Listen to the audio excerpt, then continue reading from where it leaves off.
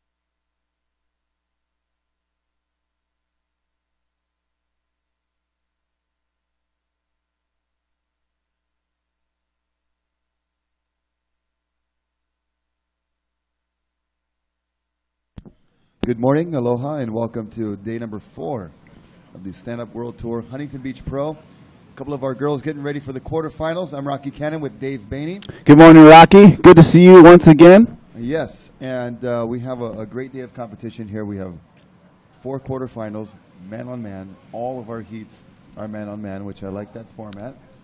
And we have 4 quarters for the girls, 4 for the guys, then into semifinals and finals. We're going to crown a champion today in the surfing division. That's right, Rock. This man-on-man format is super fun to watch. Traditional with the U.S. Open, as we always seen here in Huntington Beach, and I can't wait to get going. There's going to be, priority at stake, wave selection, all that's going to come into play, and we got some cracker of heats coming up. Yes, heat number 1, we have Izzy Gomez and Ibaya Moreno going head-to-head. We're going to start in about 5 minutes or less, and they're heading out right now. But it's been a long, great 4 days of competition where we've seen trials, we've seen just full-on dogfight battle, repechage rounds. Yesterday, round 4 just functioned like a quarterfinal, and we're down to the last 8 competitors in each the men's and women's. Yeah, we've really been, pretty blessed with waves, man. The waves have been insane. Such good surfing going on yesterday. A lot of drama unfolding. A couple seeds going down, couple upsets, and a couple clutch performances by, Kai Lenny and guys like that. So everybody, get ready, man. This is the final day, and we're stoked. And thanks for tuning in with us here. Yep. Fasten your seatbelts. It's going to be heated competition today. A lot of really good surfers are still left. And like you said, there were some upsets. There were some clutch performances. But today, it's coming down to man-on-man where we have the priority into the situation. And if you watch any ASP events, the priority situation where, a surfer will have the priority and the other surfer cannot paddle for that wave or attempt to ride that wave if that surfer has priority. On the flip side, if you have priority and you go for a wave and you don't get it or you miss it or you decide not to go, on that wave, the priority will change. So you cannot take off on a wave that the priority surfer wants. You'll get an interference. But at the same time, if you paddle for a wave or hint that you want to go for one and the other surfer doesn't go, you pretty much have to go on that wave or you're going to lose priority. Yeah, very true. And it's going to be interesting to see what competitors like, because a lot of times competitors prefer not to have priority because, it kind of puts pressure on you to pick that right wave. You want to try, it maybe makes you overthink which wave to get. So a lot of times competitors will get great scores under priority because they're free to catch whatever wave, the person in priority has. So, some people like having priority, some people don't. So it's just how you use it. And so strategy definitely coming into play. Well, just taking a look at our quarterfinals. Right now we got Izzy Gomez, Ibaya Moreno. Izzy, the top seed, the top surfer in the rankings for the Stand-Up World Tour. Ibaya Moreno up there near the top 2. But Izzy is the number 1. Then we got Taryn Kite and Candace Appleby. That's coming up in quarter number 2. Taryn Kite from South Africa, just really happy to be here. Yeah, and Taryn's been surfing great. Yeah, and Candace is a fierce competitor. She definitely wants to make the final. Then you have the Brazilian showdown in quarter number 3 with Aline Arisaka and Nicole Pacelli. And, of course, Aline is suffering a little bit of a knee injury or recurring injury. Right. We've seen that a couple times throughout the event with Justin Bing. But it was Aline really looking, we saw Justin get a few waves and come in gingerly, and we asked him, if he re-injured it. He said, yeah, I tweaked it a little bit.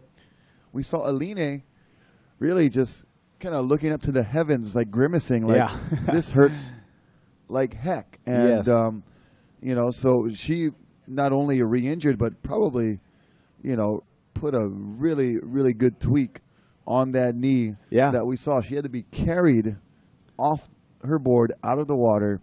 She couldn't even put an ounce of pressure on that knee. So that's going to be an interesting matchup for quarterfinal number 3. And then you got 2 newcomers in the end, Fiona Wild and Brisa Malaga. You have the American Fiona, who was stoked to get the highest score of the day yesterday at a 7.17. And you have Brisa Malaga from Peru, who is bright-eyed and bushy-tailed and just ready to go. That's in quarter number 4. Then we'll take you to the semis after that. But shifting over to the men's quarterfinals, interesting matchup. We got Van Rodigger and Point Ike Rioja, 2 young bucks. Yeah, 2 young bucks for sure. And, similar styles, Rocky. They serve top to bottom and a lot of flair in their surfing. So I'm looking forward to watching that heat. And then quarter number 2 is probably the most interesting quarterfinal of the men's and women's side. We have Kyle Vaz against Ian Vaz. Yeah, They're brother brothers. versus brother. And, of course, Kyle leading the rankings, so he's trying to win a world championship here. I wonder if they've been talking about that. I'm curious about the laydown.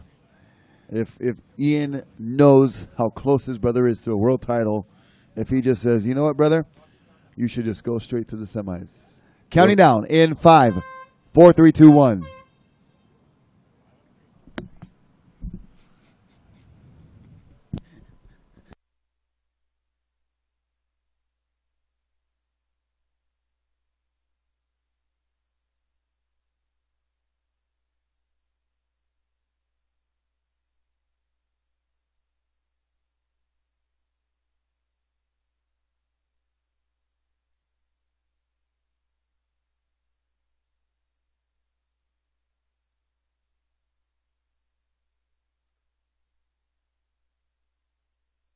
And that is the start of quarterfinal number 1. Izzy Gomez in red and Ibaya Moreno in white.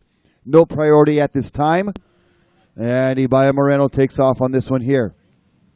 Drawing first blood. A nice little cutty there. Priority, of course, will shift over to Izzy Gomez in red. A little bit of a smaller swell today. Not as much offerings on the way outside. Nice floater there from Ibaya just to get started and get her feet wet. 20-minute heats. Priority situations. You look at the father and son combo of Kai and Martin Lenny. Well, Martin and Kai Lenny, I should say. They're hanging out. Uncle Martin enjoying some acai bowl action, looks like.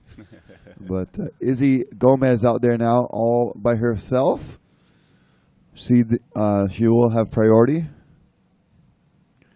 But continuing down our quarterfinal analysis here, Kyle and Ian Vaz, I'm wondering if there's going to be a free pass for Kyle.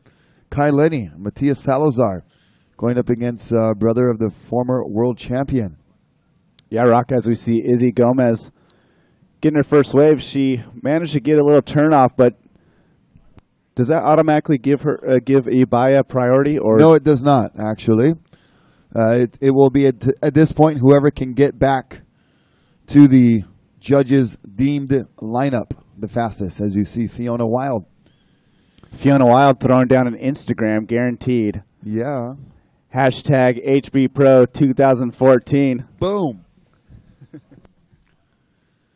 Okay, so after they both catch a wave, it's first back to the lineup, gets the priority. Yep, to the judges deemed the lineup, what they consider the lineup.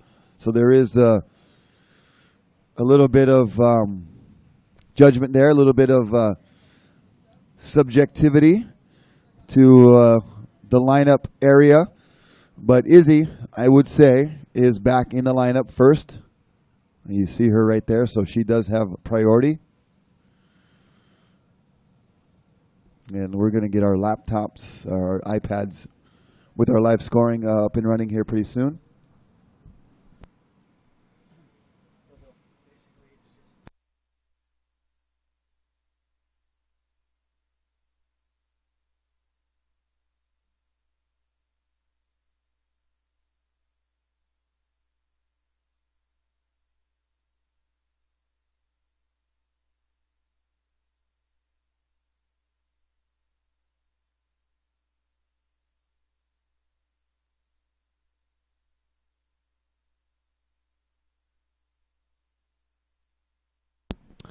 As we see scores dropping, White, Ibaya, your first wave was a 5.17.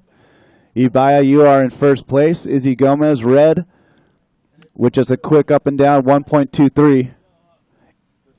Izzy, you need a 3.95 to move into first place. 16 minutes, 35 seconds left. Still plenty of time, but Ibaya getting off to a good start with a 5.17. And Izzy Gomez gets a 1.23.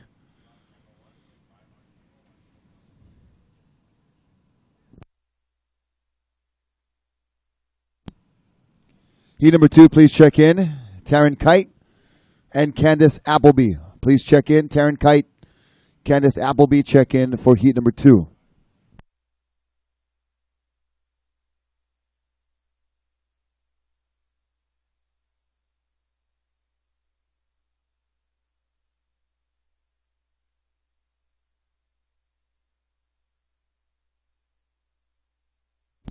Taking a look south at lifeguard tower number 3 and camera number 1. Camera angle number 1 from the south angle. So Candace Appleby walking by. There is Taryn Kite. Coming up in the next heat.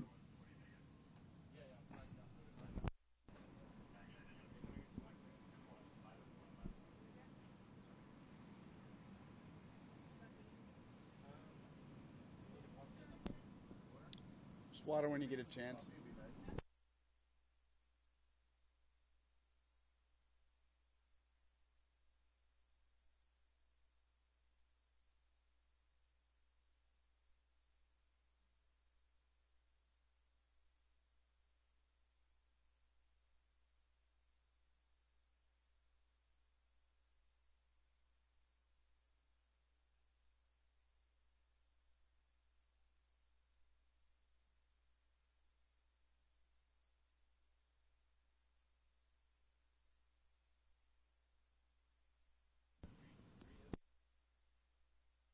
See the end of the Huntington Beach Pier there. Fishermen getting their early morning casts in.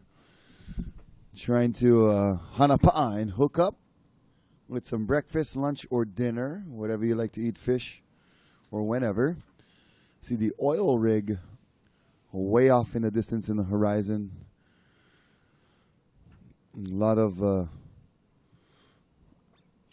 oil being produced here in California. We've seen the little pumps in people's backyards. It's been pretty interesting. Izzy Gomez is out there in second place. She does need about a 4.0 to get into first place, or possibly a 3.94. And here she is with priority, taking off on this one on her forehand. Nice carving cutty right there. We did hear from some folks in the parking lot that were surfing this morning that the water temperature has dropped just a degree or two, which can make a big difference. And you see Izzy opting for the full wetsuit as she carves up and down this wave and finishes with a nice floater. Nice ride there, Rocky. Izzy with great wave selection, using that priority to a T right there. Getting that wave outside with a nice wall in front of her, able to throw down that carve on the outside. Stayed busy through the middle and capped it off with a nice reentry on the inside there. We'll wait for scores. And Ibaya Moreno, you have priority. White with priority. Giorgio helping do some coaching for his sister. He was in the round 4 yesterday. That, kind of quarter-final round we had that wasn't a quarter. It was kind of like your 4-man quarter-final, but it was a dog fight, man. It was gnarly. Yeah, I'm calling that the best heat of the day, right? At least the most entertaining with all the scores and stuff waiting after the horn. And yep, Giorgio surfing very, very well. Yeah, he had a good chance and just ran into the likes of Kailani and Zane Schweitzer and Leko Salazar, but Giorgio doing a very, very good job here in this Huntington Beach Pro. I'm wondering if we'll see him in any racing events tomorrow and Sunday. There's a good look at Ibaya Moreno from España, our solo-only Spanish competitor as far as being from Spain. We do have representatives from South Africa, from Brazil, from Peru, Mexico. Here in the U.S., we have Japan, Tahiti, all of those great places represented here, and Ibaya, the only one from Spain. Second score from Izzy Gomez, an 8-1-7. Second score for Red, an 8-1-7.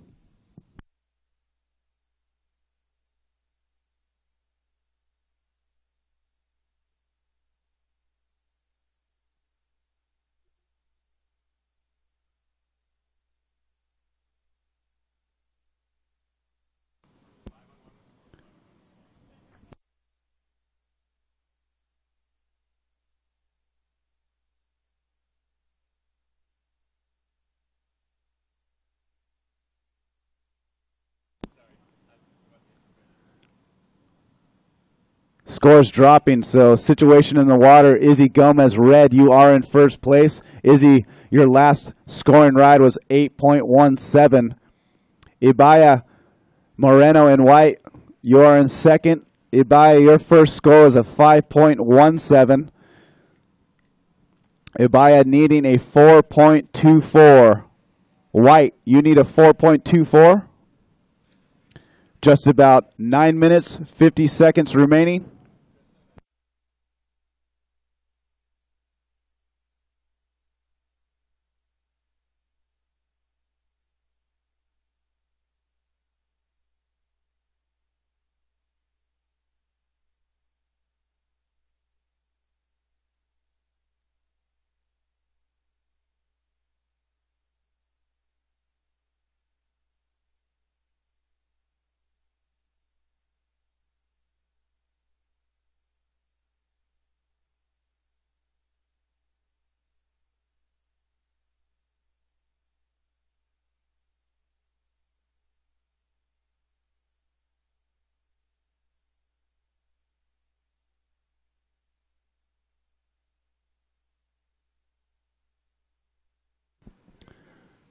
As I see Mateus Salazar on the screen, low key, resting up, studying the lineup.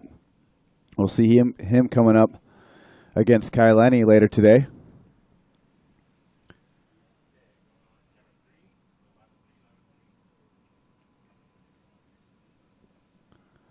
Out in the lineup, we do have in red Izzy Gomez. Izzy Gomez from Florida.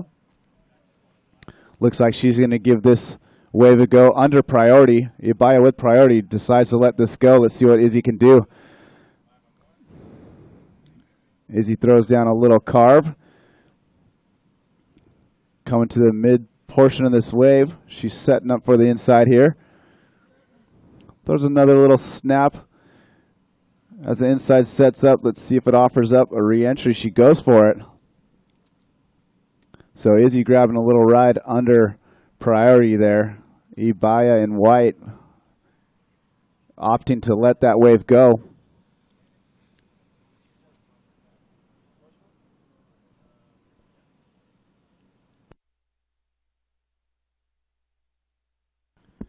We do have an incoming tide. I believe high tide is at around 7:45 a.m. So actually it's kind of peak high tide right now. So this heat a little slow. Throughout the day, it will be dropping.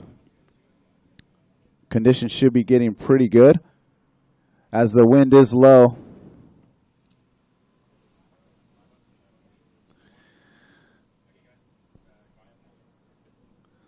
Looks like some waves coming in. Ibaya going to pop over the top of that one. As we see surfers in the next heat, Candace and Taryn Kite getting ready for their heat. And we got Ibaya Opting to catch this right. Bigger wave. That wave's going to close out on her. Looks like she's going to stick with it.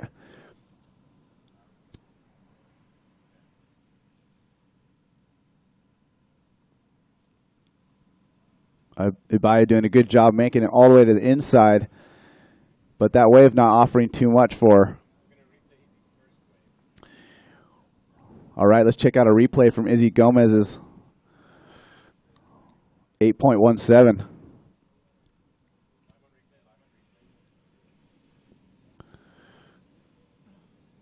This is actually Izzy's her first wave, where she got a great inside connection and finishing it off strong right there with a nice re-entry. Yeah, that was a complete ride from the outside to the inside and finishing strong. And with this smaller swell, we're not going to see as much of those big outside turns as we've been privileged to watch the last few days. But we will have, a lot of opportunity on that inside section, not as treacherous as it has been. So surfers will be kind of attacking that inside. And we may have one or two moves on the outside and then that midsection, but it's a little smaller than yesterday and the day before, so maybe not as much. Still a lot of exciting action. We could see some aerials. I think so. I think it will open it up for, a little more dynamic moves on the inside, not as treacherous as you said, but offering up, some little ramps. And that inside section is going to become a lot more important, I think, today. Yeah. For those big scores. Yep.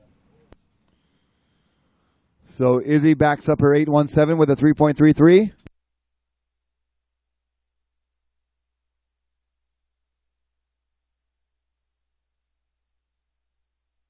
Red, you have priority. Red, you have priority.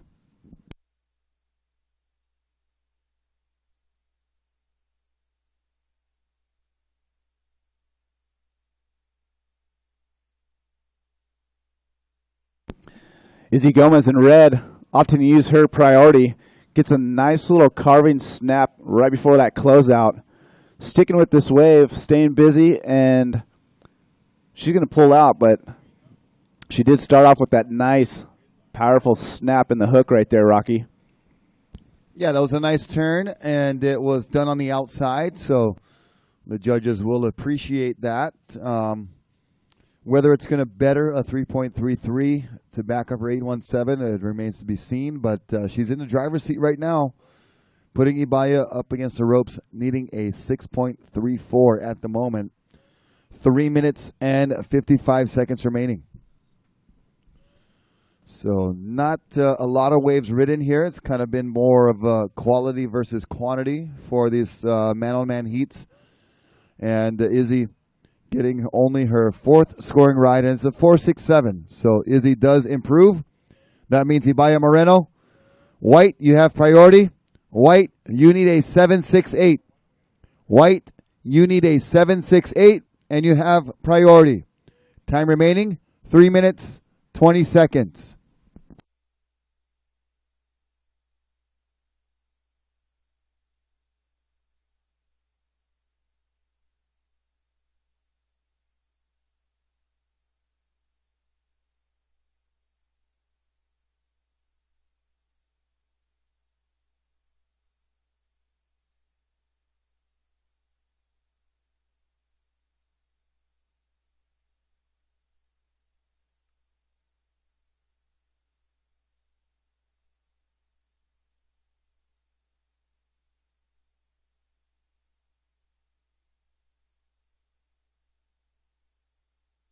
Out in the lineup, red has priority. Izzy Gomez, you have been deemed priority. So situation in the water, just about 2.5 minutes remaining. Izzy Gomez in red, you are in first place. Ibaya Moreno, white. Ibaya, you are needing a 7.68 to turn this heat, Ibaya. Just about 2 minutes, 10 seconds remaining. Red, you have priority.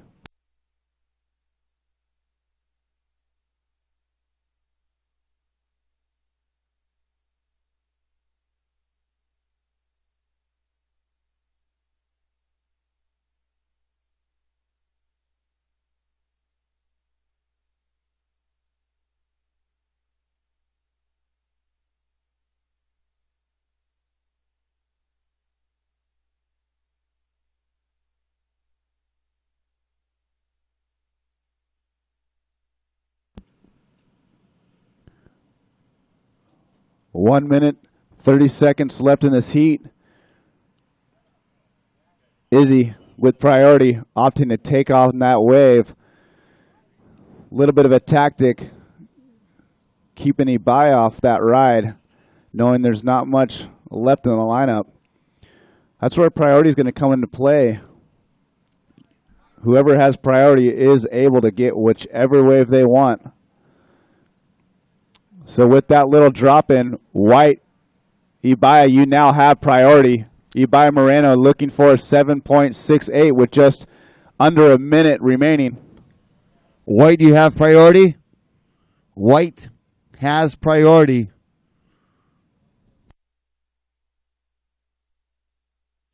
And now we're under a minute, so it is getting down to the wire for Ibaya. Can she come up with a 7.68 in the closing seconds of the heat? Izzy sticking close by just in case she doesn't want one. Izzy wouldn't mind grabbing a wave here in the final moments.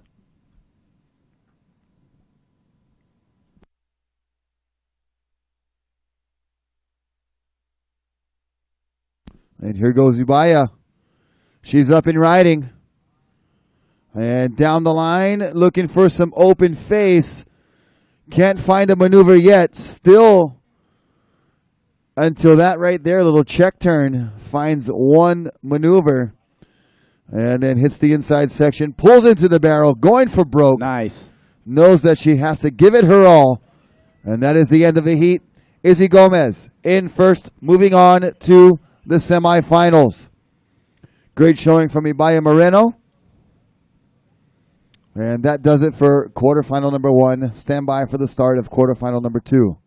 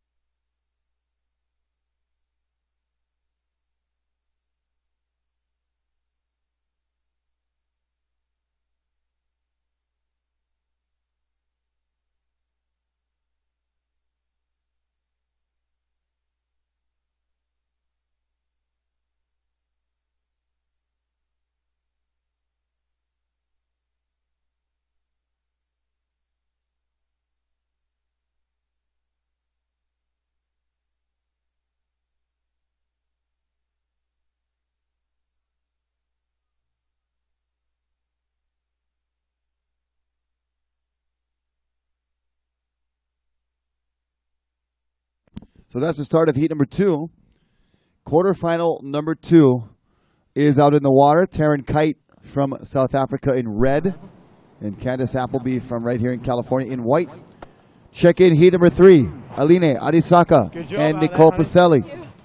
Aline and Nicole check in for heat number 3. Official results for heat number 1. Izzy Gomez in first. Ibaya Moreno in second. Izzy goes on to the semifinal.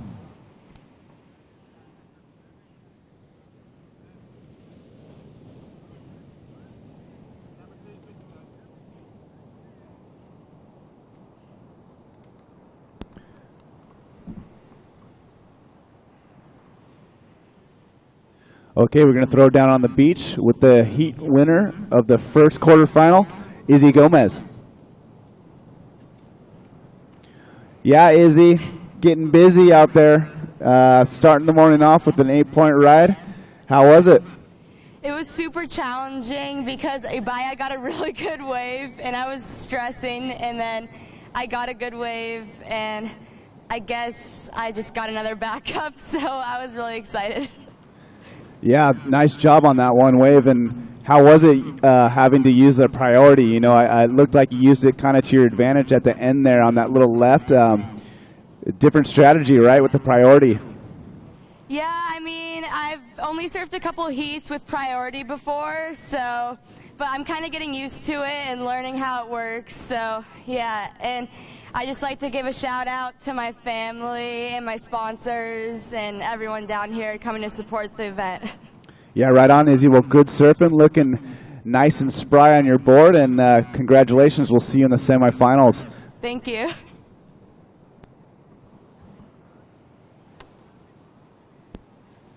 Out in the lineup, red. Taryn Kite, you have priority. Red, priority. Waiting for scores. Scores dropping in. Taryn Kite in red. Your first ride was a 3.27. White has priority now. White, Candace Appleby with priority.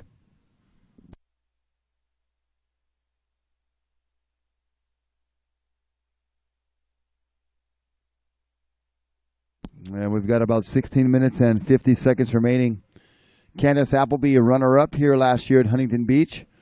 Taryn Kite, kind of the newcomer. We have not seen her that much on tour, but she is here in the quarterfinals, making a great showing from South Africa, that South African contingency that has been surfing so well. Thomas King winning the trials. Justin Bing advancing on through the trials as well, getting second place.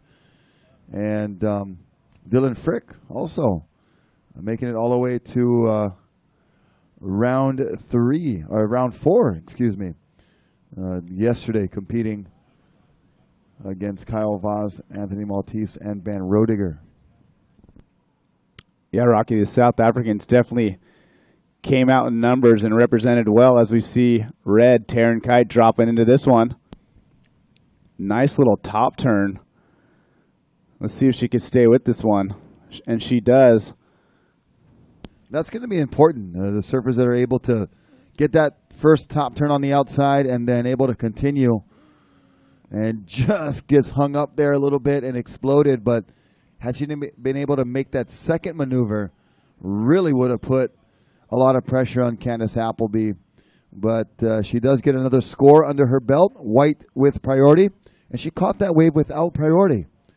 Didn't think Candace wanted it, and she was right about that. And then ends up with a pretty decent score. We'll see how that comes in. She gets one nice turn out the back. Yeah, Rocky, that was a great little turn out the back. That was really close to being a big score at that big maneuver on the inside. So we'll see where that comes in. There's the secret. That's how the Brazilians stay warm and stay active, is the football. Vaz brothers always having a good time.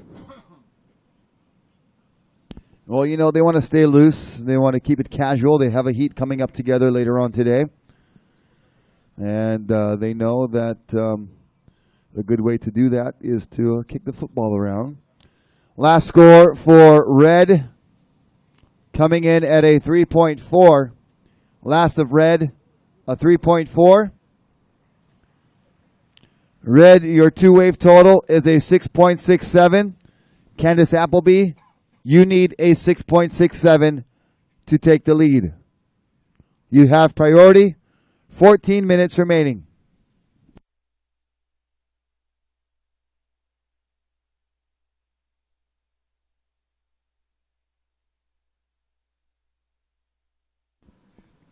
Yeah, Rock. So far in this quarterfinal number 2, we've seen Taryn and Red keeping busy, and Candace being a little more selective as she's going to get her first ride right here. Takes off close to the pier.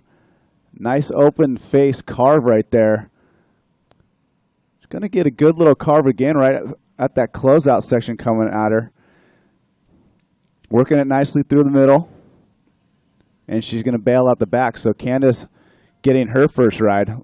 Yep, just getting herself on the board, getting her first score in. You could tell she was, not putting everything on the line there, as you see proud Papa with his custom Angels jersey. Mr. Appleby with the number 99. And you could tell, she was just getting her feet wet, getting a functional score, not going for broke. Had she been doing that, she would have hit that last section. But she was just getting a few cutbacks in there, feeling the board out, getting it on the rail, and did a good job of staying on her feet. Yeah, no doubt. Candace, definitely a seasoned competitor. She knows what she's doing. She did a lot on that wave before that inside section. So got a couple good turns out the back, stayed active through the middle, and pulled away clean. So good ride from Candace. We'll see where the scores drop. Her score comes in at a 5.67. So she just needs a 1.0. Priority red. Red, you have priority. Candace gets a 5.67. Only needed a 6.67 to go to first. And we're going to watch a replay. Bigger wave, nice drop. Comes around that first section with a carve. And then a roundhouse cutback as that whitewater was kind of standing up in front of her. Kept it clean. Stayed on her feet. In control. Candace Appleby with a 5.67.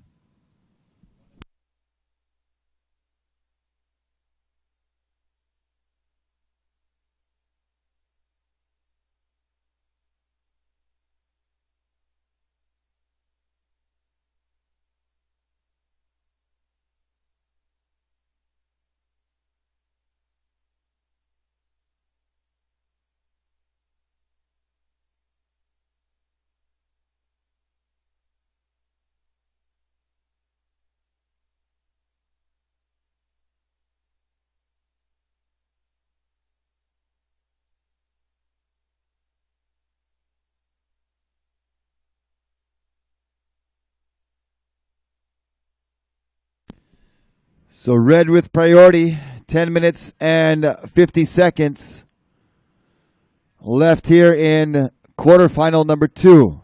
Quarter number 3 should be checked in. Should be interesting if we see Aline Adisaka at least giving it a go, or if she's going to give way to Nicole Pacelli. Aline, of course, re-injuring her knee yesterday in round 4. So we see Taryn Kite get a backside turn in. Still working on that left-hander. And she kicks out.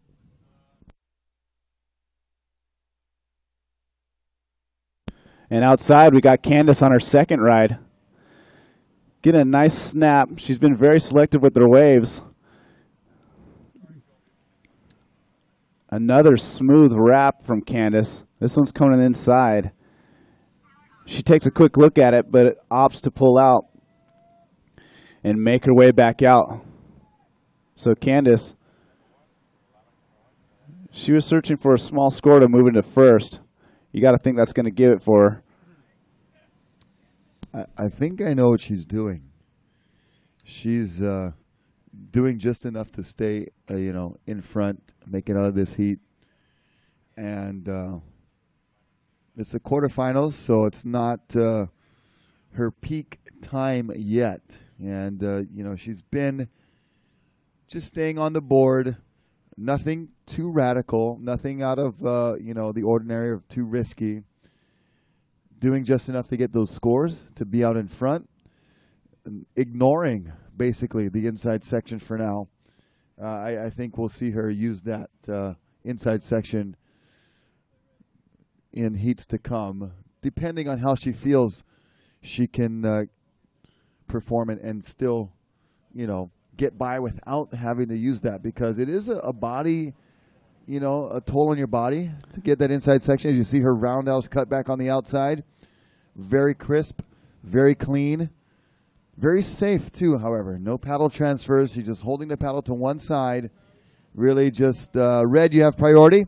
Red, you have priority. Nothing flashy at all about the surfing from Candace so far. And it may be because, she knows how much she would have to do to make it out of this heat. You know, if it came down to it and she had to bang that inside section, she would. But last score for Candace Appleby, a 6.6. Last of White, a 6.6. White, you're in first. Red, you're in second. Red, you have priority. Red, you need an 8.87. Red needs an 8.87. Red, you have priority. 7 minutes and 40 seconds remaining. So she's just doing enough to stay out ahead, Dave. And, you know, in heats to come, I'm sure we'll see her use that inside section. But right now, saving the toll on her body and her equipment by opting to ignore that inside section. Yeah, Rocky, I definitely think part of that, what you're saying is true. Candace, could be the most experienced competitor in the field. You know, she's been competing since a young age. She knows what she's doing. She's been selective. She's catching less waves, waiting for those waves. She's looking for the waves that will give her those opportunities, and she's getting the scores. As we see Taryn Kite catching another wave, staying busy. Well, she needs an 8.87, or at least she wants to better a 3.27 to give herself a better chance. White, you have priority. White, you have priority. But Taryn, is going to have to really attack that outside section, work the midsection, make it to the inside, and absolutely kill it on that inside section to have a chance here. Yeah, this is a point in that heat where, they both got waves. Taryn's been staying busy. But now it's a time where she really needs to select that wave to give her those opportunities. She's going to have to be a little more patient and definitely go for it on the inside. If you're going to get that turn on the inside, that's the difference between a 6 and an 8, really, if you could get that turn outside. So right now, though, Candace Appleby in white. Candace, you do have priority. That's going to work in Candace's favor as we're starting to wind down in time. 6 minutes left. So, Candace could use it as a little bit of a block. And here we go. We're checking out the last wave of Taryn Kite. Had a nice turn to start it off. Had she been able to link that to the inside, would have given her a better chance. But with just that one turn, it's only going to get her a 1.9. So we see the Gomez Ohana. Got Kai Bates right there, too, up and early. Yeah. Come on, Kai. What up? And a strong supporter of stand-up paddleboarding right there, brother. Good morning. Aloha.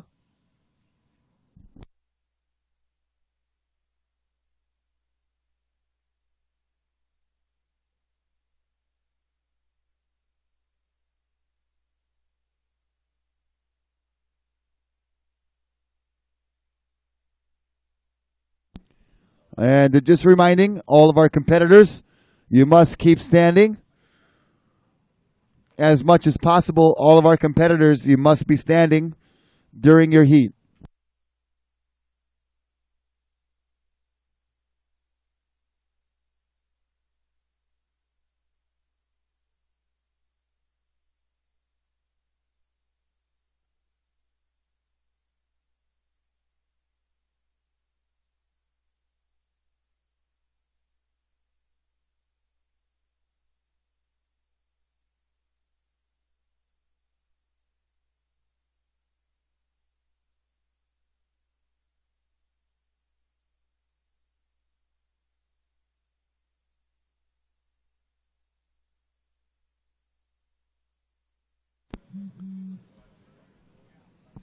Momo. He's got his name on his shirt right there. About 4/5 of the way down. Live. I couldn't read it fast enough, darn it. But it had an MO on there. It did have an MO, a couple of them. Mo up here early, starting to get psyched. I wonder what's in his headphones, Rock. What would be your guess is in Momo's headphones? That's a good question. As we sit here, I'm Rocky Cannon with Dave Baney. Good morning. And I would have to say something pretty upbeat for Mo.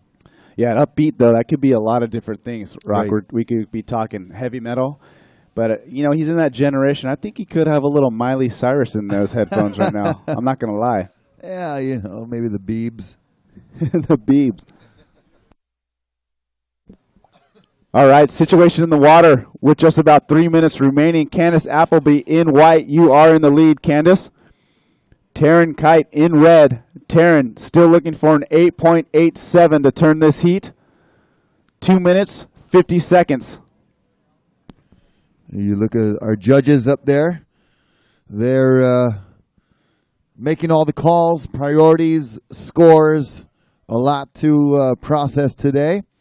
They're doing a great job as we see red with a nice little turn to start it off, but cannot make the connection and catches that wave without priority. And, of course, white still with priority.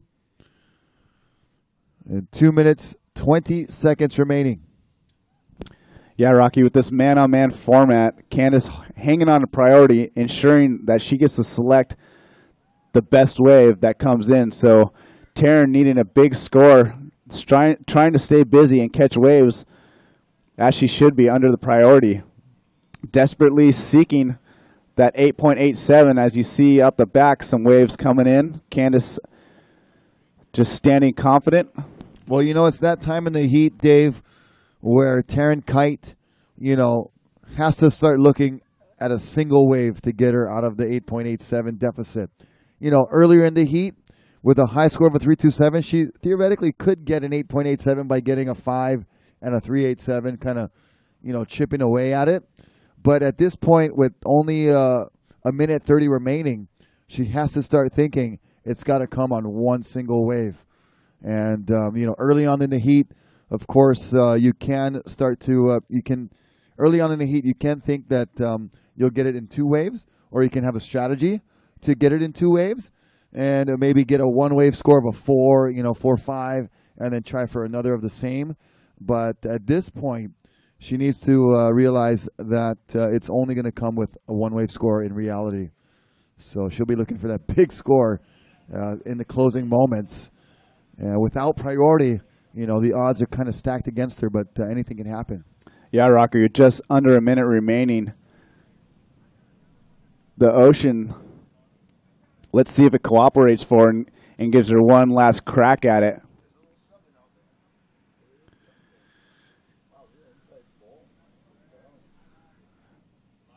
Looks like Taryn will get at least one last crack at this score. Wave not offering up much, and you can see the frustration with Taryn. It's always frustrating not to at least get that chance, right, Rocky? Yeah, for sure. You know, as a competitor, as an athlete, you at least want the opportunity to get a good score, and the Ocean just not cooperating, and she runs out of time. So Taryn Kite was in second place. Candace Appleby in first. Taryn's last wave coming in about a point, so she will not advance. Official results, Candace Appleby in first, Taryn Kite in second. And there's a happy, proud papa down there. We're starting heat number 3. Aline Arisaka in red. Nicole Pacelli in white. Check in heat number 4. Fiona Wild and Brisa Malaga. Check in for heat number 4.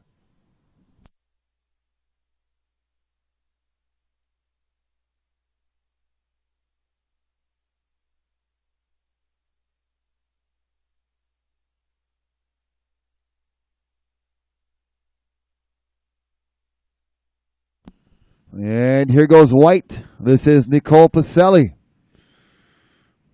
And Nicole, just a quick in and out. Red, you have priority. Red, you have priority. Priority is with red. And there is Aline. She's got that knee braced up and looking like she's able to at least stand on her board while paddling for right now. Whether she can do maneuvers, we'll have to wait and see, Dave. But what a courageous effort from Aline Arisaka. Yeah, I got a chance to talk to Aline in the parking lot this morning, and to be honest, I was surprised she's here. You know, she was in a lot of pain yesterday. I had to get carried up the beach. Yep. but she went straight to go see Dr. G, who's kind of like the local witch doctor around here. Works on a ton of athletes from motocross to surf and whatever. But she went and saw Dr. G, and she says she's feeling a little better. That knee is taped up really, really tight. She could barely walk on it. But her talking to her strategy was to be a little more selective, try to catch, solid waves and not mess around on those on waves that don't give her some opportunity. So I that's the only way I believe she'll win. With such a hindering injury, but it's definitely possible. You get the right waves and do some turns, and we'll see what goes down. As you see, Candace leaving the water, she's got to be stoked. Yeah, she's into the semifinals. An interesting setup for the draw here. It'll be Izzy Gomez against Candace Appleby. So kind of a repeat of our final from last year will be taking place during the semifinal. Semifinal number 1 will feature Izzy Gomez and Candace Appleby. And that's the way it worked out through the draw and through the heats. And the Waterman League staff doing a good job of mixing it up. And, the seedings have been tossed around. But, you can't escape fate. Yeah, eventually, top seeds, and you're going to meet somewhere, right? So just happens to be in the semifinals with Izzy and Candace, both really good friends. Candace really quite a mentor to Izzy. Right. So they're going to have fun in that heat, and I can't wait to watch it, to be honest. Yeah, it's going to be a great competitive heat for sure. As we have on tap here, it is red with priority. And this is Aline Arisaka. She is up and riding. Nice roundo cutty right there. Keeping the board moving. And trying not to put so much pressure on that knee, and hits the inside section. Floating over that nicely. And completes it. Wow, Rocky.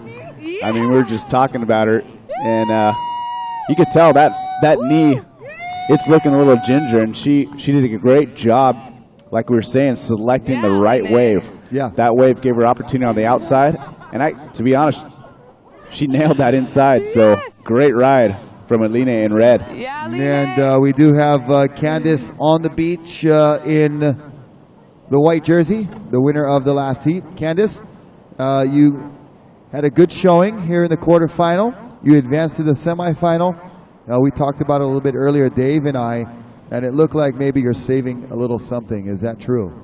Yeah, just trying to build some momentum, and I would have liked to hit that inside section on my first wave, but after that second cutback, my leash was stuck on my paddle, so it kind of put me in the wrong place to hit the section. So I decided to play it safe and kick out. And that second wave, the priority gets tricky, but I've been watching a lot of shortboard surfing, and I saw a good one coming out the back, so I kind of tried to cellar the first one, and it worked, and I'm stoked to make it to the semis. Yeah, you got Izzy Gomez coming up in semifinal number 1.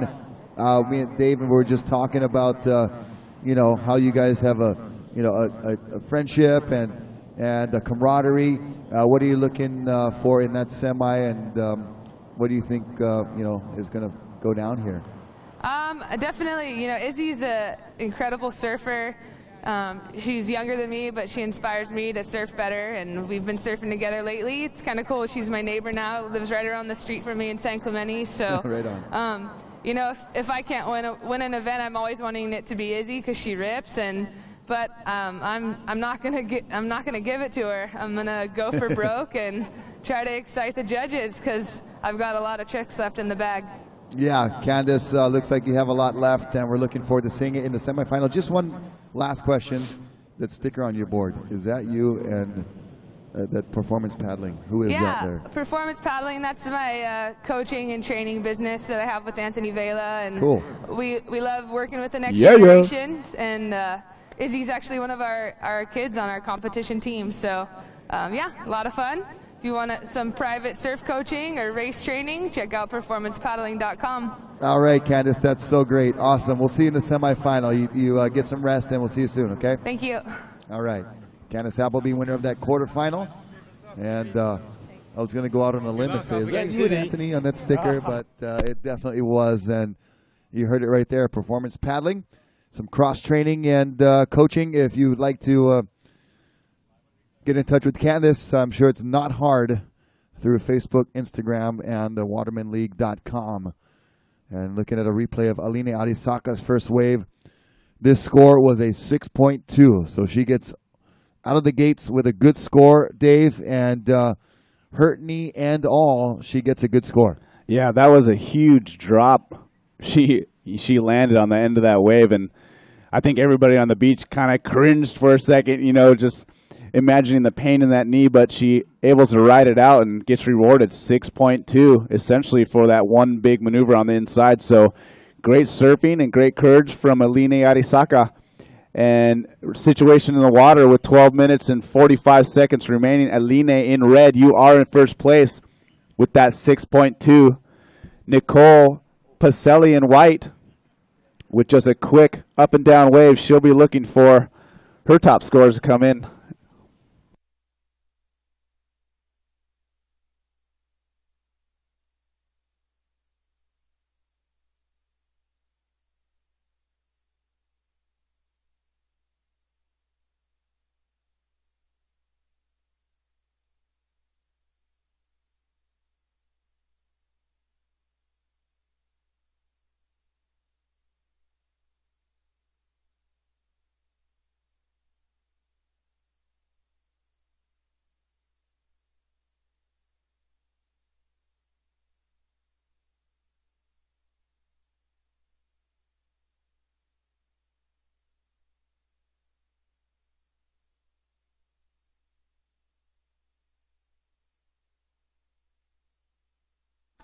And there goes Fiona Wild, getting ready for heat number 4, quarterfinal.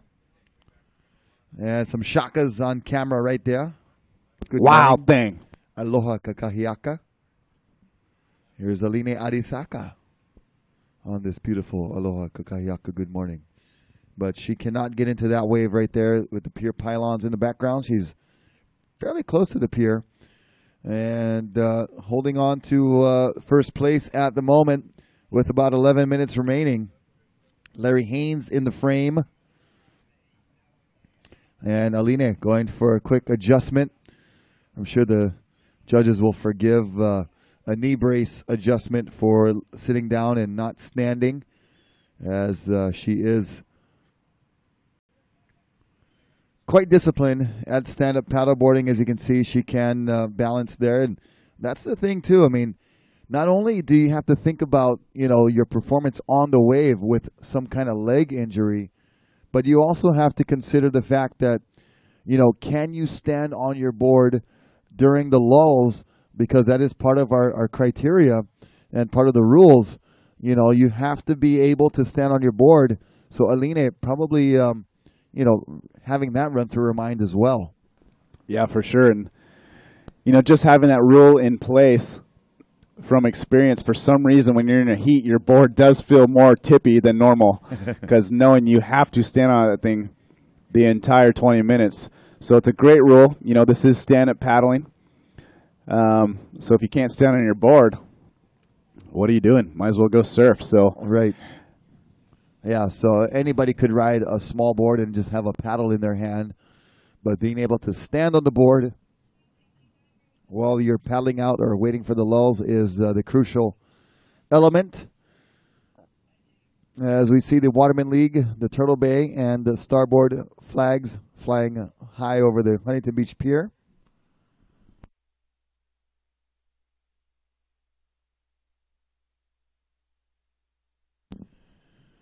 And somebody going to get married down here, or at least getting some photos taken down here by the pier. Down here by the pier. Just about 9 minutes left in this heat. Situation in the water. I believe white has priority. Red, you are in the lead. Red, you're in first. White, you're in second. White, you need a 5.68. And here goes White Nicole Pacelli. She's been a champion of the Stand-Up Paddle World Tour. And no maneuvers yet, just kind of getting this wave situated. Little cutty right there, and then flicks off her board right at the inside section. And they're kind of questioning today any surfer that would, unless they're saving something, in the lead like Candice was. You heard their explanation there. She had her paddle kind of stuck in her leash on the first one, and the second one she didn't really have to do it. So, why take a chance? But Nicole Pacelli in second place, if you're in the bottom position, you got to make use of every part of the wave. Yeah, she really does, Rocky, especially with this high tide. There's not a lot of opportunity at the moment. And Nicole, a seasoned competitor, she already has a win this year on tour and obviously a world champion. So, surprising Nicole didn't go for broke a little more on that wave. And Red, you have priority. Red, you have priority and the lead, 7 minutes, 30 seconds. And also, Dave, catching a wave and spending your time doing that, giving up priority, it's a questionable strategy and a questionable decision there for Nicole not to use the inside section, knowing she's in second, giving up priority for that wave. And we're going to see a replay here. She starts off, there's no big turns on the outside, just that one turn there. So she's got to get a score and just kind of gives up there. I'm a little bit surprised. Yeah, she was in that part of the wave, where she had to make a decision to go left or right, and you saw her looking back and forth, and I think just that split-second decision kind of messed up her timing, where almost she should have maybe skipped that first kind of check turn and just got speed and decided to focus on that inside section. Focus on the inside. Yeah. As we see Aline with priority, selecting a wow large wave. Great drop. Yeah, a lot of control being expressed here by Aline Arisaka despite a hurt knee. A little check turn there. Another second check turn getting to the inside section. And she's going for broke. Wow. And comes down hard on that knee. We'll keep a camera on her to just make sure she's okay. She's grimacing a little bit. And you can't help but kind of feel that. I felt a tingling in my own knee watching that one right there, Dave. Yeah, but hey, give it up to her, Rocky. She's going for it. She wants this win, and that's what it's going to take in these quarterfinals. You got to start stepping it up, and I mean that's the definition of stepping it up, right? Going for it with your hurt knee. She has the lead, so inspiring performance right now from Aline, I have to say. Very much so. Very much so.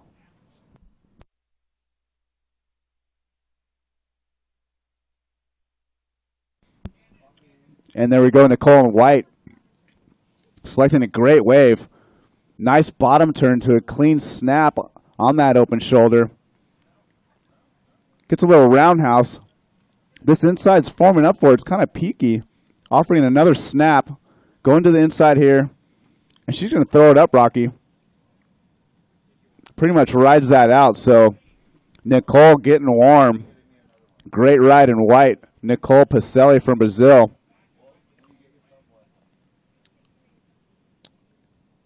With excellent wave choice while she held priority, Rocky.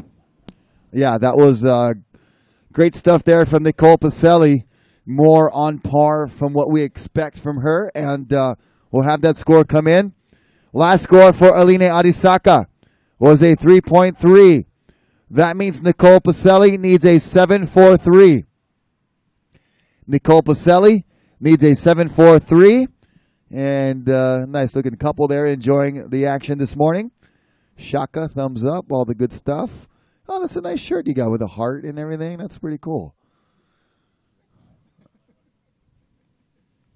Palm trees and hearts. You can't go wrong there. And Nicole Pacelli waiting for her fourth wave score. It's going to drop here pretty soon and be a keeper for her. That's all we can tell you at this point. Here's a replay of Nicole's wave. You're watching on watermanleague.com. Nice outside turn, throwing a little spray. Follows with a roundhouse cutty, good paddle transfer. And then kind of waits patiently for the inside section. And a nice another turn there. And then finishes with a nice floater over that closeout section. And continues riding. Last score for White, Nicole Pacelli, 8-1-3.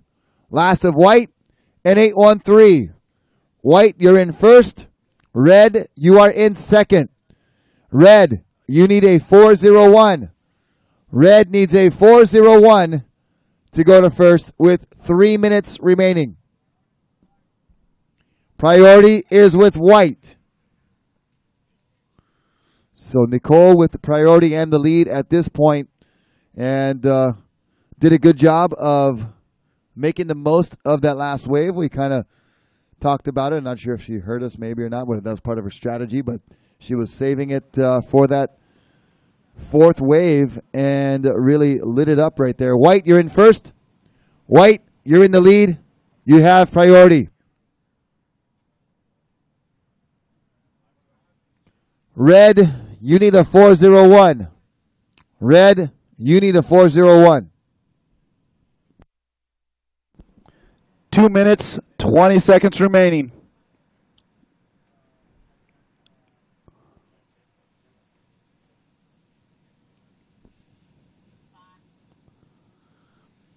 Yeah, with just about 2 minutes left, Rocky, and Nicole dropping that big score. Lucking into getting priority right after that wave. You can see she's kind of shadowing Aline, knowing that Aline needs only a 4.01 to turn this heat.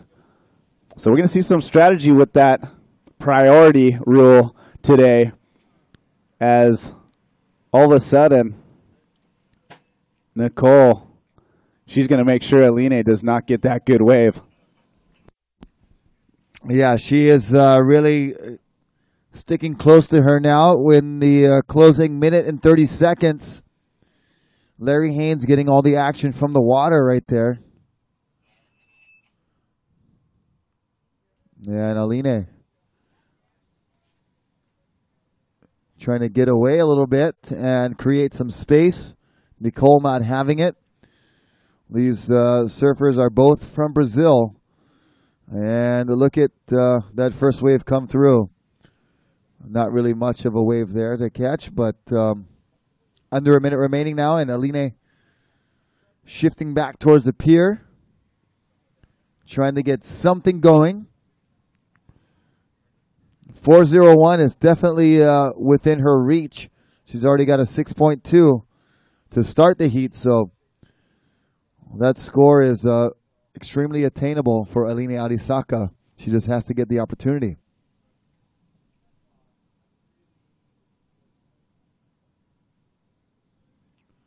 Now she's moving way inside, keeping her eyes to the horizon as much as she can. That anything with riding capability she will be attempting. Will she have a chance? Is the big question.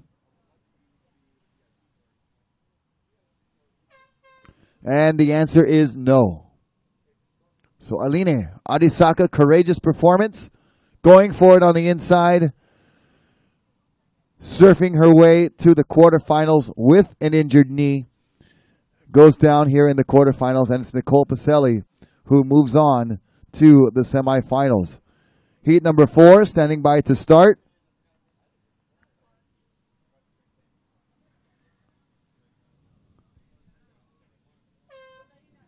And there it is. Heat number 4 underway. Fiona Wild in red. Brisa Malaga in white. Fiona from the United States. And Brisa from Peru. Down in South America. So a good international showdown for you in quarterfinal number 4. Check in quarterfinal number 1 of the men's. Another international showdown there. Ben Rodigger and Poinaiki Rioja, please check in. Band and Poinaiki, check in. Here is White Brisa Malaga from Peru. Nice backhand turn there, and just too much on the rail during that cutback, and she goes down. Priority with Red. Red, you have priority. As you see, Red, Fiona Wild dropping into this one on the outside. A little carve off the top. Working her way back. As Fiona's going to look for this inside. Let's see if it connects, Rocky. It does not. So both riders going to be looking for better scores, but just getting warm. Hey, you guys, let's give a round of applause for Aline Arisaka on the beach right there. Inspiring performance. Give it up for Aline. Going out there and performing with a hurt knee and doing a courageous job.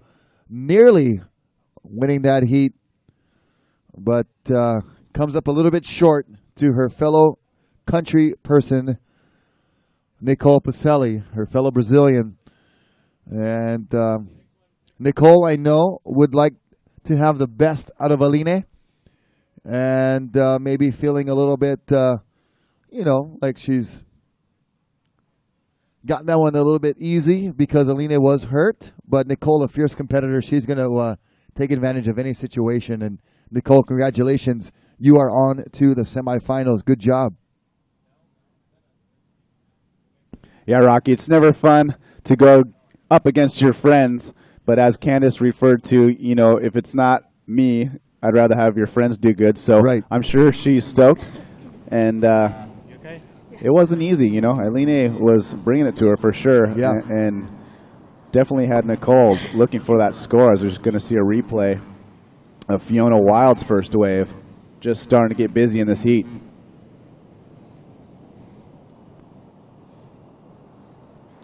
She had a nice top turn and a little mini roundhouse cut back before that wave died out. So Fiona Wild gets on the board with a 1.9. Brisa Malaga score still coming through. She had that one turn that kind of turned into a digging of the rail.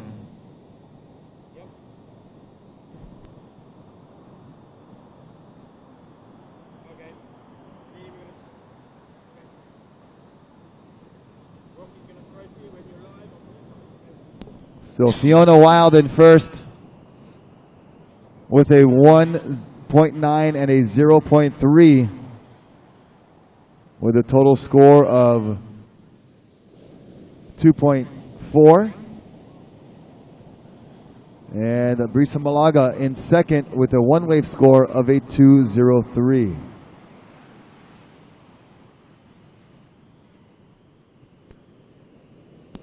And the last score for Fiona Wild comes in at a 3.17. Last of Red, a 3.17. You're in first. White, you're in second. White, you need a 3.05. We're going to take you down to the beach with Nicole Pacelli. Sorry, with Aline Arisaka. Aline, you weren't able to make it out of that heat, but courageous performance, inspiring performance we were watching. You were going for it all the way. How's your knee feeling?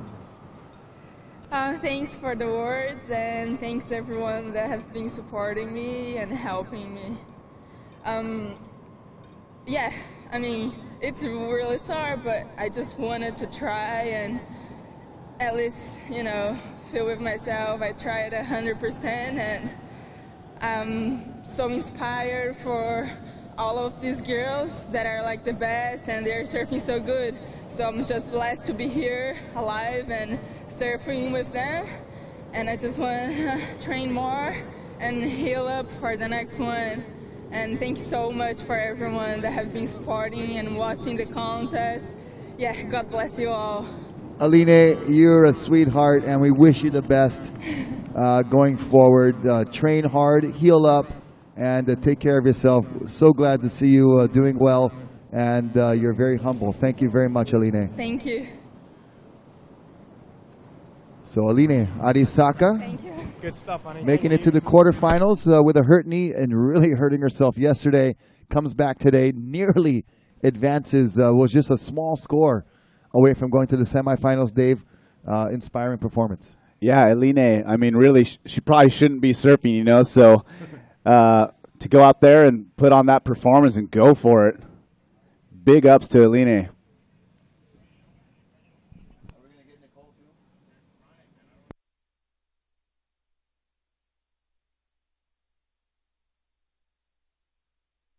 Emotional moments there for our competitors, Izzy and Aline.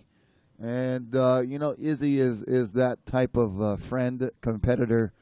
You know, I don't know if you can use those same words in the sentence, but if there ever was a camaraderie, the Stand Up World Tour, definitely showcasing that on the beach here today and everywhere we travel. As we see Brisa Malaga getting a couple nice turns in, weaving back and forth, but just cannot make that inside section. That's going to be a really, you know, thing to watch is who's able to make it to the inside.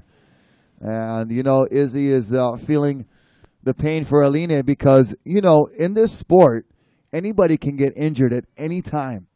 And with, you know, the dynamics of the sport, the way, you know, you contort your body and the maneuvers that you do, I mean, anybody can pull a knee, can pull a hammy, can twist an ankle. You know, Justin Holland out with a shoulder injury, paddling so involved with this sport. So, you know, I think all of the athletes are feeling for Aline right now because they know it could be them with the bum knee or the hurt knee. And, you know, who knows, it may be them sometime, but the support is great to see. Yeah, no doubt, Rocky. There are, you know, plenty of injuries to be had in stand-up paddling. You know, we always talk about how safe and how easy stand-up paddling is for anybody to do. But, you know, a lot of these people training, surfing a lot, it does wear and tear on your body. And, you know, we got shoulder injuries, elbows. I mean, knees. I go stand-up paddle with my dogs and a cooler on the board quite a bit on the North Shore during the summertime. You know, it's not that extreme. But at the level that these athletes are performing, you know, the injury hazards are there. Yeah, no doubt. And we're seeing Fiona grab another bigger ride out the back. Nice big swooping bottom turn, just setting up. As we see the tide still quite high. But Fiona lining up on the inside. Bangs one off the top right there as this thing continues to line up for her. And a good clean ride by Fiona. Yep, she's currently in first place. Got a high score of a 317 and a low score of a 1.9. She'll probably be able to improve on that score with that last wave and put some more pressure on Brisa Malaga, who is in second. Stand by for the last score of red. White, you have priority. White, you have priority.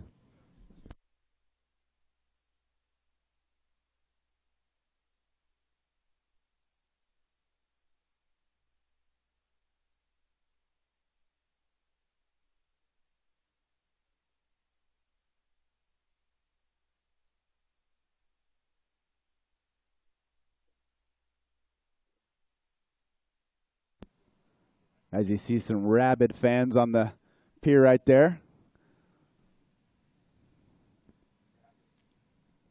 Just super stoked to be down here for the quarterfinals. As you see them barking from the pier, as we see some scores dropping. Fiona Wild, situation in the water. Fiona in red, you are in first place, Fiona, as we're waiting for your last score to drop.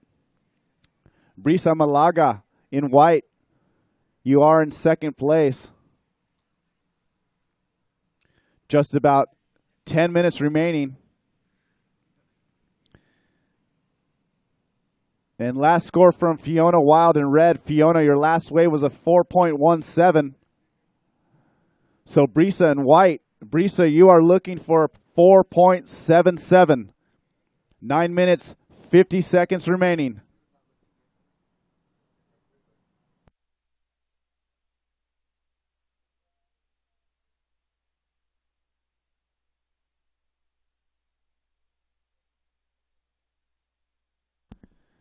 White, you have priority.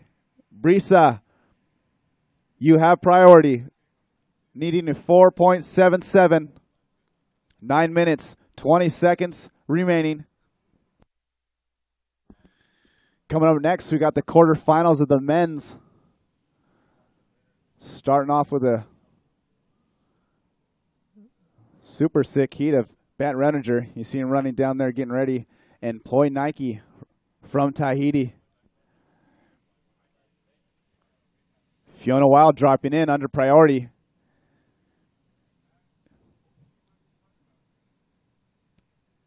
Fiona navigating this wave to the inside. She's been making the right decisions and connecting those, and there you go. Fiona once again throwing it up there and having a successful ride through that inside.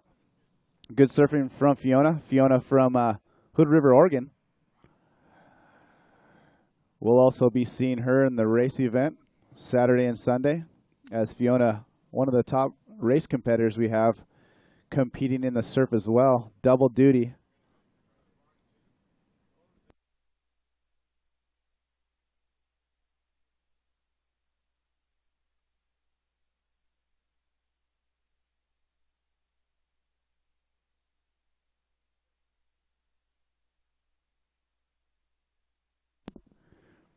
Priority remains with White.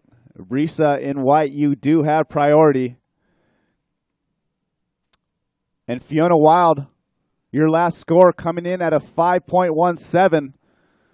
So great ride from Fiona Wild, increasing her lead. So now in White, Brisa,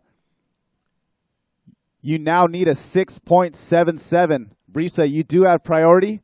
You need a 6.77. 7 minutes, 30 seconds remaining.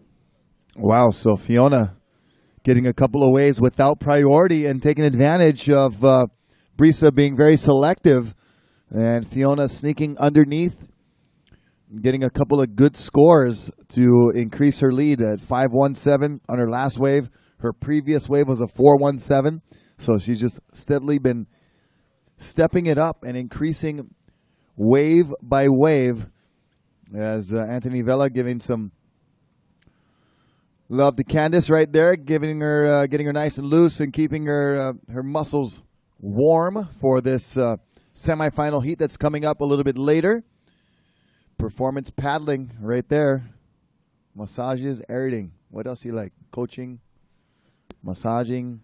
Anthony Vela is the one-stop shop. He's good for laughs. He's good for smiles. Yep. Massages. Yep. Coaching. And pretty darn good surfer himself. Staying busy on the beach as we see White patiently waiting. Brisa Malaga from Peru. You know, not a large Peruvian contingency present as of yet in the stand-up paddle world tour. But, you know, I think like surfing, you know, we're going to see countries that are taking part, you know, growing the sport. Of course, with the World Series and the racing side, it just really opens up the opportunity for so many other nations to be involved.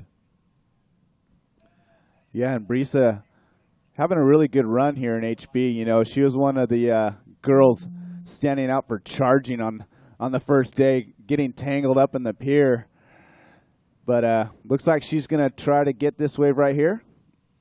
As Brisa, Goofyfoot, going to drop in on this right. Looking for a big score, Rocky. Nice little carve on the top. Yep. Staying loose, keeping that board moving. More importantly, staying on the board. And hits the inside section and goes up and not able to swing that big board around in enough time. But she does get a little score there. The 6.77 with 5 minutes remaining. Dave, we talked about it. You know, she doesn't have to do it in one single wave. She can chip away at a score like that. You know, get a 4 here, a 3 there. You know, that's 7 points already. So she may have had her best score as of yet, and that number will go down from a 6.77. Yeah, Rocky. And she, you know, her first couple waves have just been okay. You know, she would definitely prefer to have a couple bigger scores than she has. So I'm willing to bet that's going to improve her situation a little bit. As you said, she doesn't need that one big score quite yet. So she's looking really for two scores. And with this next one, it's definitely going to make her situation a little bit easier. That score comes in at a 3.77. So she now needs a 5.57. Red, you have priority. Red, you have priority. White, you're in second. White, you need a 5.57.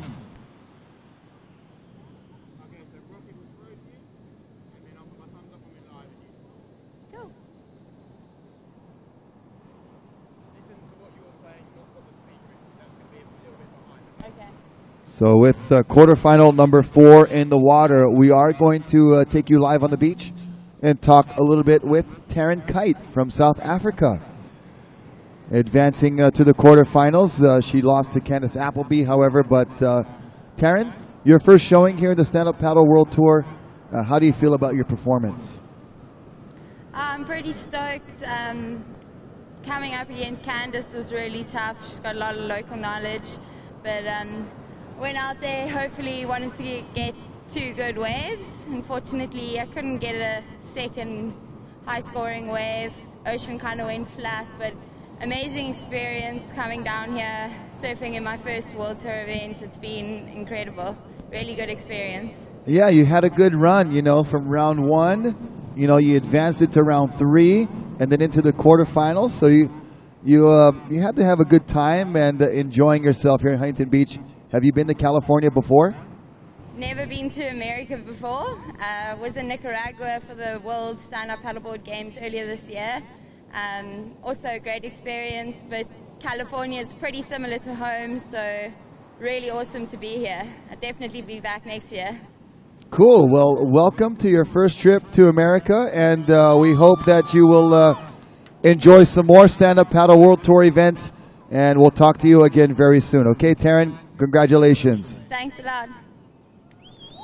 And while we were talking, Fiona goes wild in the shore break. What a turn right there for Fiona. We'll get a replay queued up for you on watermanleague.com, and we'll have a score coming through as well while we watch Brisa Malaga try to match that wave here and cannot get anything going on the inside. Had a couple of turns outside, but I think the highlight of the heat just happened with Fiona Wild. Yeah, that was an awesome wave. Fiona got a great turn outside, and then you just seen her kind of stay busy through the inside.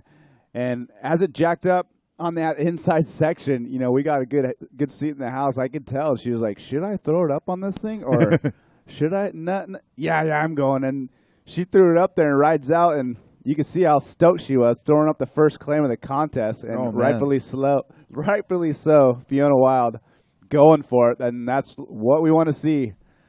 Nice ride by Red, Fiona Wild. Yeah, this is the Stand-Up World Tour, and these are the best stand-up paddle surfers in the world. And look at Fiona drop into the first section there. Nice top turn. And then kind of milks the inside section.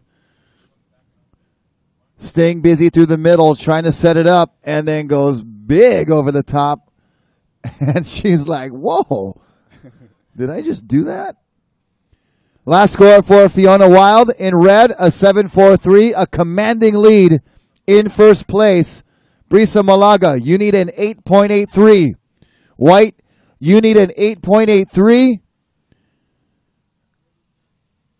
Less than a minute remaining.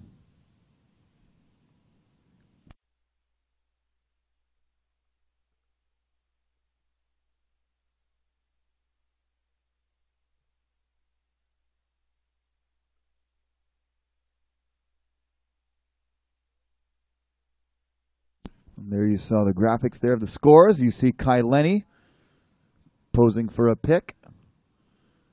I don't see Kai Lenny. Where's Kai Lenny? Oh, wait. Oh, there he is. And that's the end of quarterfinal number 4 of the women. Fiona Wild finishing in first place after that 7.43 closing ride.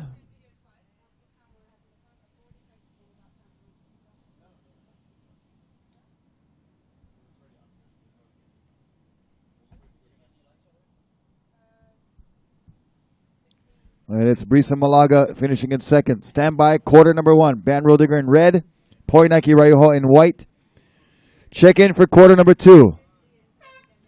Quarter number 2, check in. Kyle and Ian Vaj, please check in. So one of the only times I can say both first names and saving the last name for afterwards because they are brothers carrying the same last name. Very efficient. And here's the start of this men's first quarter final. As we see Poinaki getting busy right away in white.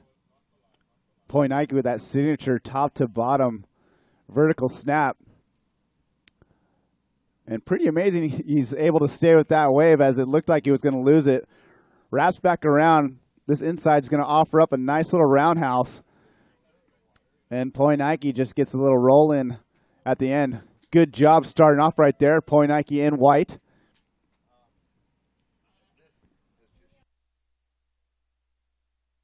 So men's quarterfinals underway. It is a man-on-man affair. Bant Rodiger from Hawaii in red versus Poinaki in white from Tahiti. As we talked about a little earlier, these guys have similar styles, you know, Bant and Poi, both known for their top to bottom vertical surfing.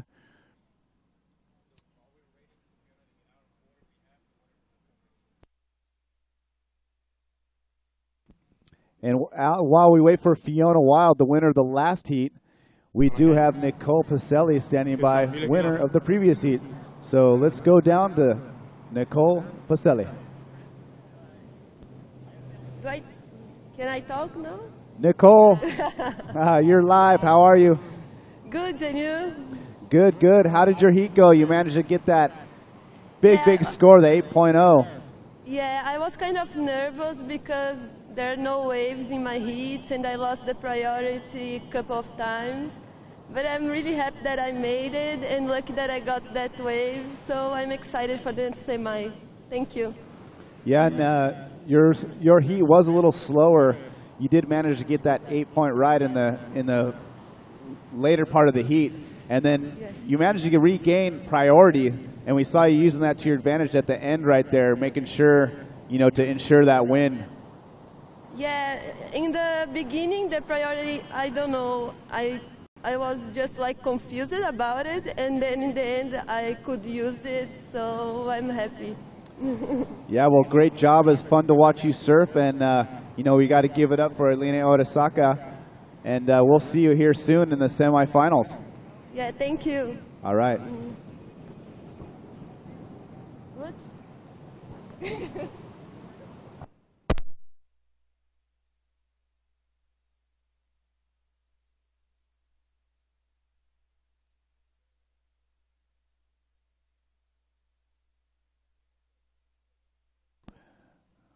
During that interview, we had a couple waves ridden, so we're going to go back to that replay. As we got Bant Rodiger's first wave. Nice forehand snap to start that wave off. So scores are down for us here in the booth, but as soon as we get those, we will let you riders know your positions as we got scores dropping right now. First score of white, Poinaki. Poinaki in white, your first wave coming in at a 6.0. Red, Bant Rodiger, your first wave, 4.0. So with 16 minutes, 10 seconds remaining, white, you are in first. Red, you are in second. Red, you need a 2.01. Bant, you need a 2.01. 16 minutes remaining. And we're going to take you down to the beach with the winner of that last heat, Fiona Wild.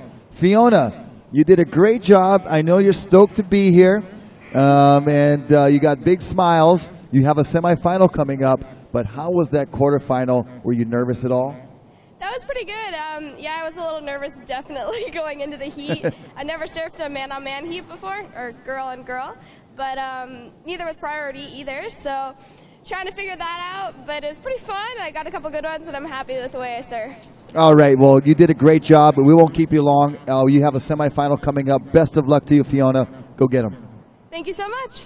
All right, Fiona Wild, the winner of quarterfinal number 4. And Awesome stuff. she'll be gearing up for semi number 2 that will feature herself and Nicole Pacelli. So we got Izzy Gomez and Candace Appleby in semi number 1. And then Fiona Wild, kind of our stand-up world tour wild card, so to speak. No pun intended. But yeah, yeah, no, she's been surfing good. So those semifinals looking stacked, and she's fun and sparkly. I like her. She is. She's just having a good time. And a lot of times, if you have just simply that attitude, you know, you're going to surf your best. So yeah, good on Fiona. So Fiona Wild coming up against Nicole Pacelli later on. Meanwhile, back to the action at hand. Ben Rodigger in the quarterfinal number 1 up against Poi Nike Rioja. It is Maui against Tahiti at the moment. Quarter number 2, it'll be brother on brother. And the Vaz brothers in quarter number 2. Should be quite interesting.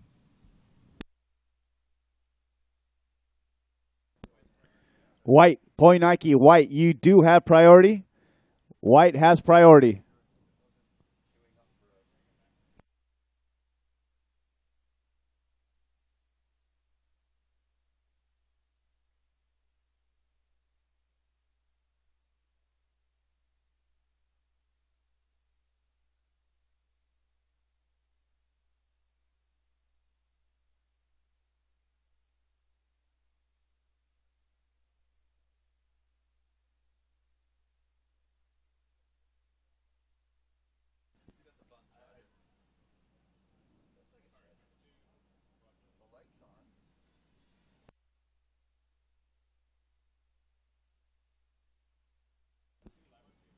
As you see the Vaz brothers warming up for their square-off heat, quarterfinal number 2. They will be competing against each other. As we all know, Kyle Vaz on the left right there, leading the current ratings leader on the Stand Up World Tour, seeking out his first world championship. Going to be interesting heat to watch.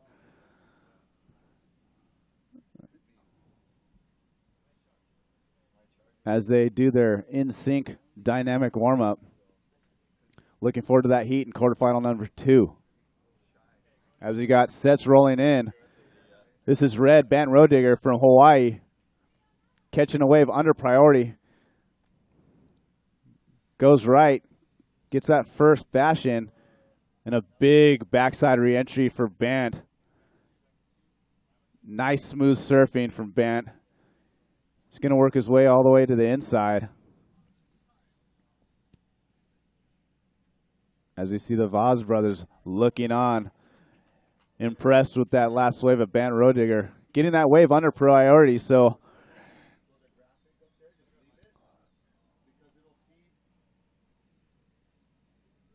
your guess is as good as mine. Would you rather have priority or not? You know, sometimes that pressure of having priority does come into play, and as you see Bant picking up that great wave under priority of Poi Nike.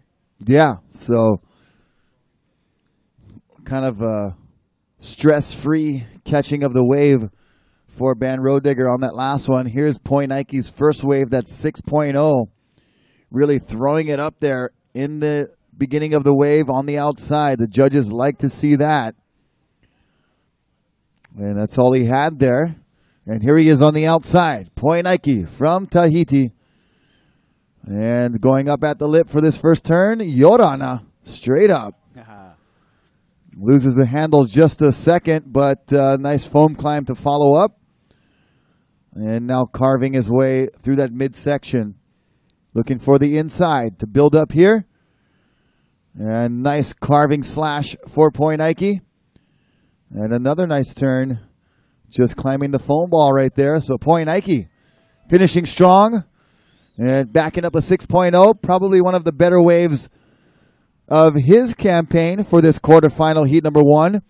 Quarterfinal number 2 getting set. The brothers running along the beach right there. Yeah, waiting for scores from Bant and Poi Nike to drop. Wow. Yeah, we see Bant's second wave coming in at an 8.33. So Bant currently in first place with your last wave, 8.33. Still waiting for Point Nike's second wave to drop.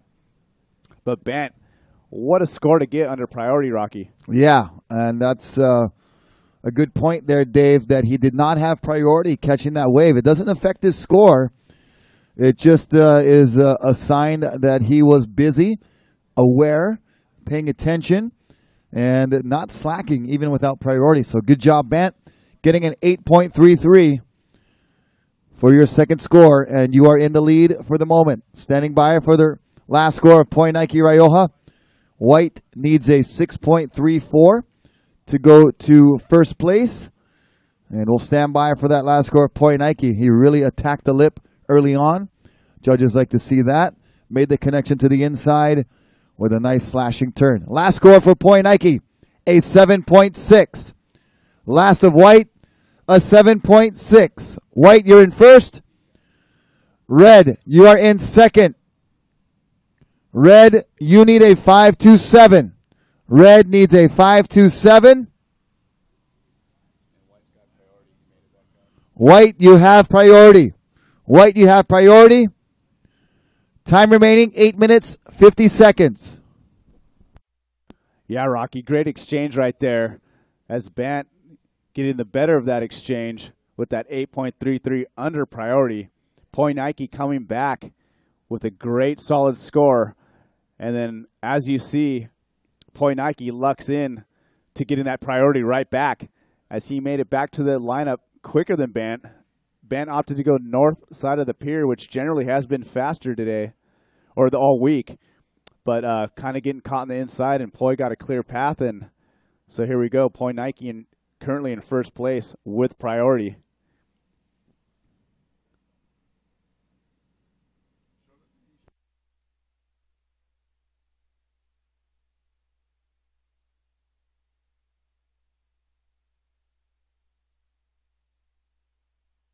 And there's Bant paddling through the pier pylons, a couple swimmers in the background.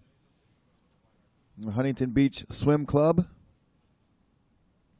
I don't know if that's what it's called. I just made that up, but I'm sure there's quite a bit of Friday swimmers out there enjoying these glassy conditions and the warm water and warm weather.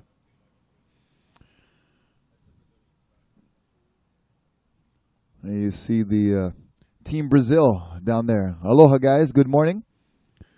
Hope you guys are feeling all right. Gearing up for a very, very entertaining quarterfinal number 2.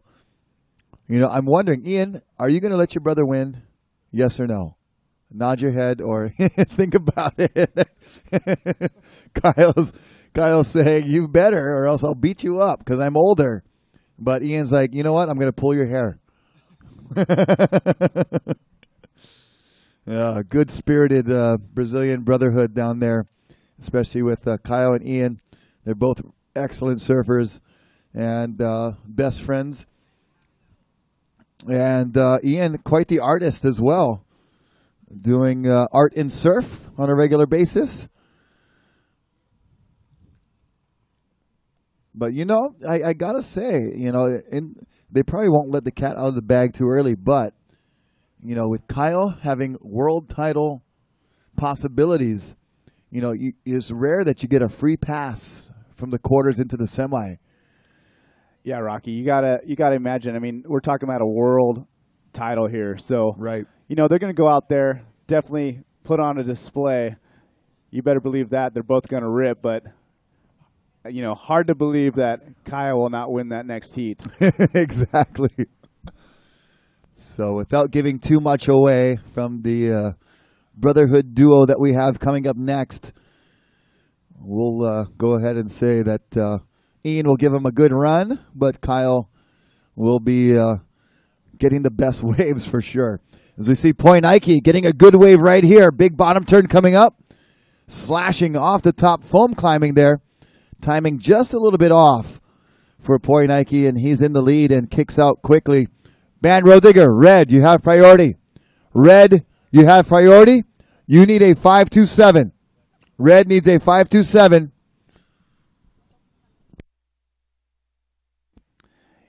Yeah, as we see Point Nike taking that wave, giving up priority right there.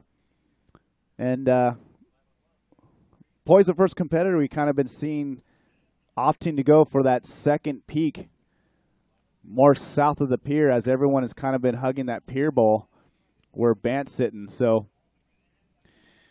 a lot of good stuff happening in this heat as we see Bant having a look at this one with priority.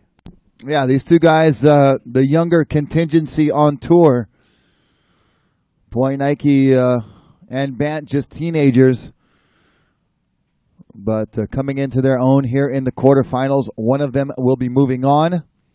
One of them will be watching from the sideline for the remainder of today. Here's Poy Nike sliding over on that second peak and scoring, whacking it off the top, but cannot convert on that first maneuver. Radical attempt from Poy Nike. Current heat leader. Red, you still have priority. Red, you have priority.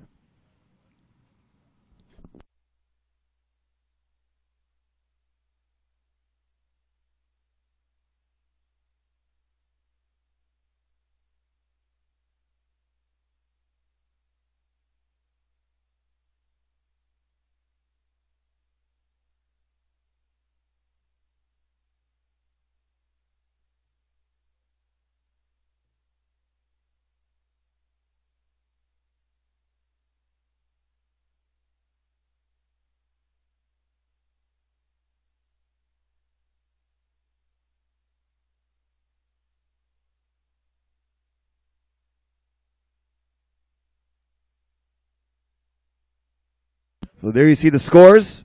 3 minutes remaining. 3 minutes and some change left in this heat. Band Road Digger in second. Band, you need a 5.1. He has a high wave score of an 8.5. Needs a 5.1 to catch Poy Nike, who's got a 7.6 and a 6.0.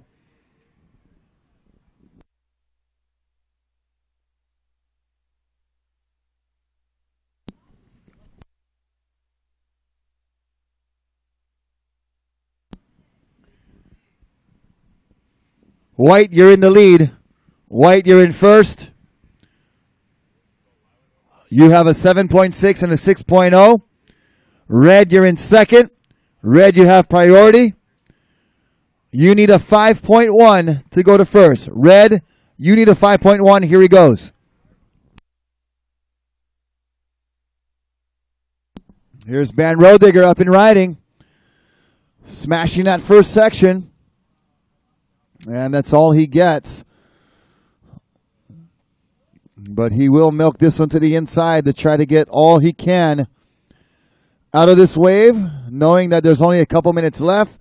Needs a 5.1. Finds the inside section. And just easy off the top there. And one more time into that closeout section. So nothing too fancy from Band Road Digger, but very functional. Gets a wave. We'll see if that's a 5.1 here in the next couple of minutes as we wind this heat down. There's Kai Bates and all of the Gomez Ohana and others enjoying with the kind of island-style umbrella right there. Oh, yeah. Good morning. Aloha. Welcome to Huntington Beach.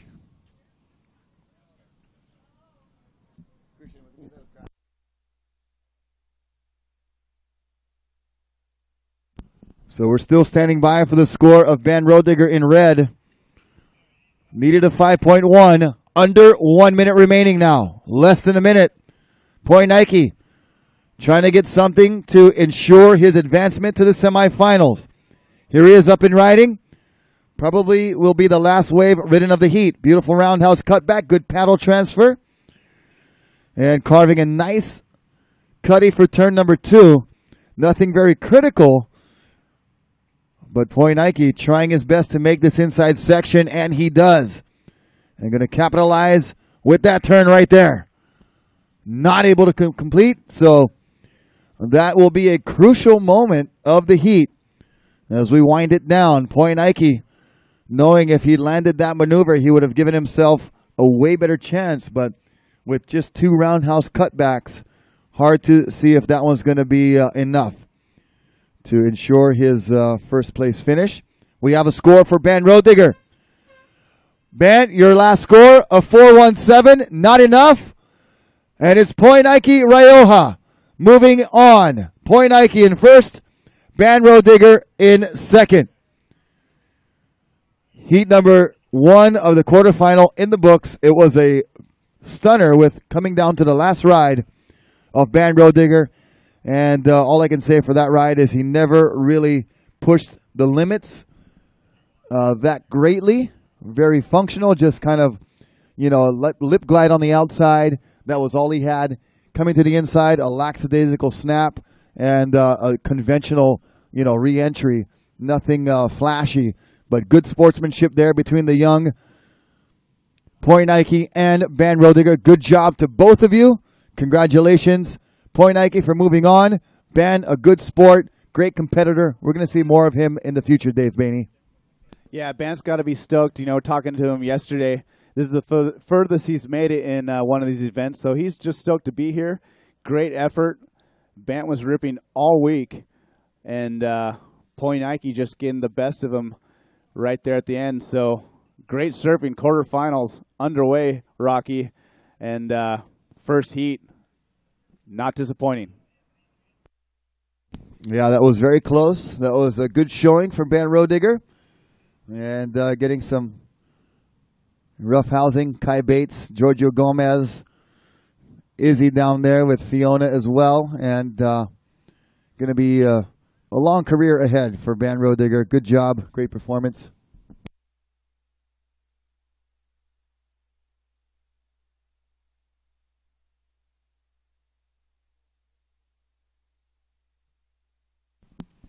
So heat number 2 is on.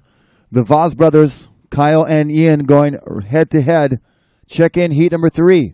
Kai Lenny and Matthias Salazar. Kai Lenny and Matthias Salazar, please check in.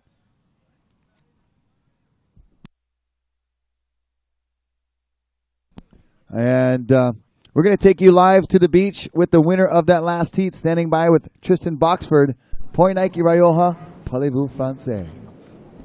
So I'm down here with the last heat winner, Poinaiki Rioja. A super tight heat there with Ben Roediger. Let's check out what was going on. I'll do it in French first, and then I'll translate for you guys watching in English. Poinaiki, alors c'était comment là? C'est serré cette série?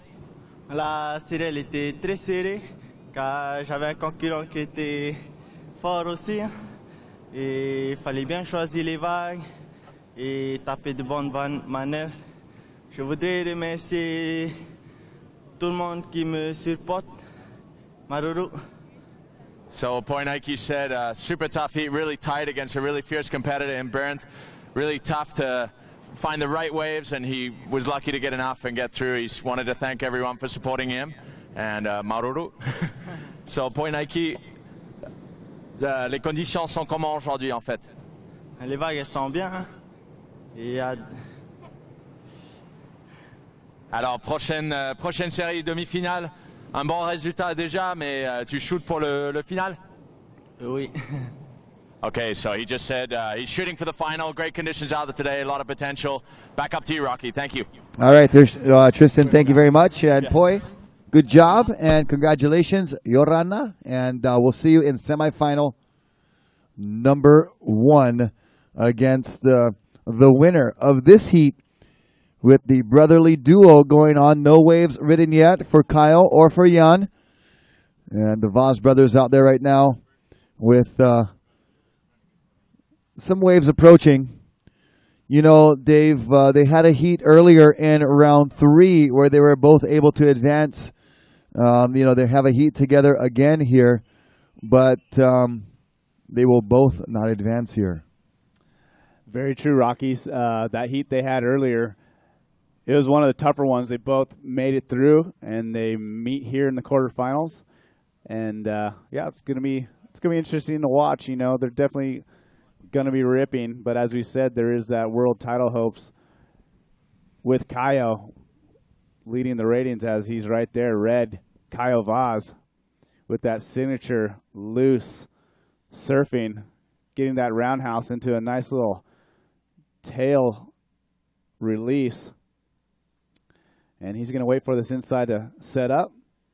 And there you go, up and down, Caio Vaz, just textbook, your stand-up world tour ratings leader from Brazil. Yeah, I'm not sure how many times we've had man-on-man heats here at Huntington Beach between two brothers. The first duo that comes to mind is, of course, Andy and Bruce Irons. Not sure if they've ever surfed a heat here together, man-on-man. And also the Hobgood brothers, I'm sure, have had some heats together. But as far as historical statistics, this could be the first time in a man-on-man format that we've had brothers going up against each other.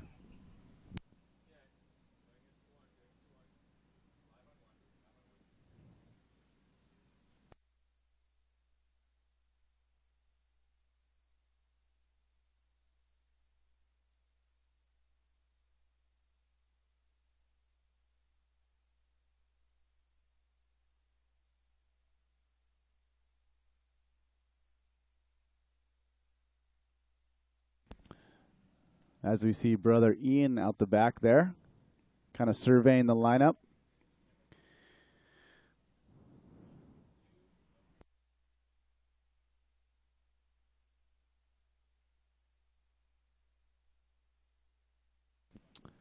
And let's take a look at what Ian's got to do. Ian picking up a nice wave. Good bottom turn. Wow. Big, big turn. Ian. Nice little roundhouse. So, Ian's he definitely, he's on this stage. He's in the quarterfinals, Stand-Up World Tour. We are live. Ian definitely wants to show what he's got. And as you can see, that was a huge turn out the back for Ian, one of the bigger ones of the morning. As we see Ian getting a little wiggle on the inside. Little expression, session. Boom. And there you have it. Ian getting one on the inside and just showing his stuff. With two quick scores, we'll see what those drop in on. Well, Kyle's first wave, he was able to do what Ian just did in two waves. Kyle was able to do in one wave. Surfed it on the outside very good. And came to the inside and finished complete. Ian with a nice turn on the outside. Beautiful critical turn. As we see the first score dropping for Red Caio Vaz. Red, you have a 7.83. Red, your first score, a 7.83. And Jan Vaz on the outside was able to get a nice turn, but then couldn't make the connection, but then turned around and caught the next wave and finished, I think, what he meant to do on that first one. Yeah, Ian definitely getting one of the larger maneuvers out the back of the morning so far. I think he realized that right away and, kind of pulled out of that wave. And score for Jan Vaz. First wave score, a 7.13. Second wave score on the inside was a 3.0. So right there, two waves kind of give you the scenario of Jan Vaz's intention there. Had he been able to do that all on one wave, could have been a really good, excellent score, but gets a good score nonetheless with a 7.13. First wave and a 3.0 second wave. Caio Vaz, you're in second. Kyle, you need a 2.3. Kyle needs a 2.3. Here we go, Rocky replay. As you see, Caio Vaz's wave surfed it really well, all the way from the outside to the inside, and then Ian just getting that big wave, and boom, just a huge front side snap. And now he's just kind of expression session on the inside because I think he realized that was a great, great turn. So it's like, definitely oops, some strategy going on. I didn't mean to do it that well. Now I'm in first, Kyle. Sorry, man. Wanted to make his point. Hey, I know how to rip. Yeah, and for now sure. It's down to business. But the bigger picture is still looming in the minds of not only the two brothers here, but the Brazilians in general, that they have a world title in their sights. And Kyle Vaz in red is the man who has the potential to be the world champion. And it would be the second Brazilian world champion in stand-up paddling, as we have the stand-up paddle world tour former champion Leco Salazar looking on with the Brazilian contingency there. His brother Matias coming up in the next heat against another world champion, Kai Lenny. So very, very close ties here at the stand-up paddle world tour Huntington Beach Pro. Look at Kyle right there. You can just see him look back. He's like, "Brah, what are you doing? I saw you rip that one." Kyle, you got to stand up too, brother. Kyle, please stand up. Red, stand up. Don't want to get an interference because he didn't stand up. There he is.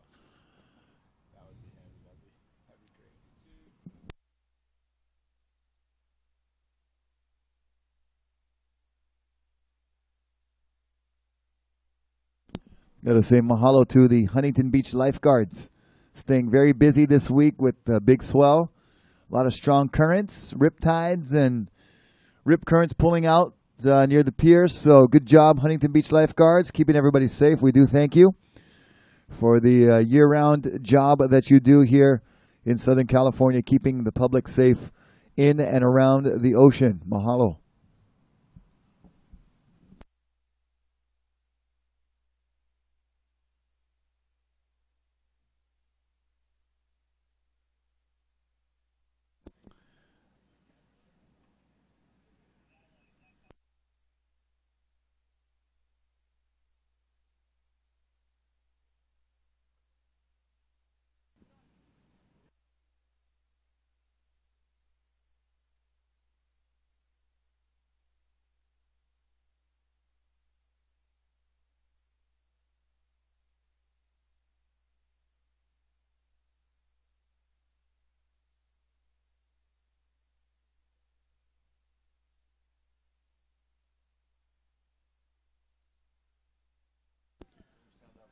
Riders in the lineup, we do need to remind you, you must remain standing the entire time of this heat.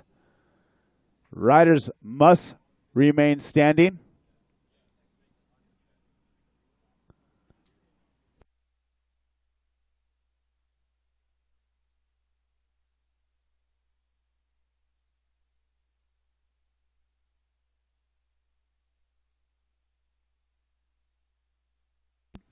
As we see some nice sportsmanship between Kai Lenny and Mateus Salazar, about to do battle in the next quarterfinal.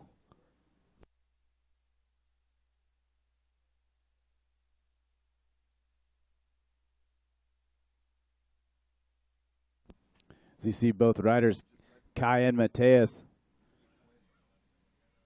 opting for the matching board shorts this morning. Loud and proud with that bright yellow. As you see the brothers out the back, just having a good old time.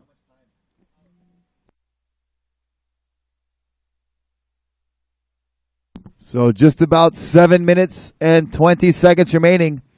7:20 remaining. Red, you need a 2.3. Red needs a 2.3 here in quarter number 2 to advance to the semifinal.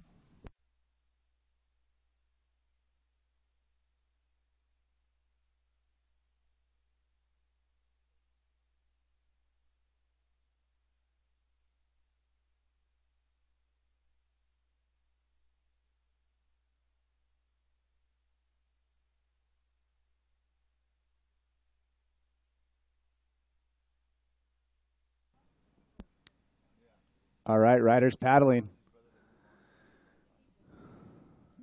Leading this heat right now, Ian Vaz in white. Just having a little expression session out there. Interesting enough, Ian is leading this heat. Kaio in red, needing a small score, but The ocean's been gone quiet.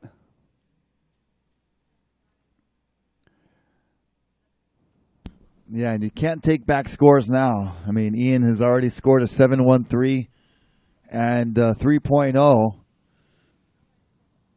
Even if he was to just lay down the rest of the heat and get the interference, it would only be a 1.5 paired with a 7-1-3. That would still be better than Kyle's opening wave of a 7-8-3. So some decision making for Kyle and Ian as you see our beach volleyball tournament starting to warm up. Such a big popular sport here in Southern California, beach volleyball, men's and women's. AVP tournament coming up this weekend. Had some qualifier rounds yesterday, probably more of those today. We have girls teams, guys teams, and mixed co-ed teams, guy and girl. So different divisions there for the AVP beach volleyball tournament happening this weekend. Yeah, Rocky, with 5 minutes remaining, you see the scores up on the screen. Ian Vaz still in first place, holding on to that 7.13 and that 3-point ride. Kyle Vaz in red with only that one score, 7.83. Kyle, you need a 2.3 to move on in this heat. As the waves continue to go flat, Kyle needs one more ride, Rocky. And 2.3, I mean, really, Rocky, he can't just catch a whitewater and do nothing. He's got to throw down a turn or two to get that score. So under 5 minutes remaining, Kyle's probably sweating a little bit.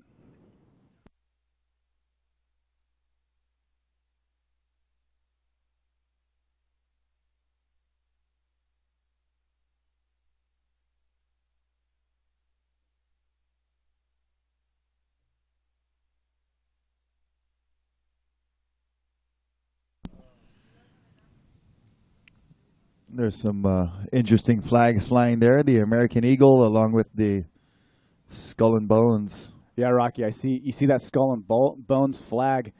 I was up on Twitter earlier and people were saying it's National Talk Like a Pirate Day. I don't know if that's true or not, but here we go. Kyle Vaz. Are they setting us up? Kyle needing a 2.3. And there was my participation for Pirate Day. That's all you're going to get out of me. But Kyle doing a great job, milking it to the inside. And we'll see if he gets the score with less than 3 minutes remaining. Yeah, Rocky, you see Kyle look at his watch. You know, he's got to be sweating a little bit knowing he did not pull that final maneuver. Looks at his watch for the time, kind of. He wants to get back out there and ensuring a good ride. And he's making his way back out, and we'll wait for that score to come in.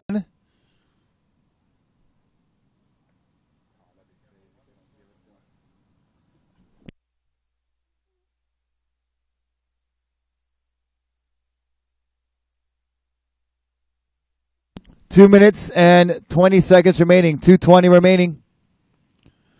And last score of Kyle Vaz, a 2.5. Last of red, a 2.5. You're in first. White, you're in second. White, you need a 3.21 if you want to make all the family mad. You need a 3.21 to make everybody upset. And your Brazilian family, your brotherhood down there, and your own Ohana. They're going to say, why did you beat Kyle when he had a chance to win the world title? But Jan Vaz, that's what you need. White, you need a 3.21. White, you have priority. Red, you're in first. The Brazilian family down there thinks that's kind of funny. Is you guys going for Kyle or Ian? Kyle, raise your hand. Yes. For Kyle or for Ian? They don't want to hear it right now. No, it's serious down there, Rocky. It's not over yet. They're very serious. It's only the semifinals coming up next. Kyle needs to have a good showing here. And Red, you're in first. Red, you're in the lead. Red, you're in first. White, you're in second. You need a 3-2-1. White, you need a 3-2-1. And you see the other heat trickling in. That is Kaileni and Mateus Salazar. And here goes red.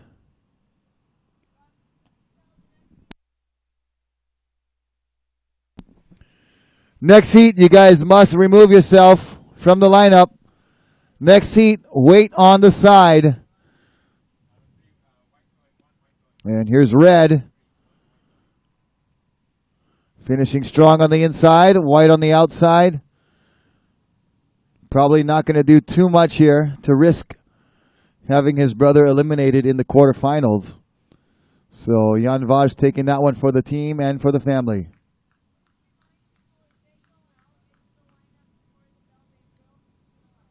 So you guys in the next heats, please do not drift into the lineup. You only can wait on the side. Stay out of the lineup.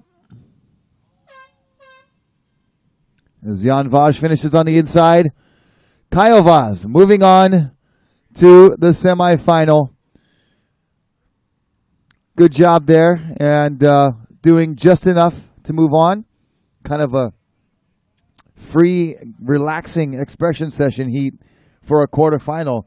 Like we said, Dave, it's not often you get that free pass into the semis, but we kind of knew going into it that Jan was going to be submitting to his older brother, and that's totally understandable. They did make it fun for a second, though, as the waves did, kind of slow down there, and Kaio needed a small score, just barely got it. Yeah, made it a little bit interesting. I guess as interesting as you could make it for a brother-on-brother, man-on-man heat with one brother having a shot at the world title. That had to be a topic of discussion going into the heat. And it comes out the way that I think we all expected it to, with Kyle Vaz moving on into the semifinal.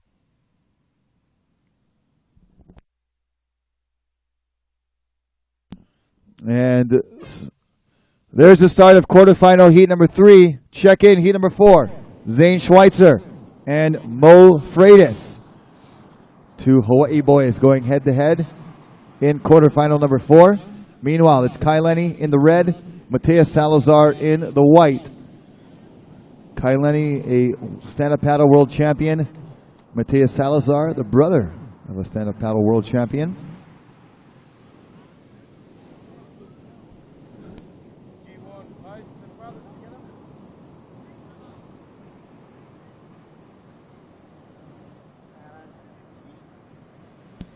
And Kyle Vaz, we have you live on the beach, and good heat there against your brother.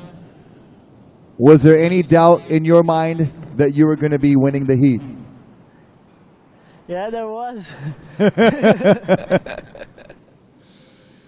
man, it's hard. when I'm happy to be in the final day.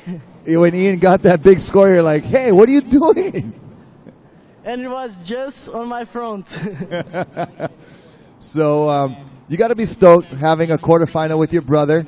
You have a world title in your grasp. What does that mean to you? Man, it means a lot.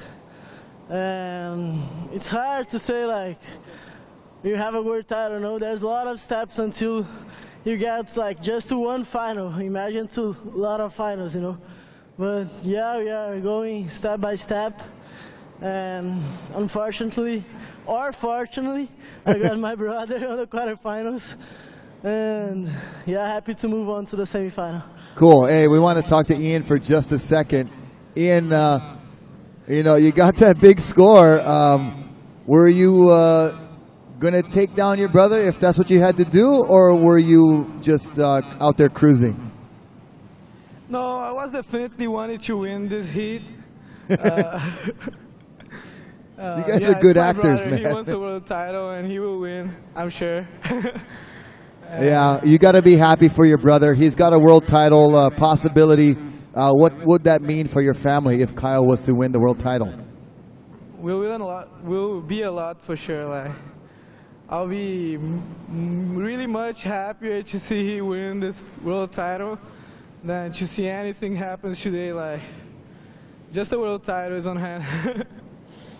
Cool. Well, you guys are great surfers. It's always nice to see you guys around the events, and you're great people as well. Ian, congratulations on making the quarterfinals. And Thank Kyle, you. best of luck to you in the semis and a world title possibility. Thank you.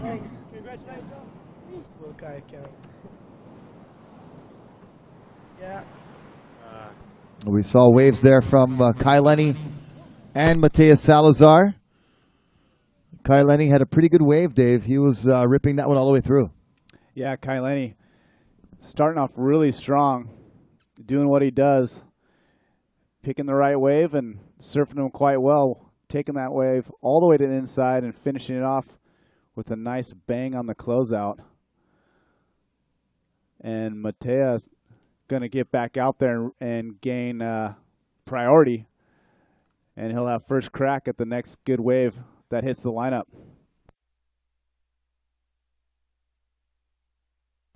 Kai Lenny stroking his way back to the lineup along the Huntington Beach Pier. And standing by for scores. Like to thank all of our sponsors, the Waterman League, putting on this stand-up World Tour Huntington Beach Pro. World Series action coming tomorrow and Sunday. Of course, mahalo to Turtle Bay Resort, the banner flying high right there over Huntington Beach Pier. Turtle Bay, the new and improved. Come see what's happening at Turtle Bay. We have 850 acres of resort property with 2 golf courses, surf lessons, stand-up paddle adventures, helicopter pad, horse stables, off-road segways, kayaks, the whole deal. If you come down to Turtle Bay and enjoy on Oahu's North Shore. And the brand new Surf of the Bar, a lot of great happenings there. Check out Oahu's fabled northshore.com for more scheduling of events, etc. But great restaurants, farm-to-table experience, as well as brand new renovated rooms and all kinds of great stuff happening at Turtle Bay. Here we go. A replay of Kai Lenny's wave. Good opening snap, throwing the tail. And a roundhouse cutback. Nice paddle transfer. Kind of settles into his footing there. White, you have priority. White, Mateus Salazar, you have priority. As Kai finishes strong on the inside of that first wave. Scores coming through. We'll just give those to you when we get them. We do not have scoring at the moment.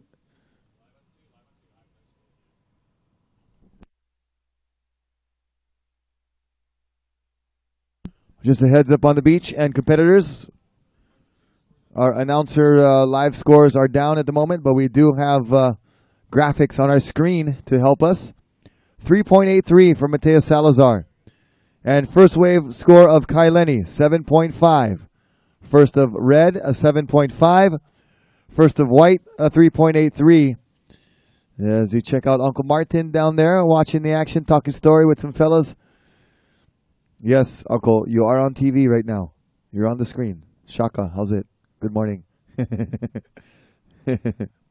Somebody else knows they're on camera. Yeah, that's there we see you.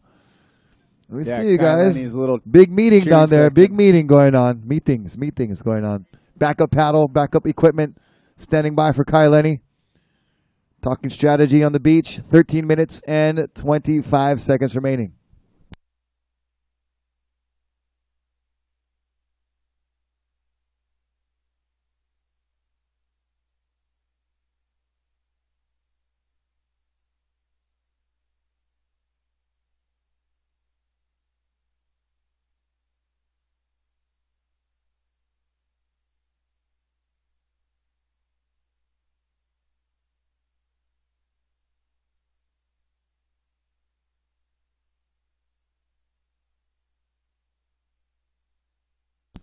All right, now we have scores. Kai Lenny in red with a 7.5. Mateus Salazar in white with a 3.83.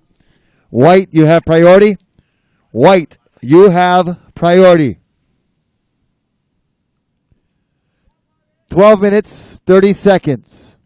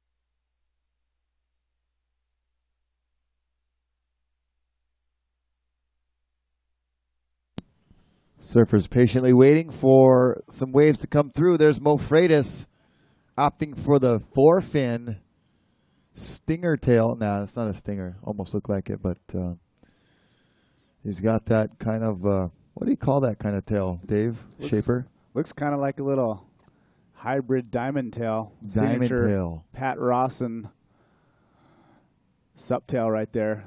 Mo's been using that tail for, I think, at least a year or so. So obviously really likes it. That quad setup as well. I know Mo's been messing around with different fin sizes and shapes. So Mo definitely one of those guys that has his equipment dialed, known to be riding some of the smallest boards on tour. Yeah, he kind of was at the forefront of that really small board movement that's been happening in the stand-up world tour and stand-up paddleboard surfing sport in the last couple of years. Remember, yeah, for sure. Remember, he was the only one I would see most times who was able to carry his board under his arm. Yeah, I think the big coming out party for that board was in Brazil. That that event that he won, his first win on the tour. I don't even believe he was on the tour full time at that point. Right, but kind of came out of nowhere and won. So definitely after that event, guys were like, "Whoa, what's Mo riding?" And ever since then, Mo's been dialing his equipment. It was not only what was he riding, but how. Yes, no doubt. Riding that. No doubt. Obviously, going a lot smaller, able to do huge turns, with that advantage. And I think that's, Mo's been pretty lucky. He's got a shaper that he can make custom stuff and change board to board, where a lot of the production guys, they kind of run with the same shape all year. Yeah, and there you see the scores. The time remaining, 9 minutes, 25 seconds. And Mo has a pretty good shaper at his beck and call, Pat Rawson, one of the great shortboard shapers on the planet. Also spending some time with the stand-up paddle shaping side.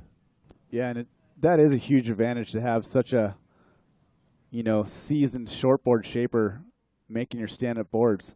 They could apply those designs, rather than having like a, kiteboard designer or something like that, firsthand. Having a great shaper under his feet is definitely an advantage. And Pat Rawson, really cool guy. I spent some time with him. He's good friends with my family, and Mo's got to be stoked as we see Mateus in white going right. Mateus definitely known to have a nice polished backhand attack, as his brother Leco Salazar is known for, as you see him crack one off the top at the beginning of that wave. Keeping up some great board speed through the middle. Little snap right there till he starts to get busy here on the inside. One more little hook turn. Throws the brakes on to set up this last turn, and boom. Mateus answering back. Just throwing the tail out front side right there. So waiting on scores. Mateus starting to get busy here. Currently sitting in second place. If you guys want to see some funny, candid footage from the Vaz brothers, check out the Instagram and Facebook of Stand Up Paddle World Tour. At Stand Up World Tour. At Stand Up World Tour is where you can find the Instagram. And also check out our Facebook page as well. And some pretty cool footage of the Vaz brothers before and after their quarterfinal heat together. It's always cool to see those guys. They're very happy-go-lucky. They're enjoying life, enjoying this sport that they do. And they're both very highly skilled as well. For sure. Two of my favorite surfers to watch on tour. The Vaz brothers, they're always pumping out great videos on their webpage, and those guys charge too. Those guys get barreled quite a lot and have a good time. All right, so waiting for a second score to fill in for Mateus Salazar, and he only needed a 3.68. Last score was a 5.17. White, you are now in first. White, you're in first. Red, you need a 1.5. White needs red needs a 1.5. Red, you need a 1.5. White, you're in the lead. I believe red has priority.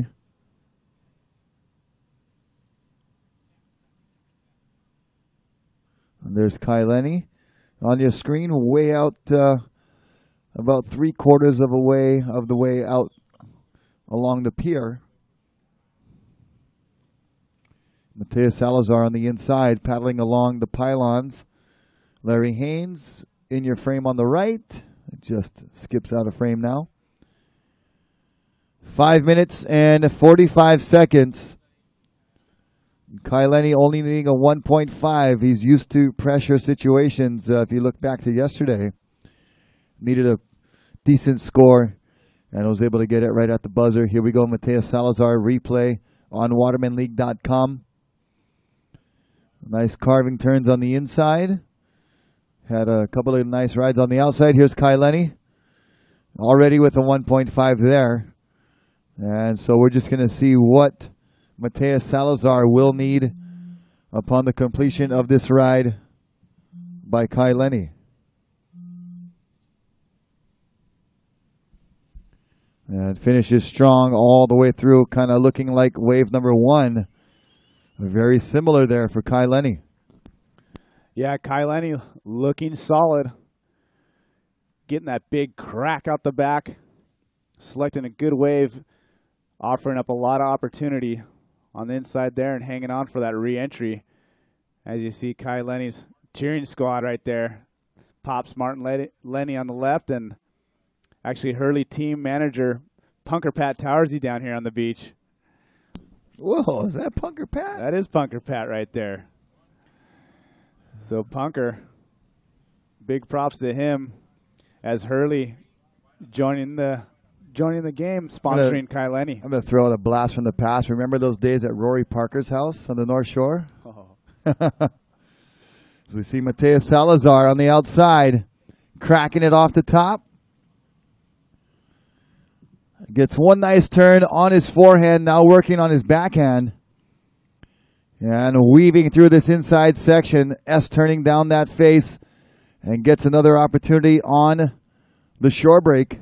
Nice carve there, and not able to complete that last re-entry, but good wave there for Mateus. We'll see if it's enough to get him in the first place. Last score for Kai Lenny, a 7.07. Last of Kai Lenny, a 7.07. White, you now need a 9.4. White, you need a 9.4. So that last wave probably not going to do it for Mateus. He'll have to get back out quickly with 3 minutes and 20 seconds to go. He'll have to get out there to get a 9.4. Kai Lenny could make it out as well to have him be very selective with the priority and maybe force him into one that he doesn't really want. But that's what we'll have to wait and see in the next couple of minutes.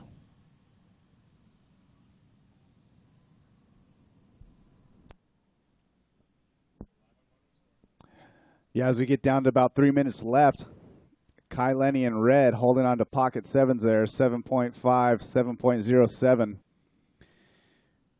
As this heat's been pretty slow, Kai managing to luck into 2 great waves, offering up great scoring potential, as Mateus has been fighting back. I believe still waiting for a score to drop of his last wave.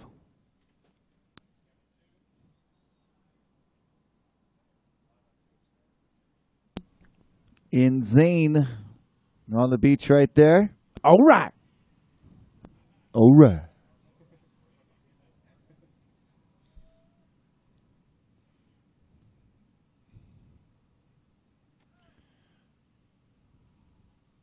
Uncle and Auntie cruising on the beach right there.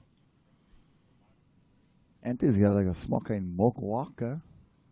It's like, what? What? Huh? What you looking at?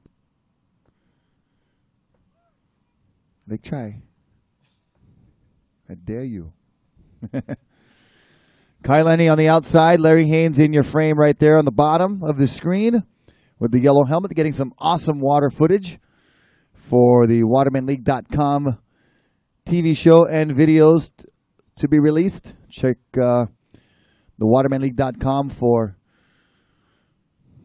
the latest edits and updates from the Stand Up World Tour and Stand Up World Series.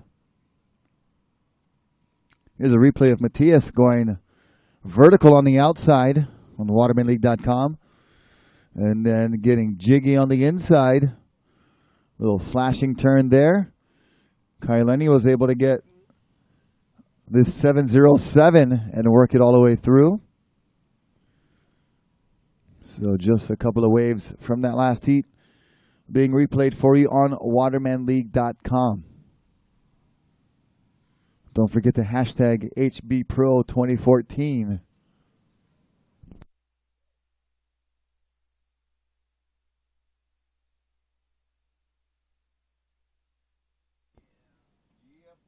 Here we go, Kai Lenny in red with priority.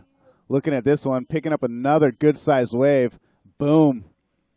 Straight to the bottom, right off the top on one of the larger waves of the heat. Kai's going to hang in there. Let's see what the inside has to offer. Time winding down. As Kai having a little victory lap here. Now check that Boosting. out. Kai going for it. And that does it for quarterfinal heat number 3. Stand by for official results.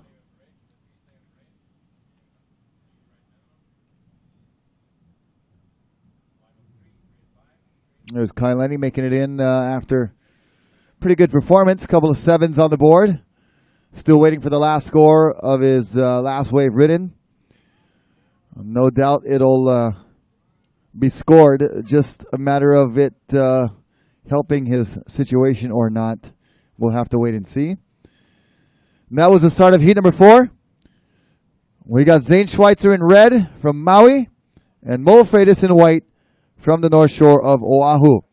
Check in semifinal number 1 of the girls. Izzy Gomez and Candace Appleby. Please check in. Izzy Gomez and Candace Appleby, check in.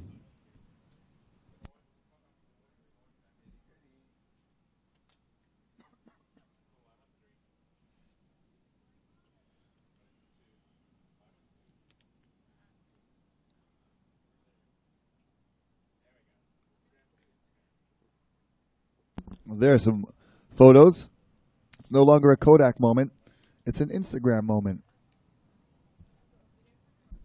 For those of you going on the beach, what's Kodak? Yes, you are too young.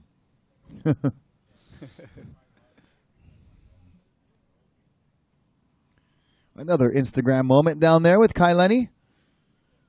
And we're going to check out a replay of Kai's last wave as he has a big bottom turn. Almost kind of gets upended, but battles through.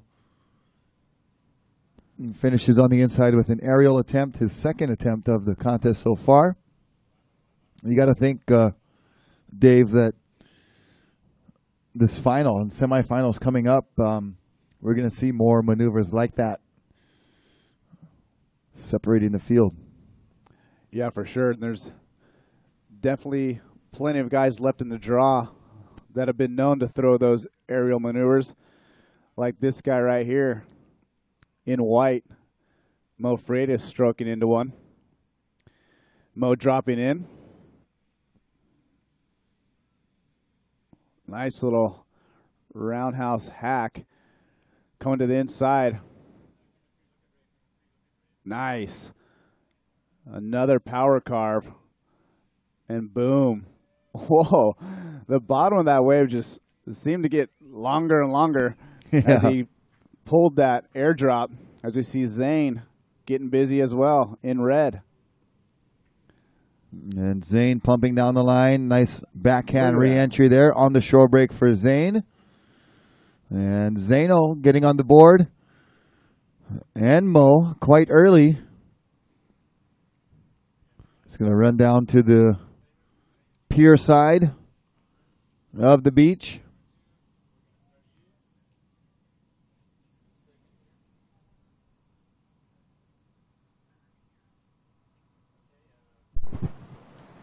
And we're going to keep it quick and brief with Kai Lenny, who's on the beach, winner of that quarterfinal heat. Kai Lenny, you got to be feeling pretty good heading into the semifinal. Yeah, you know, super stoked I made it through that heat. The waves were a little slow, but when they came in, they were good. Yeah, super fun. I'm just taking it one step at a time and keeping it fun for sure. And this next heat looks pretty tough. And whoever makes it through this, I'm going to have a fun surf with.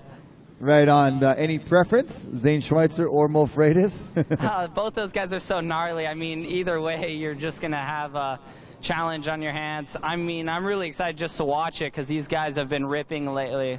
All right, we'll let you get back to that. Check out this quarter number 4. Get ready for semi number 2. Best of luck and congratulations. Thanks. All right, Kai Lenny, winner of quarterfinal number 3. Watching quarterfinal number 4. And you heard it, man. You know, he's not preferring Zane or Mo. But Dave, any insights there of who you might prefer after watching this first wave of Mo Freitas? Man, I can't pick that either. You know, both these guys been ripping all event. As you see Mo just boom, just making that huge drop. And then right behind Mo, Zane doing a little bit of the same. So, you know, Kai, he's one of the nicest guys on land, one of the fiercest competitors in the water. So I'm sure he's just focused on himself, and he knows what he's got to do to get through any semi. So Kai Lenny, we'll see him coming up against one of these surfers right here in semi number 2 later today. Yeah, either way, it's going to be a tough battle to the final. And Zane Schweitzer, first wave for red, 3.5. First of red, a 3.5. First wave of white, Mo Freitas, a 6.67. First of white, a 6.67. Zane, you need a 3.18 to go to first. Zane, in red, you need a 3.18. White, you have priority. White, you have priority. As we see white Mo Freitas right there, famous for his tiny boards. If you look correctly at the screen, you can see when he stops paddling, Mo sinks down well above his knees. Check that out, ladies and gentlemen. Yeah, he's up to his thighs right there, balancing on the board. There's the bracket, how we find our way through to the semis and to the final. So it'll be Poinaiki squaring off against Kyle Vaz, and Kai Lenny up against the winner of this heat there at the bottom of the bracket, Zane Schweitzer or Mo Freitas.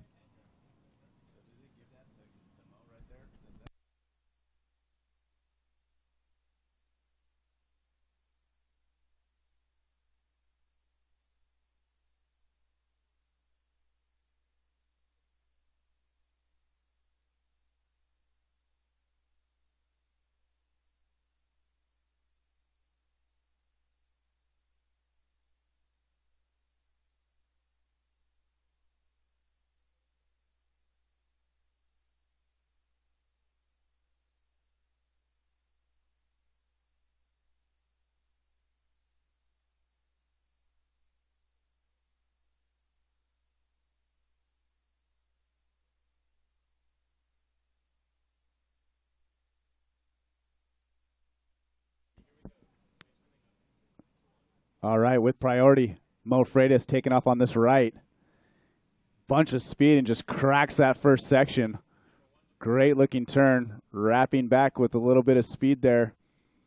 Another roundhouse, very stylish, kind of throw the tail inside again, and boom, another huge airdrop. Mo Freitas looking good. He's got to be stoked. 2 solid scores right off the bat, as we got Zane with another big backside bash to finish off his wave. So we'll see what the scores come in as. Mo Freitas getting the best of that first exchange, so Zane knows he needs a big score. As you see Mo running under the pier, make his way back out. I think Zane will do the same, so you see Mo do a little look back around his shoulder. Yep, and Mo's headed back out. Zane Schweitzer with a second wave as well. We'll get you those scores as soon as they come in. Mo with the advantage with the 6.67. Zane Schweitzer, first wave score 3.5. So getting outpointed on that first exchange. We'll see how it goes for the second exchange. It's kind of, the man-on-man format. It's going to be like that. It's going to be a battle of exchanges. But we're going to check out the beginning part of Zane's wave. We missed that while watching the end of Mo's wave. Here it is all the way from the outside on watermanleague.com. And just kind of a mistimed foam climb for Zane on the outside, but works the middle section well and then makes it happen on the inside. A nice top turn there and then finishes with the big float. So it's been more of the story of the inside bowl for Zane Schweitzer. Not getting much done on the outside, but completing the ride all the way through, as opposed to Mo Freitas, who got those turns on the outside and then got another finished, completed floater, the airdrop floater on this one for his second wave. So there's been 2 exchanges, and Mo has won one of those. And it looks like he's going to win the next one as well. Yeah, Rocky, both surfers surfing excellent. The difference being Mo able to find that first crack out the back, nice and clean and fast, and both getting the huge maneuvers on the inside, as we see a little bit of a paddle battle behind the scenes, Rocky, as Zane opted to paddle out straight in front, not wrapping around the pier as Mo did. Well, and you know what, Dave? Red has priority, so it pays off for Zane. Yeah, so Zane makes it out, getting that second wave, but making back out to the final or out to the lineup first to get priority. So as we go back to the replays, you see Mo just boom, getting that huge turn out the back, and then finding a lot of speed through the middle to get that roundhouse. And then, as we all know, he comes up and just floats the boat, the huge airdrop where his fins just release off that airdrop. So scores coming in with priority in red. Zane Schweitzer looking at this wave right here. Decides not to. Yep, he'll opt out of that one. Depending on where Mo Freitas was. Red able to keep priority. Last score for White, an 8.33. Last of White, an 8.33.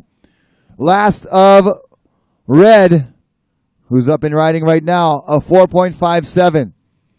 Red is currently comboed out of first place. Nice couple of turns there for a combination. And he'll need about a 5.0 to break the combo. He's down by 15 points at the moment, but a good score there for Zane Schweitzer. That was exactly what he needed, Dave. He needed that outside turn, which he got, and needed to finish strong on the inside, which he did. Yeah, no doubt, Rocky. That wave wasn't quite as big as most last 8 point, but that thing offered up a lot of scoring potential. Zane opting to go left, getting multiple turns out the back, carrying that speed to the inside and getting a nice crack on the inside, which just let him out right there by the pier. He's going to take a couple strokes through the pier and conveyor belt back out on the north side. So wait for this score to drop. That'll definitely get Zane out of combo land. We'll see what score he needs to turn this heat. As you see Kai Lenny all smiles, high five, and Tom Survey out there. Noah G and the boys. As Kai's been working quite a bit with Tom Survey lately. One of the legends in surf photography. For sure. That name goes pretty far back into the archives of surfing history. I'm glad to see him still hanging out, doing what he loves, and kind of venturing over into the stand-up paddle world as well. This sport has offered not only a birth of new talent, but a little resurgence for those converting from the conventional surf world into stand-up paddle surfing and racing. It's been quite cool to see that transformation. Third score for Zane Schweitzer, a 7-4-3. He's broken the combo. Zane, red, you're in second. Red, you need a 7-5-8. Red needs a 7-5-8 to go to first. White, you have priority. Red, you need a 7-5-8. 6 minutes, 40 seconds remaining.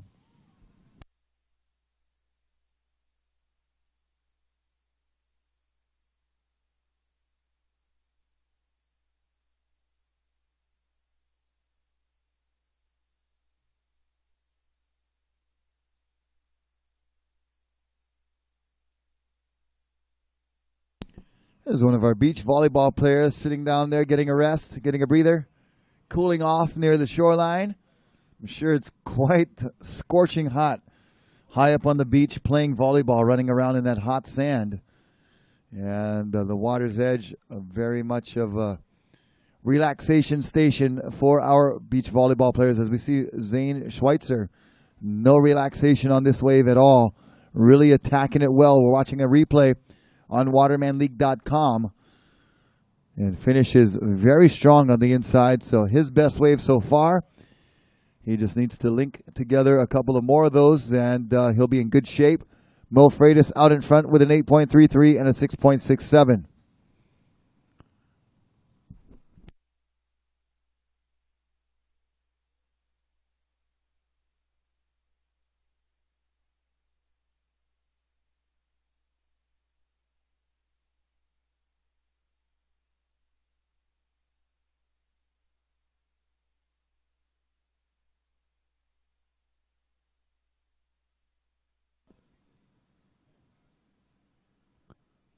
As we see Zane Schweitzer in red, dropping it on this right, getting a swooping little carve.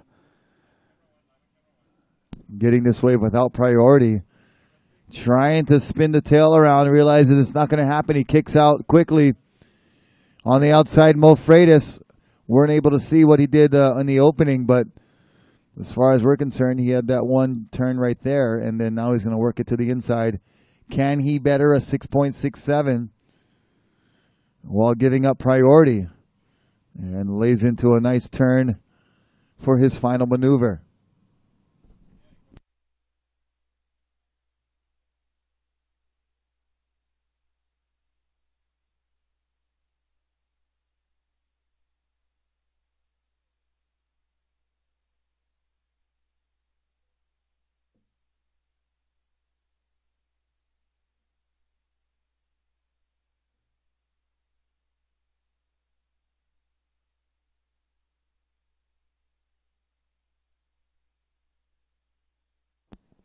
Looking at just about 3 minutes and 45 seconds left in this heat. White, Mo Freitas, you still are leading this heat. Zane Schweitzer in red. Zane looking for a score of 7.58 to turn this heat. Priority remaining with White. Mo Freitas, you have priority. 3 minutes, 25 seconds, counting down.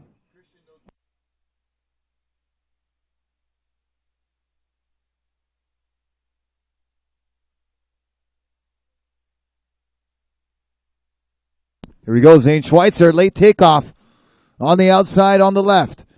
Big turn for turn number one, squatting into that next section there and trying desperately to make something out of not too much.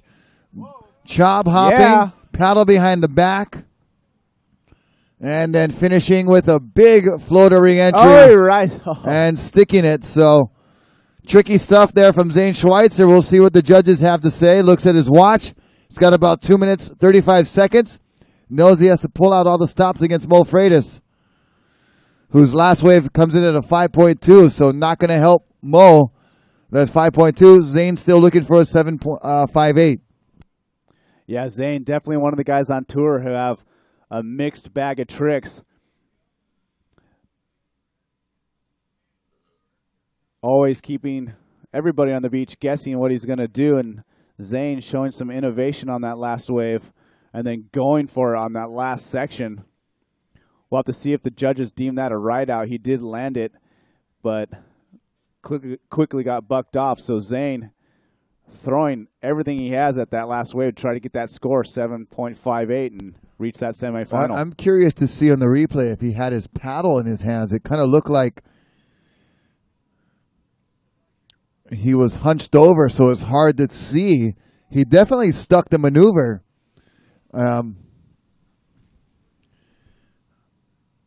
Zane, your last score, a 4.77, not enough.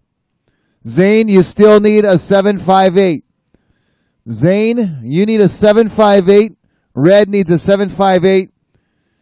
White, you have priority.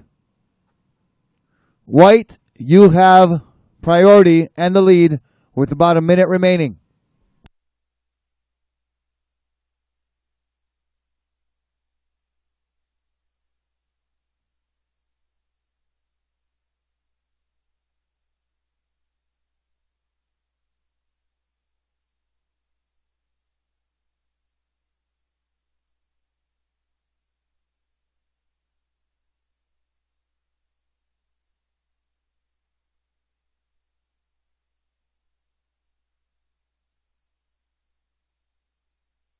There's Mo Freitas balancing on that very small board with under a minute remaining. Zane needs a 7.58 to catch Mo, or else Mo will be moving on to the semifinal.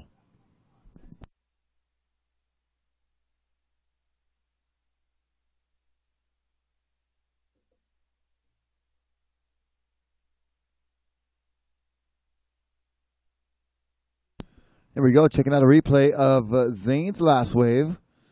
So had that top turn, kind of got hung up at the top. Squats down into it, gets another little roundhouse cut back with a tap off the whitewater. And goes right by Larry Haynes at the chop hop. And we'll see here the big floater disappears and does have his paddle in hand. So he stuck that last maneuver very nicely. But I don't think he just had enough on the outside to convince the judges that it was going to be a 7.58. So that heat just ending. The heat is over. Standing by to start semifinal number 1 of the women's, Izzy Gomez against Candace Appleby. Mo Freitas bringing it in. And the results are official. Mo Freitas in white in first. Zane Schweitzer in red in second. And there's the start of our semifinal heat number 1. Check-in semi number 2. Nicole Pacelli and Fiona Wild. Please check in for semi number 2.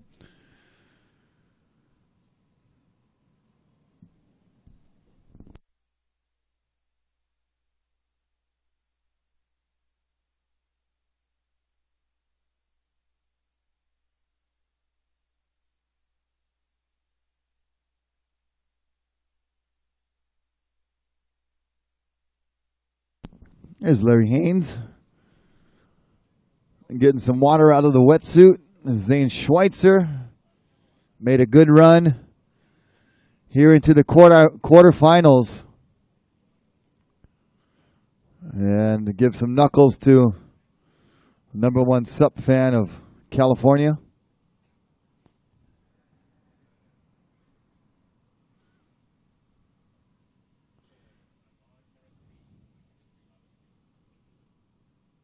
Checking out Izzy Gomez out there, patiently waiting. No priority at this time.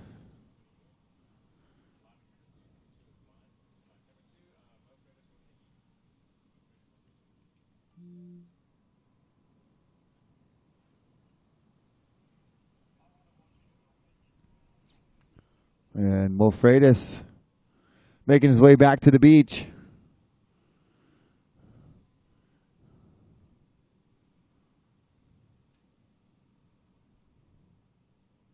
Looks like he does have a little bit of a stinger tail action back there. Pulled into the diamond tail.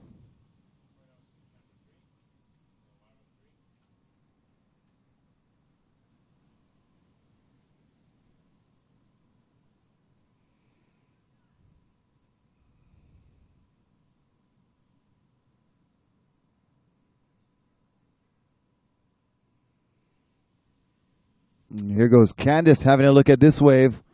Izzy further down the line. She can't get it. And Candace strokes her way into it. She's up and riding. And attacking that first section with a nice carve off the top. A nice roundhouse cutback. And weaving her way back and forth to the inside. Waiting for this one to reform. It does, but it just crashes all around her. She can't find the opportunity for a final maneuver, but does a good job surfing that one all the way through. Priority to red. Red, you have priority. Red, you have priority. Stand by for last score of white.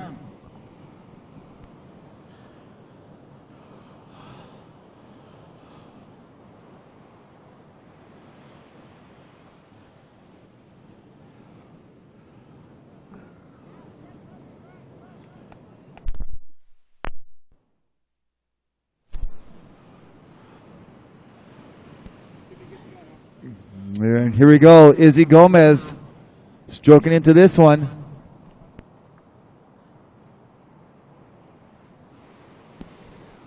Nice carving turn. And cutting back, now going back left, fading, waiting for the inside section.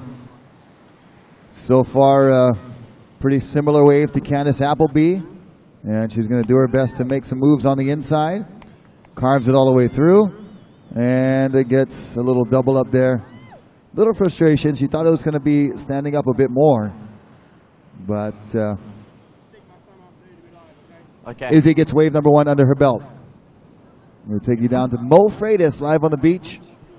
Mo, tough heat there. You know, these quarterfinals have been all very, very close. How do you feel going up against Zane Schweitzer? I felt good, you know, the waves are pretty fun and my boards are all working well and just looking forward to the semis. And yeah, we'll keep it brief. You had a great score of an 8.33. You got to feel good about that. Backed it up with a 6.67. Talk about the conditions and maybe, you know, what it's like waiting for a wave out there with such a small board. Well, yeah, I'm used to the small board, but like you gotta wait for the right waves, and when they come in, they're really fun. Zane was ripping super hard, and I was, you know, praying to my uncle Kalani, who just passed away last week, and he's been looking over me, I think, and he's been giving me the waves. So, shout out to him up in heaven. Yeah, for sure. Kalani Foster passing away, a surfing legend. You know him well from Haleiwa. We'll let you get ready for your semifinal. Mo Freitas, good luck and congratulations. All right. Okay, Mo, good job.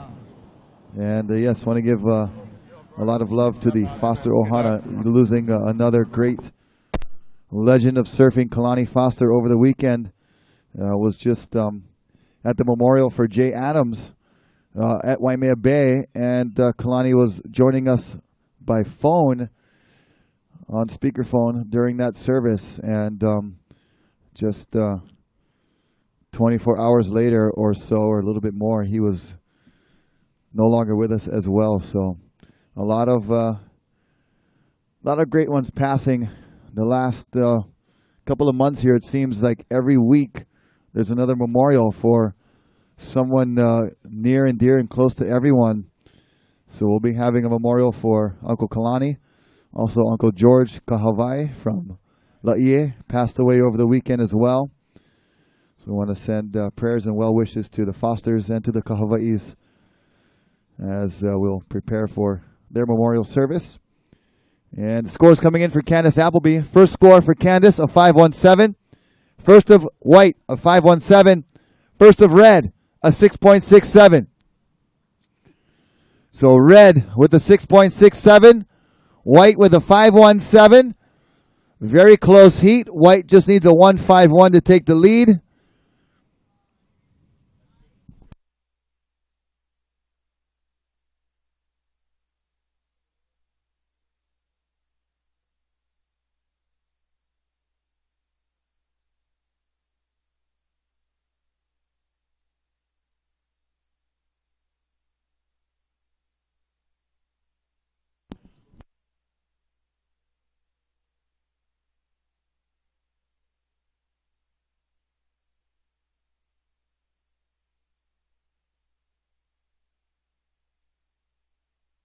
White, you have priority. White has priority. Red, you have the lead. Red, your last score is 6.67. Red's last wave, a 6.67. White, your first wave, a 5.17. And just an update. Surfers, you have an extra 5 minutes. 25-minute semifinals. So we'll be surfing with 25 minutes for the semis and 30 minutes for the final.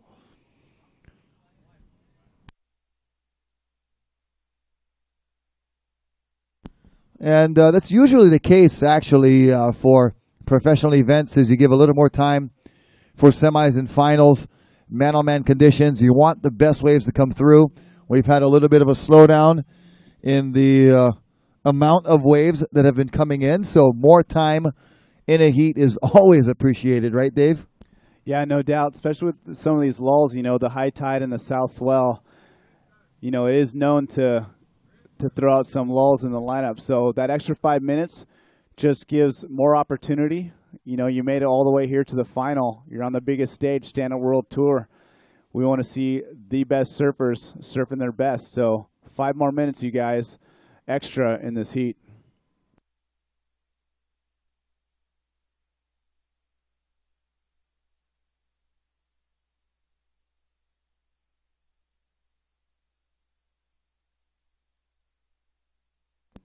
Yeah, and just comparing the first two scores of the surfers in the lineup, Rocky, very similar waves out the back, getting similar turns and similar kind of setups. The difference was Izzy lucked into that kind of more opening on the inside section where she was able to do 1 or 2 turns and complete that ride, where Candace, was looking for that big maneuver, but hers didn't open up. It just kind of closed out, so she had to ride out of that wave. So as you see the scores, showing that with a 6.67 for Izzy. That's an excellent point you make, Dave, and that's exactly right. That Izzy's wave just offered a little bit more. She was able to do a little bit more, and the scores reflect that quite perfectly on paper, or in this case on screen, that Izzy was able to get that 6.67. Candace with the 5.17.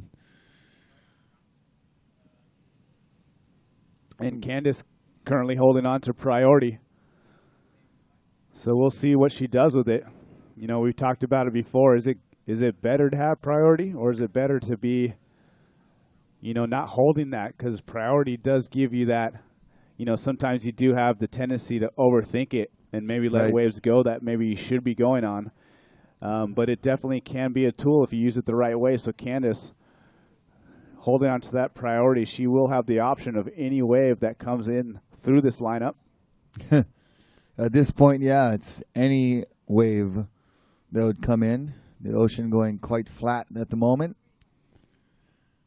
You see the pier on the right side of your screen with the oil rig in the background, way out on the horizon.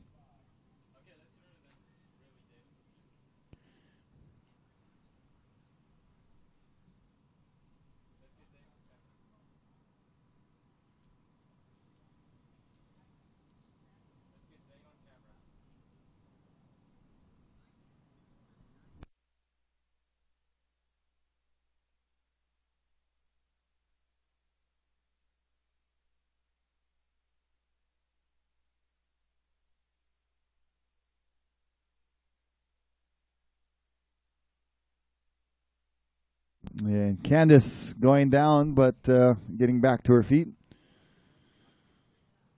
Checking out some of the action up on the pier. We've got the lifeguard trucks there. We've got some photographers taking advantage of that bird's eye view. Getting some great shots. Almost looks like a photographer taking a photo of a picture of a photographer. They're shooting each other. But here we go, something to shoot here. Izzy Gomez getting away without priority. And weaving her way back and forth. Slicing a cutty. Working it to the inside. Trying to keep the board moving. And is she going to make that inside? Yes, she does. It's always such an iffy call if they're going to make it or not. And she goes for the big floater, gets exploded. Some backwash hits the water. Giorgio Gomez running down to give Izzy some words of wisdom. Yes, I am. I'm running down here. Yeah. Check it out. Watch this. Yeah. Go out there. Do that. Do that. Do that thing you do. Yes. I can't get any closer. I have socks on. Last wave score for Izzy, a 3.0. Last of Izzy, a 3.0. Candace, you now need a 4.51. White, you have priority. You need a 4.51 to go to first. 11 minutes, 40 seconds.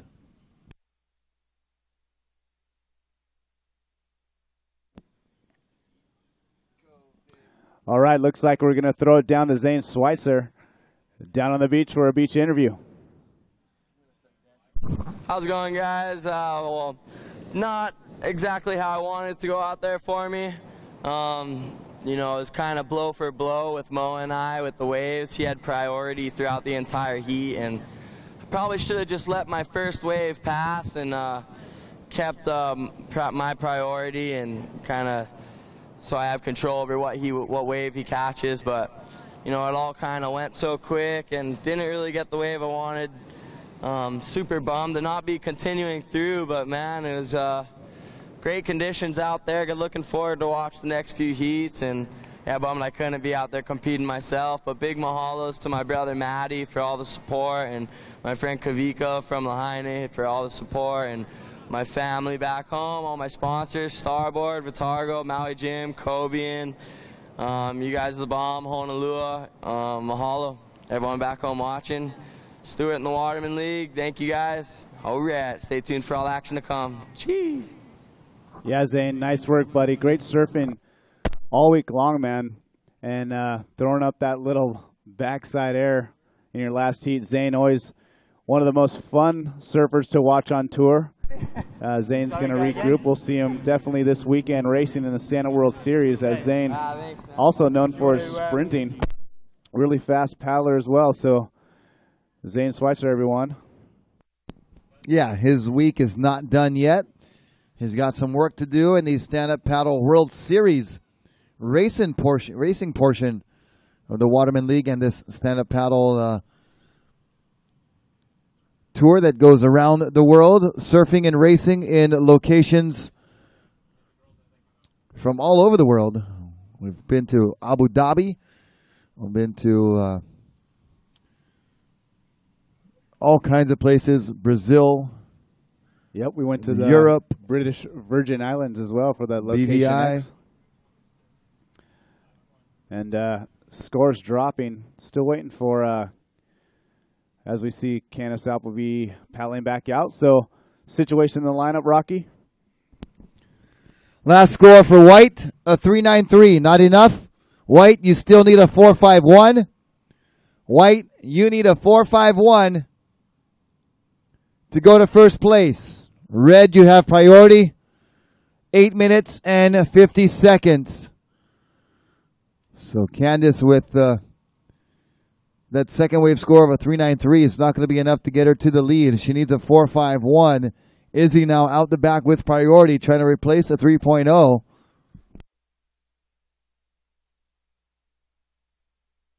Yeah, Candace using her priority on that last wave.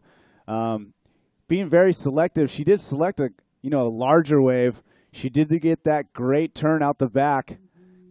Made it all the way to the inside and did throw it up there, but unfortunately wasn't able to hang on the inside. So Candace will head back out there. She'll be looking to get a wave under Izzy's priority and maybe sneak a score, as Izzy in first place, waiting patiently out the back right there.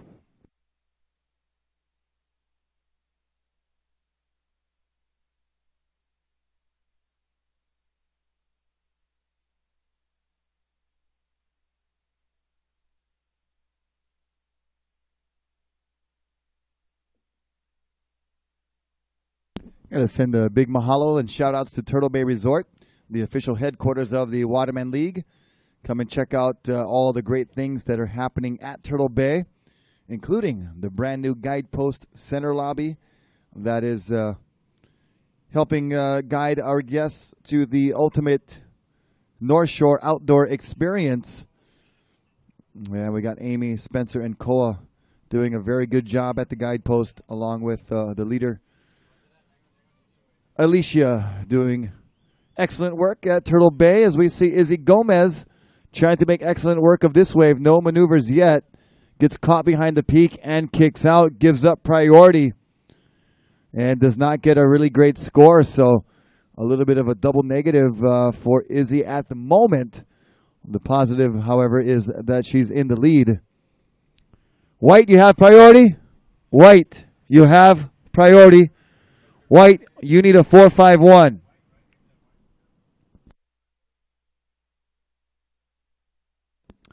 I've just got a replay from the last wave of White, Candace Appleby. As you can see, a larger wave, really big, deep bottom turn, and gets that kind of open face carve before it closes out on her. And the wave didn't really offer much in the waves at the middle part of it, but she sets up the inside, throws it up there, gives it the effort, unable to hang on. So Candace Appleby in white right here, giving it another go. Candace needs a 4.51. Let's see if this wave offers up some scoring potential as she's quickly out.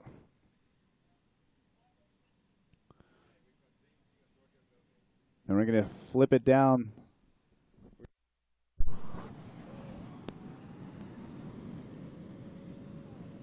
We're going to flip it down to the beach with Zane Schweitzer. He's currently with Izzy Gomez's brother, Giorgio. Yeah, boys. Yeah, right on, Rocky. Well, I'm here with Giorgio Gomez. We're here watching and supporting Izzy, rider in red in this heat. Giorgio, how is it competing and traveling with your little sister on tour? It's a pretty special feeling, you know. We got a pretty cool, lot of siblings here on the World Tour supporting each other.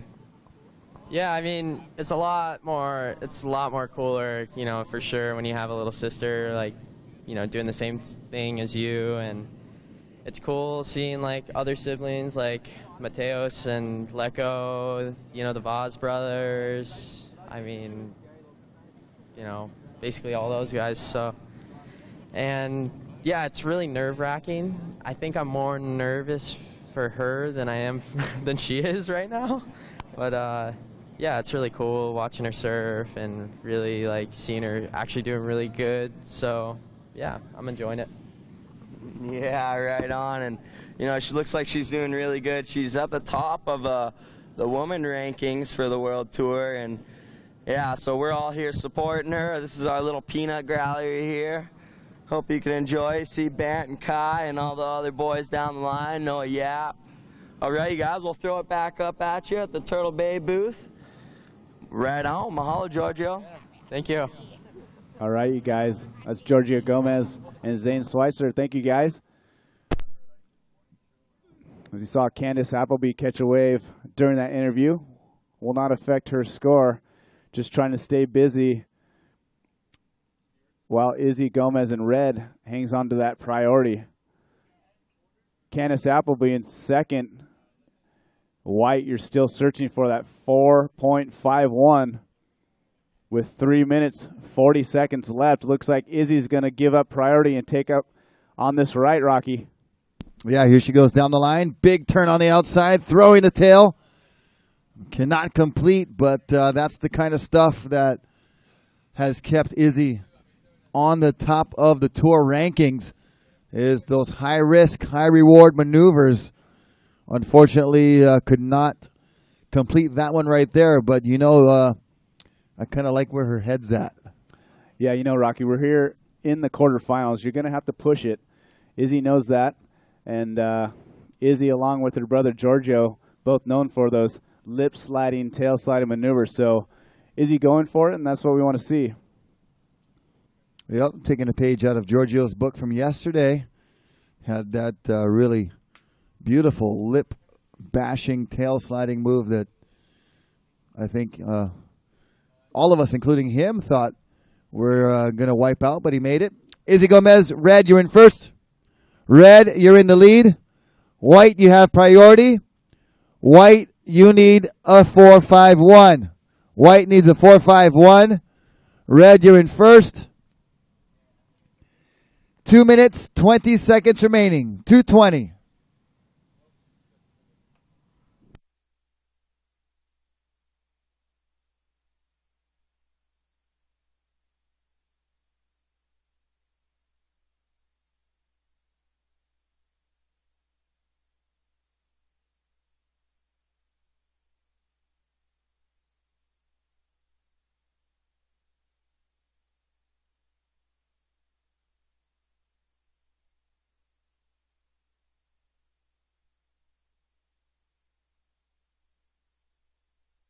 Candace has her eye on something out there.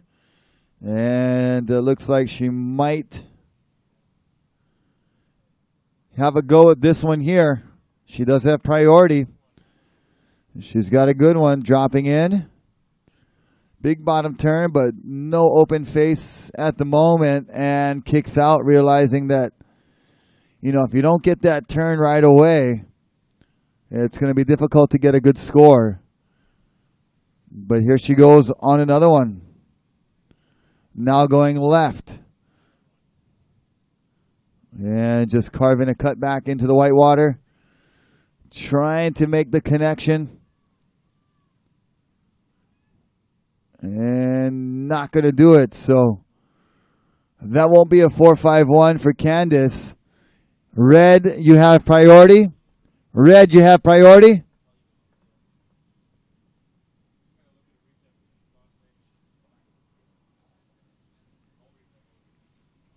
And here's Izzy Gomez on the replay. Queued up right here. And a nice big hack off the top. Almost pulled that one off. Just came off the back of the board at the last moment. But threw a lot of tail. Yep, and here's Izzy using her priority. The remainder of this heat. Wow. Picking the right wave. Throwing it up off the top right there. The wave offering a nice little ramp to float across. As Izzy's going to work this one all the way to the inside. As she pulls the ripcord. So that's the end of this heat. We'll wait for final scores to drop in to give you the official results. But we are into semifinal number 2. So currently out in the water, Nicole Pacelli from Brazil in red, and white, Fiona Wild, Hood River, Oregon, in women's semifinal number 2.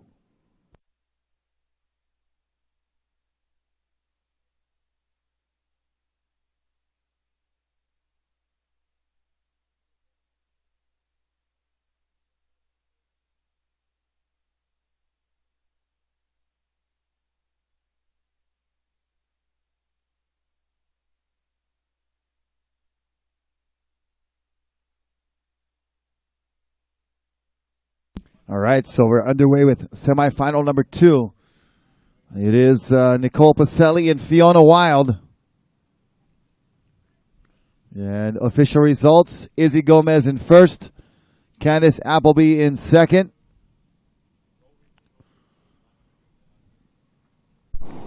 We're checking out a replay here of the last wave of Izzy Gomez. Nice floater off the top, attacking the lip.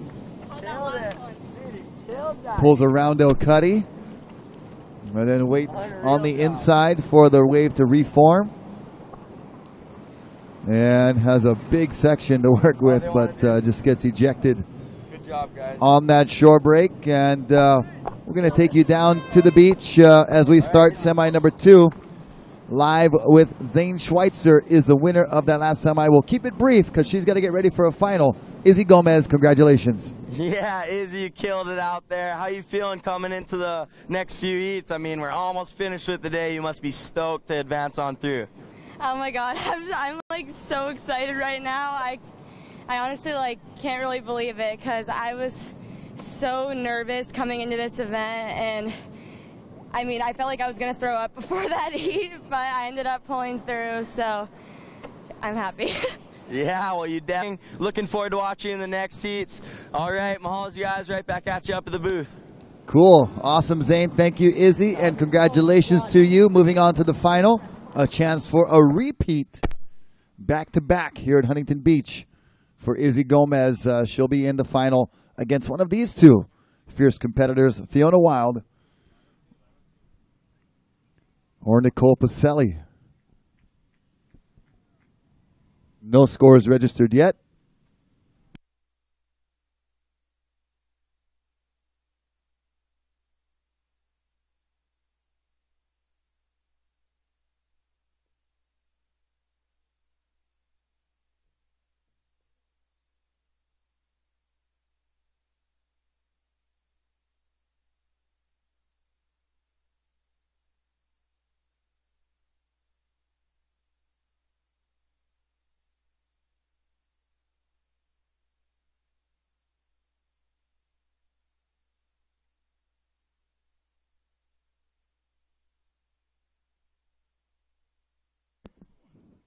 As we see Camp Gomez, all smiles over there under their umbrella.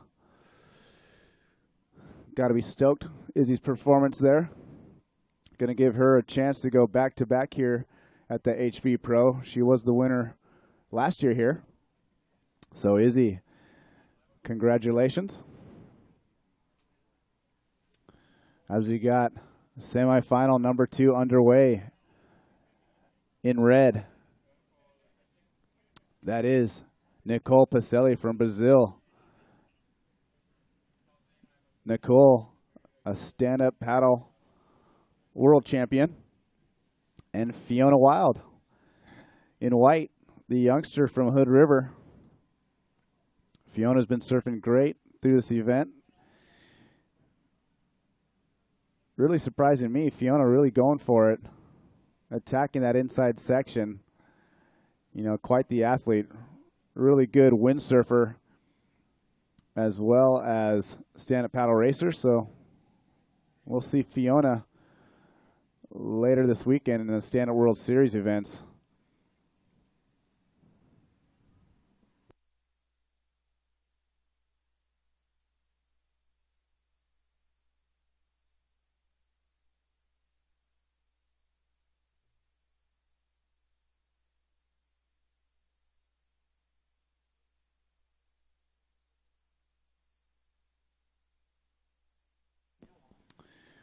We got riders paddling out the back. Looks like Nicole Pacelli in red taking a look at this set wave. Going left on her backhand. Throwing it up there, definitely going for that one. Nicole Pacelli trying to make it happen as we see right behind her in white, Fiona Wilde going left as well. Fiona setting up this wave. Getting a couple of cutbacks, moving through the inside right here. Fiona's going to look for that inside section where she's been known to throw it up there and go for it. So pay attention here as Fiona makes this connection. Setting up, throws it up, little floater, and kind of side slips down, unable to ride that out. But Fiona making her way all the way to the inside there on her second wave.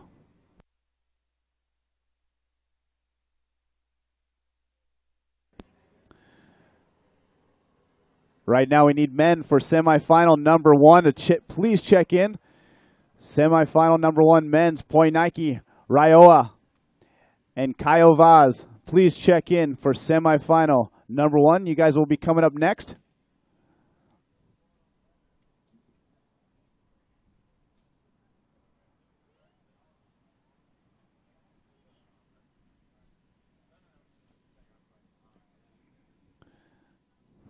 As we see Fiona Wild there on your screen.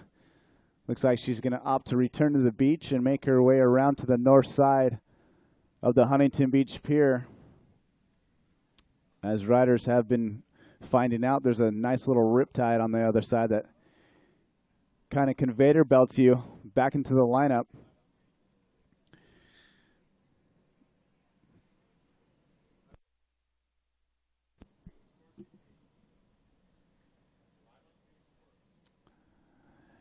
As we see scores dropping.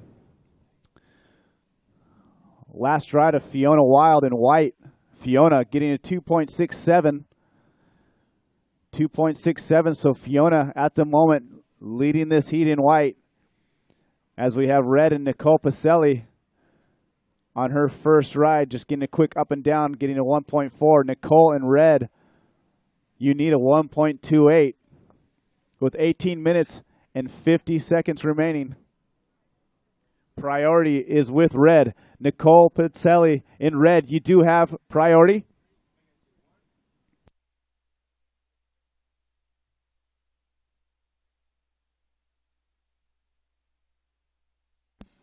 As we got a shot of Nicole in red out the back, patiently waiting for her first big score. As she holds on to priority, she does have choice of any wave that comes in the lineup. As she looks at this right here, Nicole setting this one up. She's going to drop in. Nice big wave for Nicole. Squares up off the bottom. Nice rail carve off the top. Managing to hold on as the wave closes up around her. So Nicole looking good on this one. Swooping back to the foam, and she's going to pull out of that wave. But great first turn for Nicole, and nice selection, utilizing her priority right there. We'll wait for scores to drop.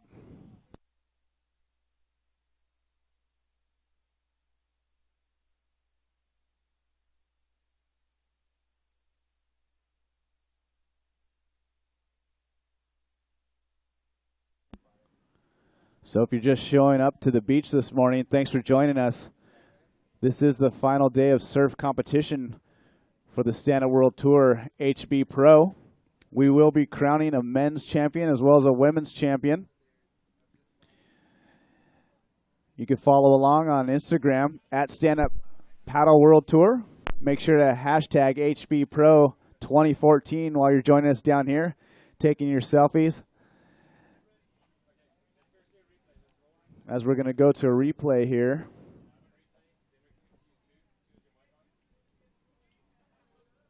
And as we got Nicole Pacelli dropping in on that bomb. Squares up off the bottom and just carves back down that wave. Making sure she rides out, getting low in her stance. And Zane Schweitzer is on the beach with some special guests. Who you got there, Zane? Yeah, Rocky, these are some very special guests. This is Judy Vivian and Rob Vivian, founders of the Stand Up for the Cure. So I'm going to start with you, Uncle Rob. You guys have been here the last few days. How are you enjoying this Huntington Beach Pro? This is just great, watching all the action, and it's too bad, Zane, that you didn't make it through the heat, but you surfed really well. Thank you very much, Uncle Rob. And Judy Vivian, tell us a little bit about the Stand Up for the Cure event to the people here on the beach who don't know. Yeah, Stand Up for the Cure, we try to get new people into the sport by teaching them how to stand up paddle. We have Zane and Izzy and all kinds of fabulous guys to teach them. And at the same time, we're raising awareness of breast cancer with Suzanne and Joanne and various other breast cancer survivors. So Zane's one of our worldwide ambassadors. Thank you, Zane, for being that, along with Annabelle, and he's terrific.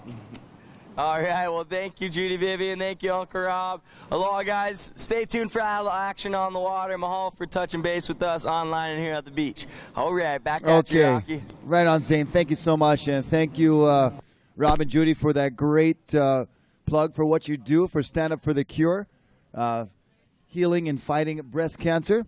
So thank you so much. Last score for Nicole Pacelli, more importantly, coming in at a 5.67.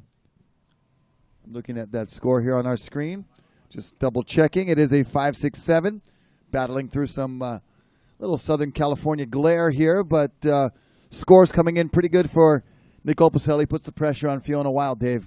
Yeah, Nicole used her priority wisely, grabbing that larger wave and able to get that sweet carve out the back as Fiona answering back with a wave of her own. And she's got to be pretty stoked, you know, traveling down here from Oregon, competing in her first surf event for the Stand Up World Tour. She stays quite busy, racing and doing other things up there in Oregon, but she's got to be stoked to be here Huntington Beach in the semifinal in her very first Sup World Tour event.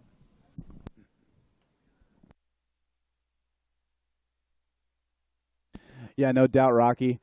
Fiona always smiles, and yeah, no complaints. She's stoked to be down here. And situation in the lineup. Red, Nicole Pacelli, you are in first place. Fiona Wild in white. White, you are in second. You need a 4.41. Fiona in white, you are looking for a 4.41 with just about 13 minutes and 30 seconds left. Red, you have priority. Nicole in red, you do have priority. You are in the lead. 13 minutes, 20 seconds. As we see our judges tower up there, making the calls, the priority calls. And Fiona just trying to stay busy under priority. As Nicole, holding down the priority, does have first crack at any wave that comes into the lineup. So Fiona just wanting to stay busy, looking for that 4.41. As we see the updated scores on the screen, rider in red, Nicole Pacelli from Brazil, leading this heat. She's got that high heat score of 5.67. Second place, Fiona Wild in white. She got a pair of twos. Fiona in white looking for a 4.41 with 12 minutes, 25 seconds remaining. Fiona, you are looking for a 4.41. Priority red. Nicole, priority.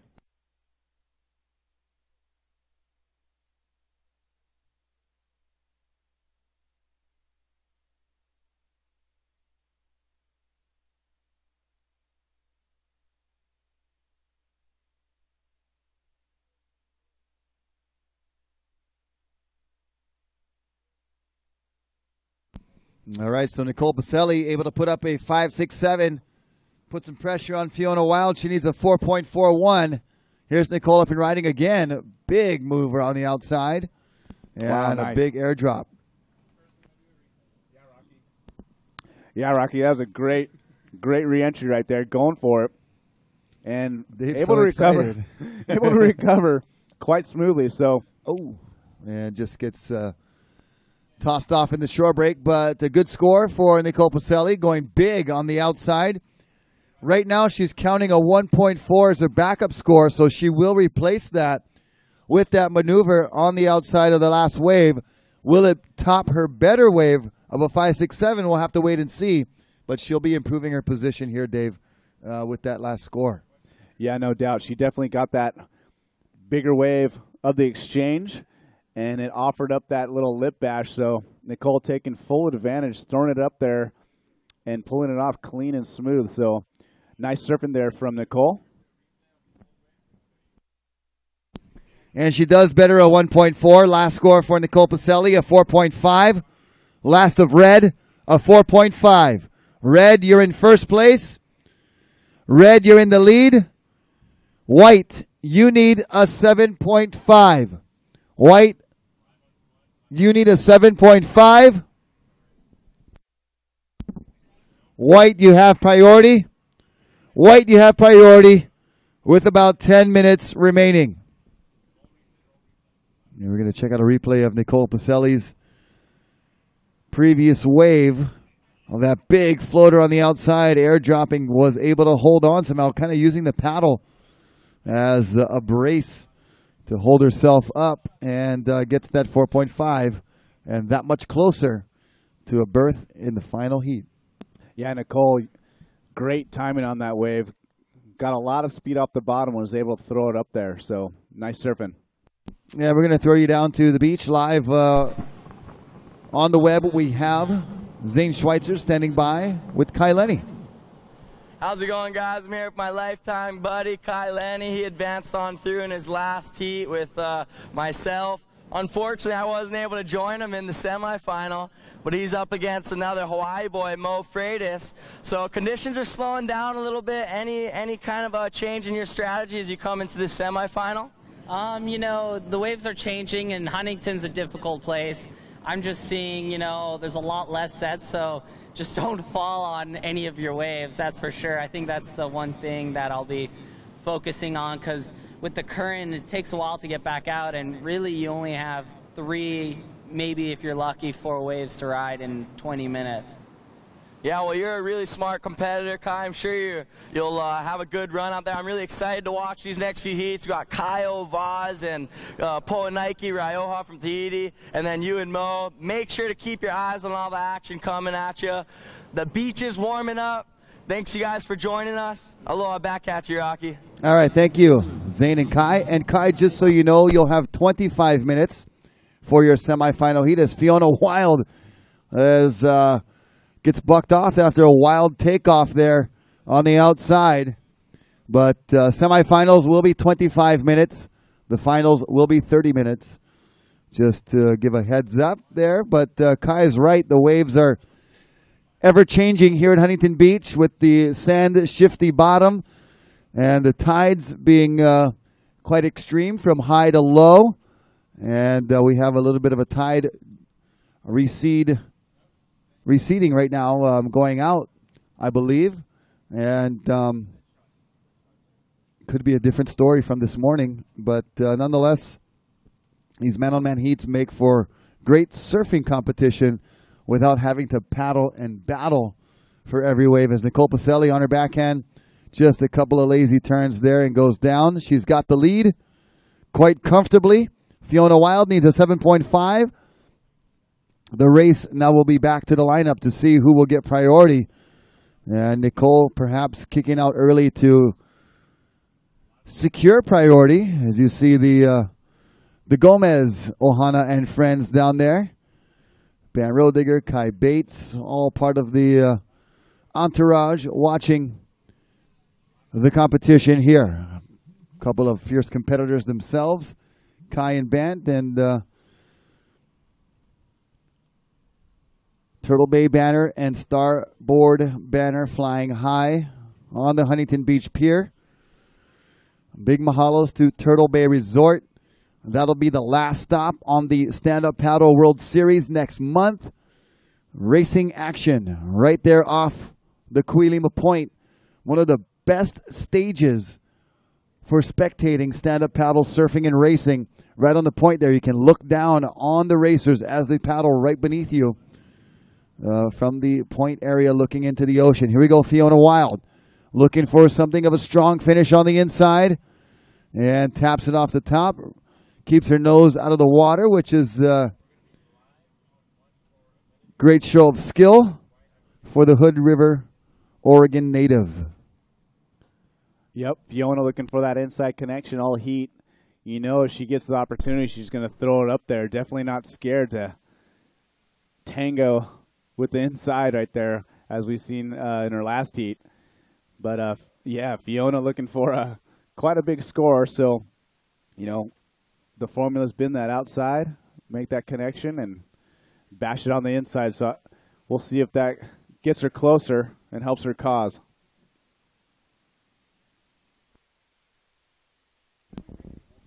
Five minutes, 30 seconds remaining. 5:30. Nice shot of the pier, Waterman League, and Turtle Bay and Starboard banners dangling from the pier and the horizon in the background. Lots of people cruising out up on the pier, fishing, spectating. What a great scene here at Huntington Beach.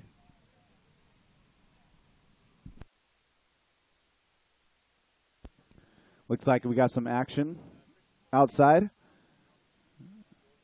And here we go. Your heat leader, Nicole Pacelli, getting another big wave. Going for it right there.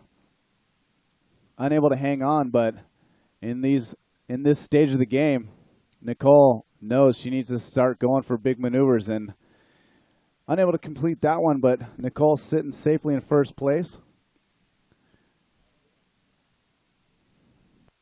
Well, you know, she's super stoked to be in the semi. She wants to be in the final.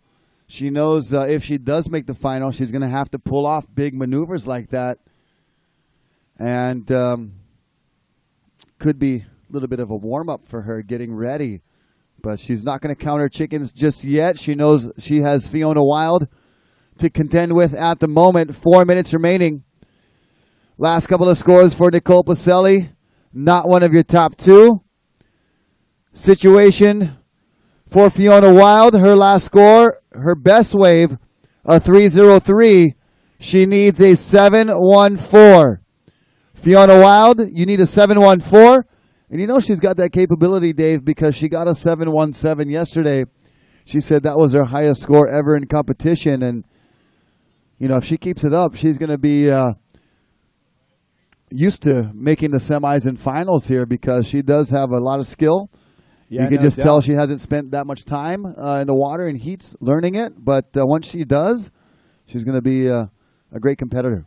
Yeah, no doubt. And Fiona Wild, she had priority right there in a good position. We're going to see if that is deemed that she was going for that wave, and we'll see who's got priority now. But Fiona needing that 7-point score.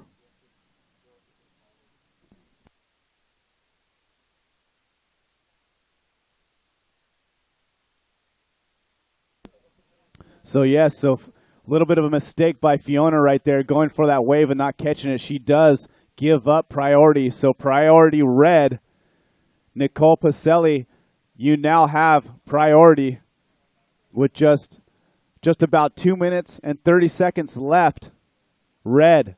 Nicole, you have priority. Fiona in white. Situation still looking for a 7.14.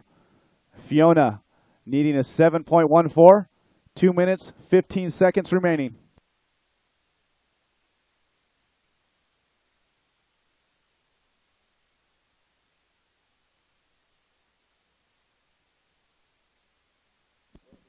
Yeah, and as we were talking about a little earlier, Fiona, I believe this is her first stand-up world tour competition, doing really well, making it here to the semifinals, but maybe giving up just a little bit of a mistake right there. She did have priority for a quick second. That would have been given her choice of the lineup, and needing that big score, that would have been a nice card to play at this time of the heat.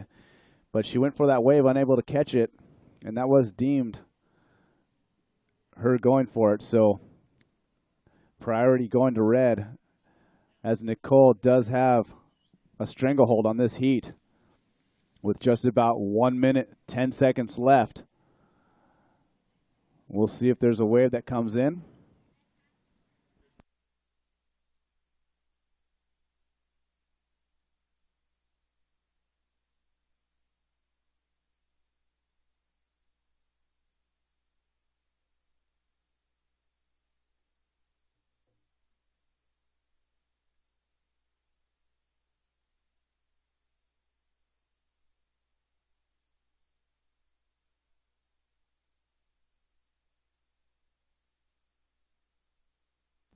Ocean going quiet for these competitors, as we will see semifinal number 1 of the men's next.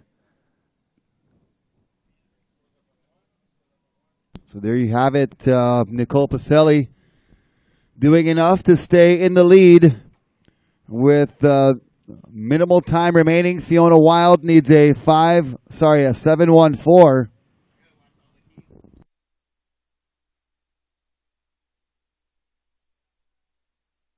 And that is it.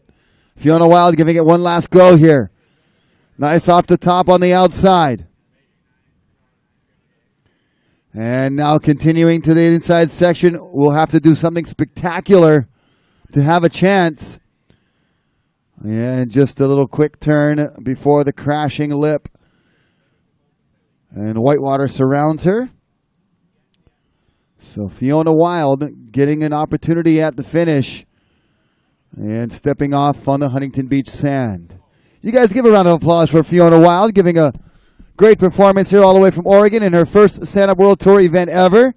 Making it all the way to the semifinals. We'll stand by for that last score. She needed a 7-1-4. We'll let the suspense grip the beach for the moment.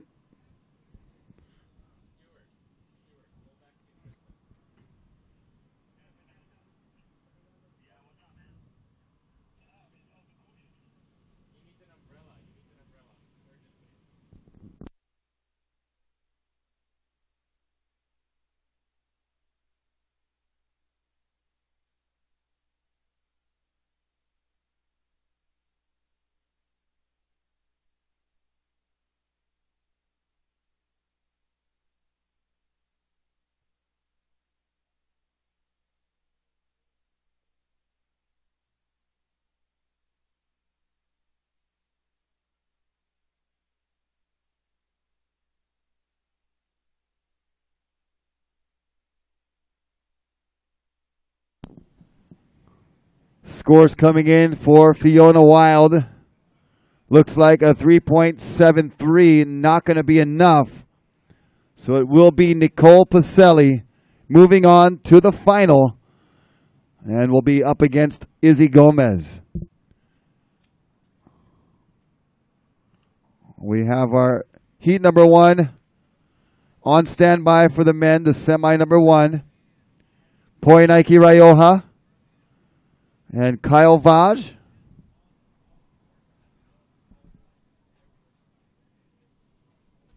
Both surfers are in the lineup for their 25-minute semi.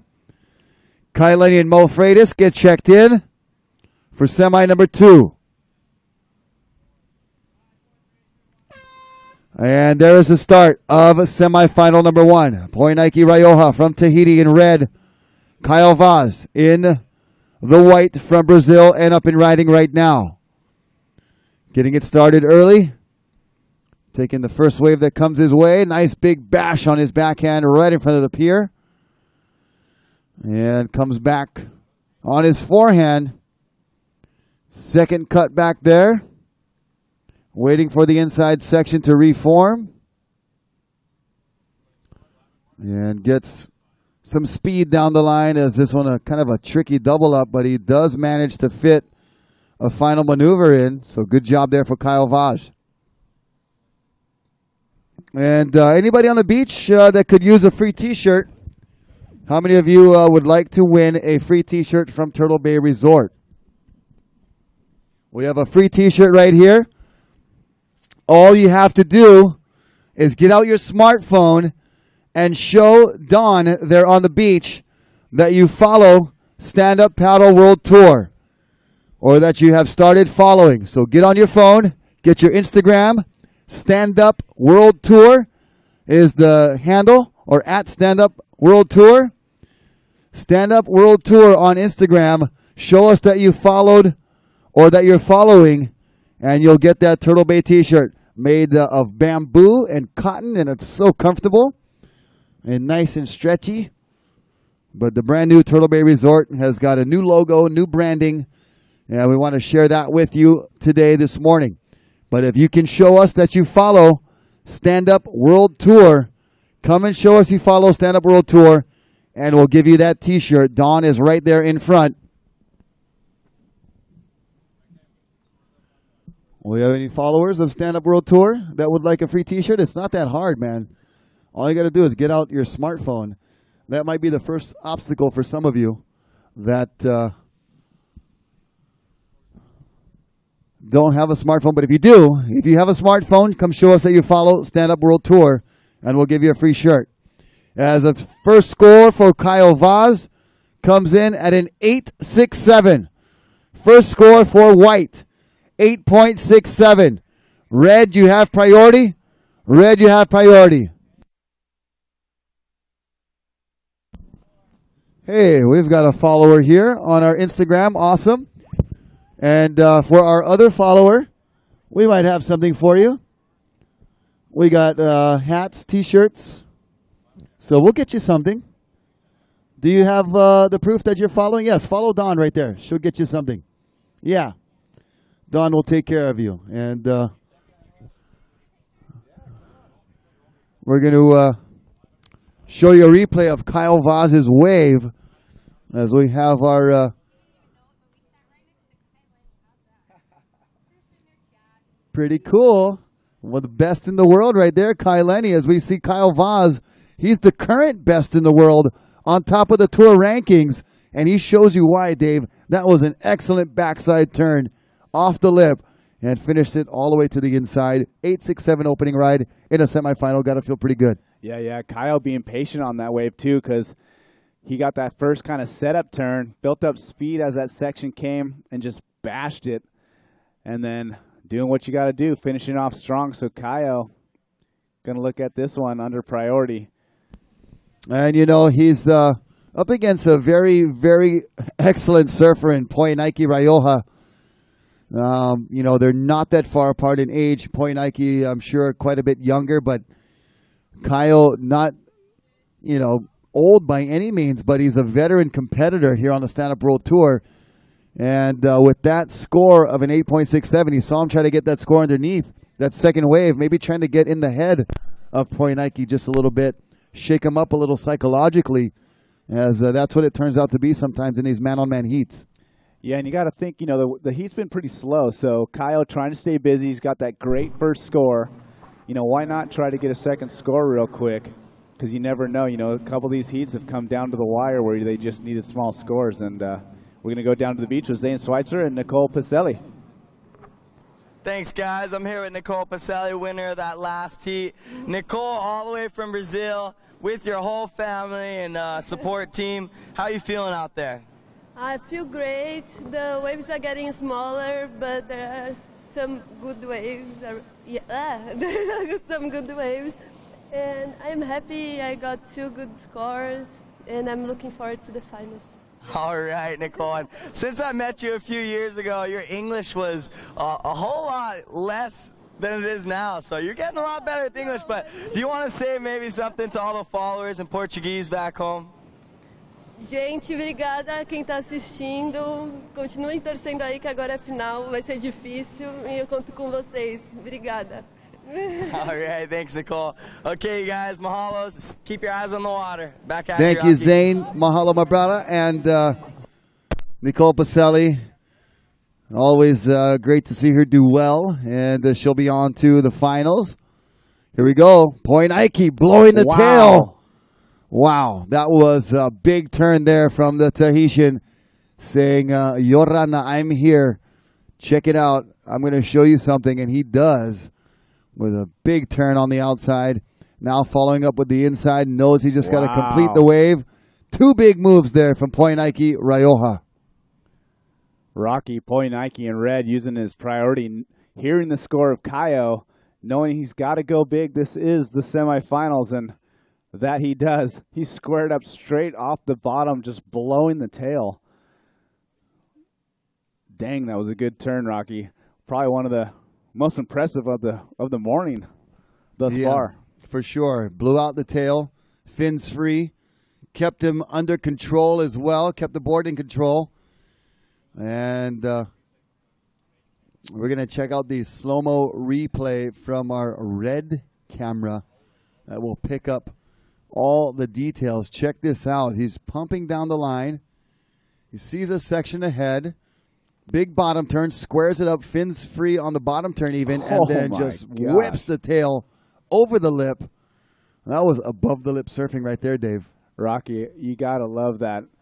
And the slow-mo, man. I just love that bottom turn. Just so deep and precise. You just squared up, timing it perfectly, and just blowing the tail out, using that paddle, you know, to kind of brace and kind of project him above that lip.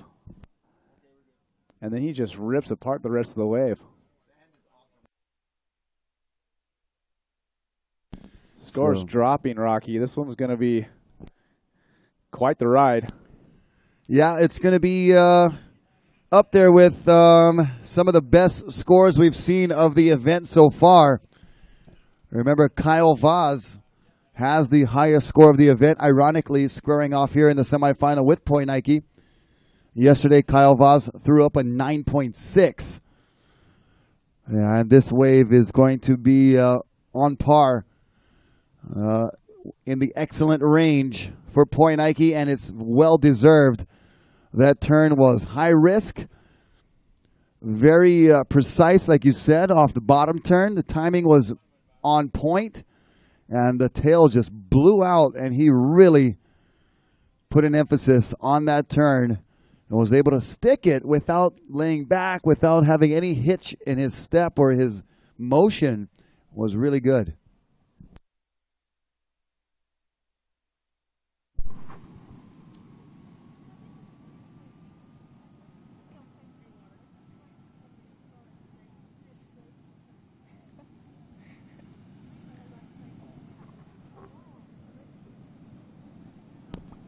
So we got lots of people here on the beach. You see the pier with some folks walking around out there checking out all of the action.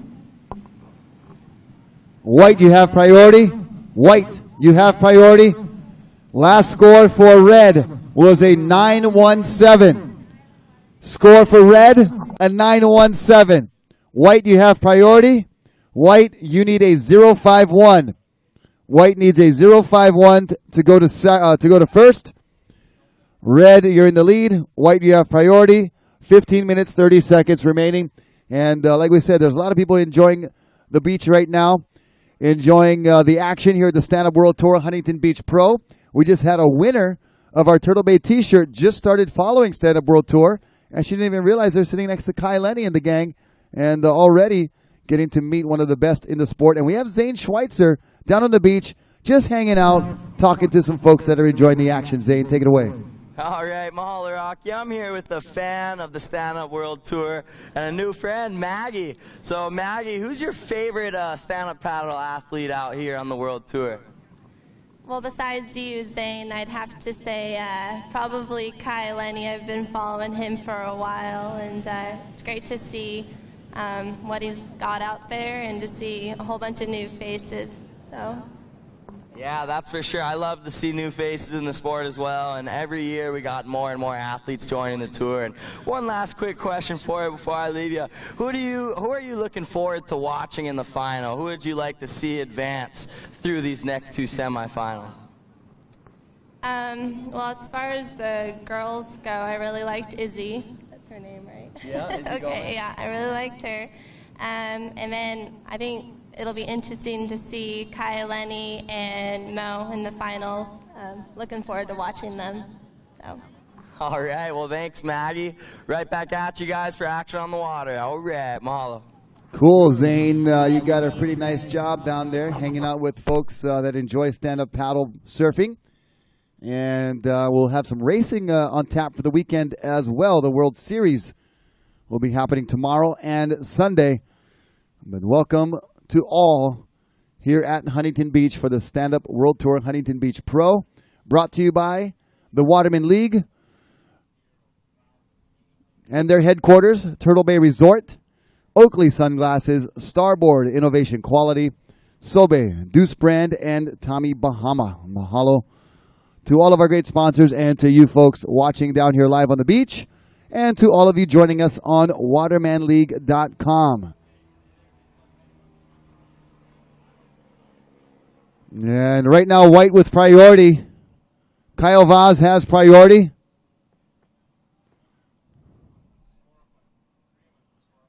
Starboard and Turtle Bay banners flying on the Huntington Beach Pier along with the Waterman League banner. It's a great shot there. the iconic Huntington Beach Pier. Never ate at Ruby's, but I'm sure it's a beautiful place to enjoy some good food. Never know, you might get the fresh catch right off the pier. Here we go, Rocky. Kyle Vaz getting another wave. Oh, going for it. You know, Kyle hearing that score being dropped by Point Nike in the 9-point range, knowing he's got to go for it. Kyle, one of the most electric surfers on tour. Going down, he's going to make his way back out. Priority does go to Red. Red, you have priority. And Point Nike looking at that wave. Not going to go. So you see quite a few oil rigs on the horizon. Stationed out there in the Pacific Ocean. Here goes Point Nike. Only a one-wave score so far. Not going to go on that one. Red, you still have priority. Red with priority. There's Team Brazil down the beach over there. Intently watching their boy Kyle Vaz. Kyle Vaz, your last score, 1.17. You're in first. White, you go to first. White, you're in the lead. White, you're in first. Red, you have priority. And you need a 0.67. Red, you need a 0.67 to go to first. 11 minutes, 10 seconds remaining.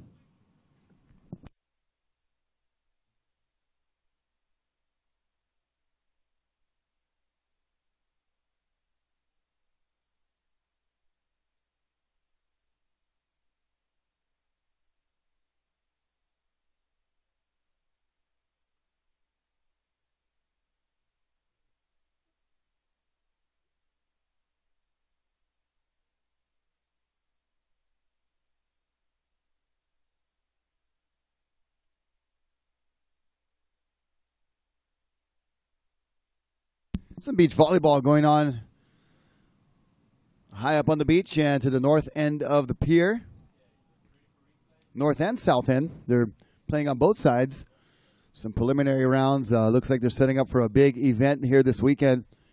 Should be a lot of fun. Here's Kyle Vaz's attempt at the tail wafting maneuver. Cannot complete it. Goes over. And however, that wave does get him into first place. He only needed a 0.51, gets a 1.17, and puts him in the lead. And here goes Point Nike, Rioja in red with priority. And taking off on the outside. Nice bottom turn. Squares it up. Tags it off the top. He's already got the score he needs and whacks it again. So Point Nike with two big turns on the outside. And now moves it to the middle part of the wave, staying busy.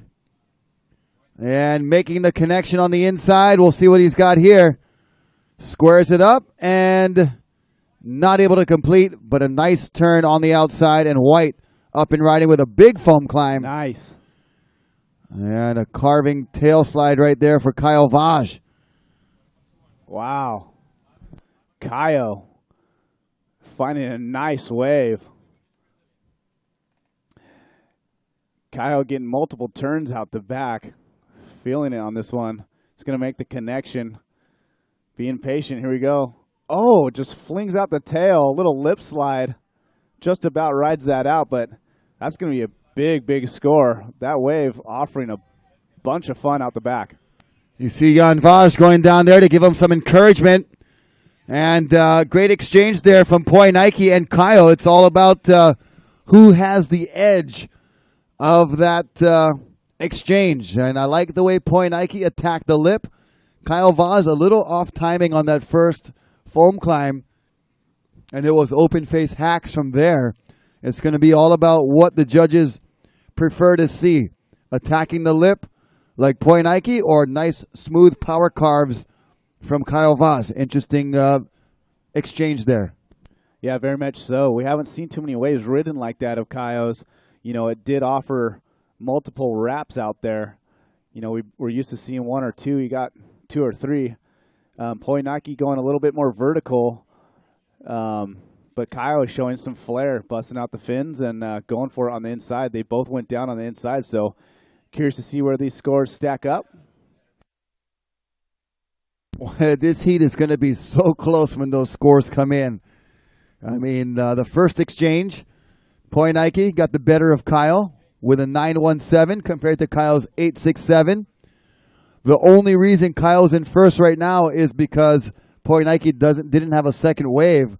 Now that Poinike's got a second wave and Kyle has a second scoring wave, so to speak, we'll see who wins this last exchange, which with 7 minutes, I'm sure we'll see at least one more exchange. But it's kind of coming down to the exchanges and what the judges want to see from the competitors. And, I would venture to speculate that the two lip bashes by Poinike were pretty critical on the outside. Great moves also from Kyle Vaj. But you saw that foam climb. It wasn't, the best timing, but he was able to make it functional and get around that section for some nice, smooth tail sliding carves, albeit those weren't the most critical turns, but they looked very good. And it'll be a great score for Kyle Vaz. Last score for Kyle Vaz, last of white, 8.63. Last of white, 8.63. Last score for red, a 9.13. Last of red, a 9.13. Red, you are in the lead with a 9.17 and a 9.13. So Poinike putting up the best heat total of the entire event, 18.30 out of a possible 20, Dave. Nearly perfect heat. Yeah, we're going to see the replay right here, Rocky. We could analyze these waves right here. You got to think the vertical surfing of Poi on his wave got on the edge on this exchange, and you see him just crank off the bottom. Perfect timing, tags that lip. Another one, pretty much identical. And there goes Kaio. Nice little foam climb into a frontside hack. So he got one vertical turn with two stylish, open face carves. So I will say that that first carve was very well done. The second one looked like it was, not as full as that first one. So I think the judges, really having to get technical and look at every detail, Dave. Yeah, no doubt. And, that's just a matter of, Poinike lucking into a wave that gave him those opportunities. Because Kaio, I don't think he could surf that wave any better than he did. For sure. His second section was just a little more slopey, where Poinike's was able to crank it and just time it perfectly and tag those two lippers and, just edging him out with that, 9-point ride, and Kaio getting a high 8. So, hey, man, look at Kaio's scores, 8.67 and 8.63. I mean, that is 17.3 is the heat total for Kaio. That is good enough to win most any heat. But when you're up against a guy who's posting 18.3, it's not going to be enough. Kyle Vaz, you need a 9.63. White, you need a 9.63. And here goes Poinike on the inside. You just don't even know what he's thinking there, because he's not going to better a 9-point ride with an inside wave. Yeah, you just got to think, I believe Kyle's got priority, so just trying to stay busy, get a little backup score, Yep. Maybe you're a little less nervous while you're surfing than sitting there.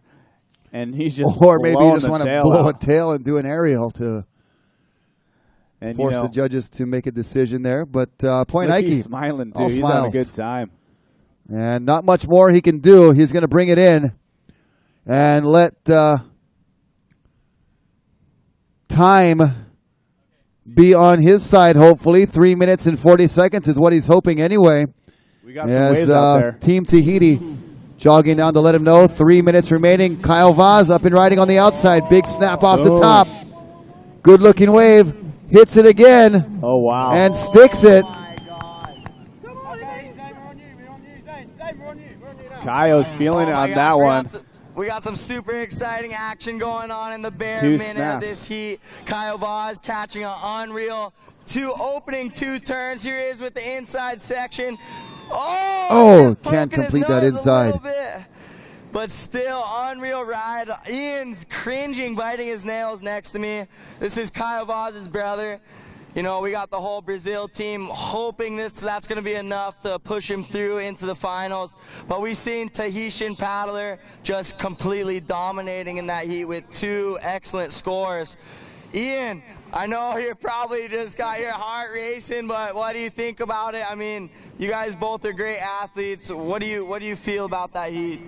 Yeah, I'm pretty sure Kyle will get a good score because he's always the guy who wins the heat with a 10-point ride. Yeah, the wave's coming. He's going to get priority now and hope we get 5 minutes more. Yeah, this wave's going to help me for sure. I'm pretty sure it's going to go into his wave score. Yeah, let's see. Focus.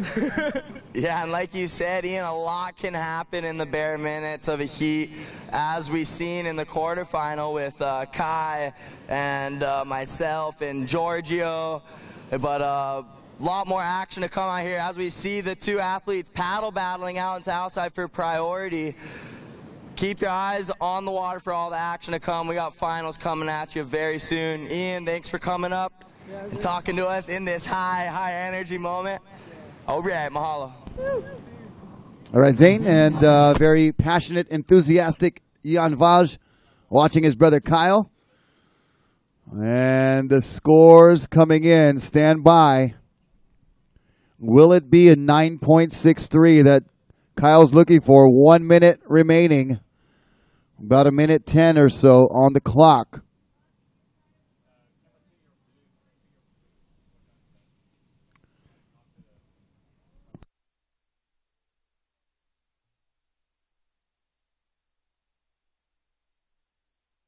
Okay, last score of Kyle Vaz was a great one. Was it a 9.63? No, it comes in at a 9.1. Last score for White, a 9.1. Kyle Vaz in White, you now need a 9.2. White, you need a 9.2 with less than 1 minute remaining. White, you have priority. Wow, Dave, how's this for a drama? Gets a 9.1. Point Nike is about to come on the beach and call it quits. Sees that wave and goes, oh my gosh, I better get back out there. Paddles back out. Doesn't make the decision soon enough. Loses priority. If he does not make this heat, that will be a defining moment of the heat right there. Yeah, no doubt. No doubt Point Nike was on the sand. Watch that last wave of Kai from the beach. And here we go. This is going to be Kaio's. White, you have priority. White. Not able to get that in time. And that is the end of the heat. So Kyle Vaz, valiant effort. Great surfing from the Brazilian. But unfortunately ran into the Tahitian powerhouse who turned it on just in time with a 9.17 and a 9.13. So Kyle Vaz, still the leader on the World Tour rankings, goes down in the semifinals. Official results, Point Nike Raiola in first, Kyle Vaz in second. Standing by for the start of semi number 2. Kai Lenny against Mo Freitas. It's the Kaimo heat, or the Mokai. We're going to take it to a replay of Kyle's last wave and try to dissect the 9.1. I mean, anybody would be stoked to get this wave in any other competition or heat. Whacked it off the top, threw a lot of spray, came around that section, hit it so hard, and was able to survive. Had he been able to complete that last turn on the inside, could have given him that extra boost for a possible 9.63, but gets a 9.1. Like we said, a great effort, Dave, from Kyle Vaz, but just wasn't quite enough. Yeah, you saw Kaio's replay right there. Huge tail drift to start that wave off, and then a big old lip bash on the closeout. And super enthusiastic, pulls it off and throws out the claim, but his ride wasn't over, Rocky. He had to settle back in and make sure he makes that reform, and he did. And unfortunately, getting unglued, and you got to think, if he pulled that off, who knows what it could have been, but nonetheless, a huge, huge score. And it's Team Tahiti against Team Brazil. Team Tahiti victorious. Good sportsmanship there. Letting everybody know that they're proud of their boy, Poinaiki Raioha.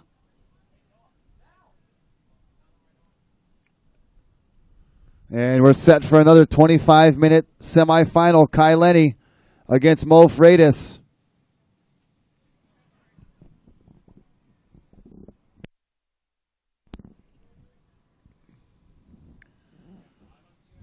There's a happy Tahitian right there.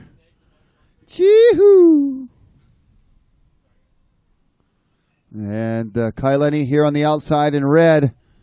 No priority at the moment. No priority at this time. But Kai Lenny stroking for a wave. And not going to get that one. Mo Freitas further down the line. He does get it. Goes left now on his backhand. Slashing one, turn off the top. This wave opening up, offering some wall down the line. Bashes it vertically. A big turn there from Mo Freitas. And he's going to look for Mo on the inside. More, I should say. Mo looking for more. And he's going to get more. Let's see if he gets Mo. We'll see what he does. Hopping to the inside, floating, and can complete that one. Or he does, actually. And on the outside, it's Kai Lenny with a nice top turn and a big old carve and a whitewater float right there. And he'll go to the inside. So Mo Freitas was able to complete his wave all the way through. We'll see what Kai Lenny does, Dave. Yeah, way to start this heat. Both getting great waves outside and getting connections on the inside as Kai finishes up there. These are going to be close scores, man. You know, Mo Freitas got kind of two, I would say, maybe bigger maneuvers, but Kai serving fast, getting more maneuvers on that wave and finishing off strong. So great exchange right in the beginning of this heat. Good show of sportsmanship between Team Brazil and Team Tahiti. And Kyle Vaz gave it his best effort. He gave it his all. And that was a great performance from Kyle. Nothing to hang his head about, as he was proving he's one of the best in the world. Going into France as the top-ranked stand-up paddle surfer on the world tour. And he'll have Kai Lenny nipping at his heels if he can make it out of this semi. Kai Lenny's got Mo Freitas to contend with, which is going to be a difficult task. Mo's been on fire the last few rounds.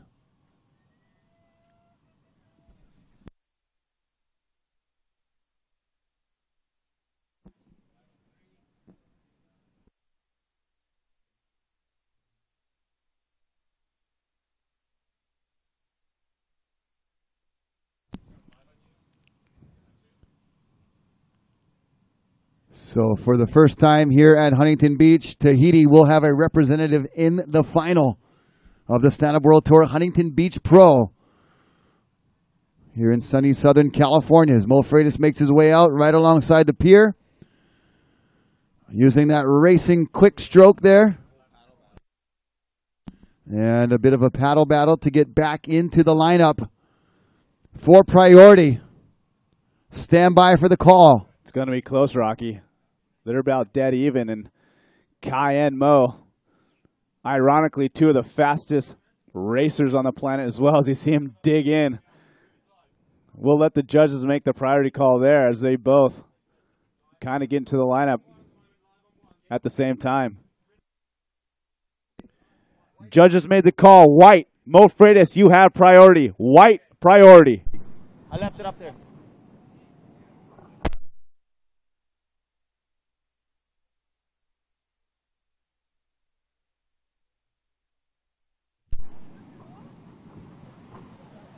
All right, checking out the action in the lineup. Mo Freitas and Kai Lenny both out there. White, you have priority. And we have Tristan Boxford standing by with the winner of that last heat, Poinaiki Raioha. Take it away, Tristan. Thank you, Rocky. So, what a performance from this young champion from Tahiti. Poinaiki, une série quand même incroyable.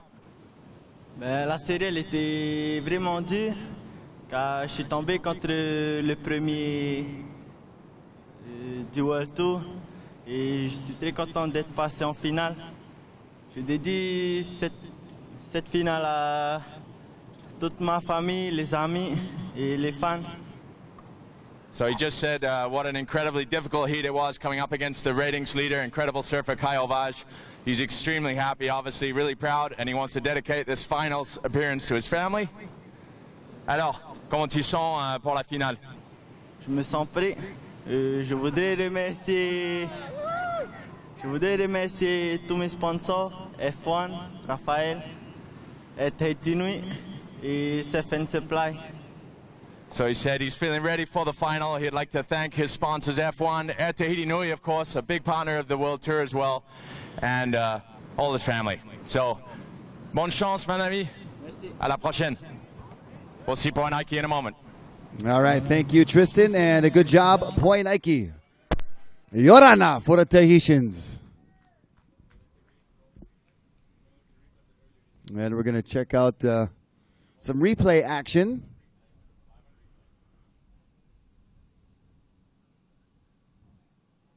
From these few waves of Kailani and Mo Freitas.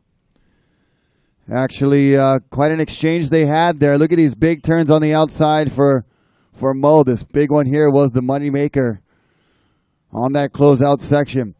First score for Kailani, an 8.27. First of red, 8.27. First wave of Mo Freitas, 8.4. First of Mo Freitas, 8.4. You look at Team Tahiti celebrating with the flag, with Point Nike. Yorana to the Tahitians, the Ohana down there. All right. Yes, we'll see you in the final, Point Nike.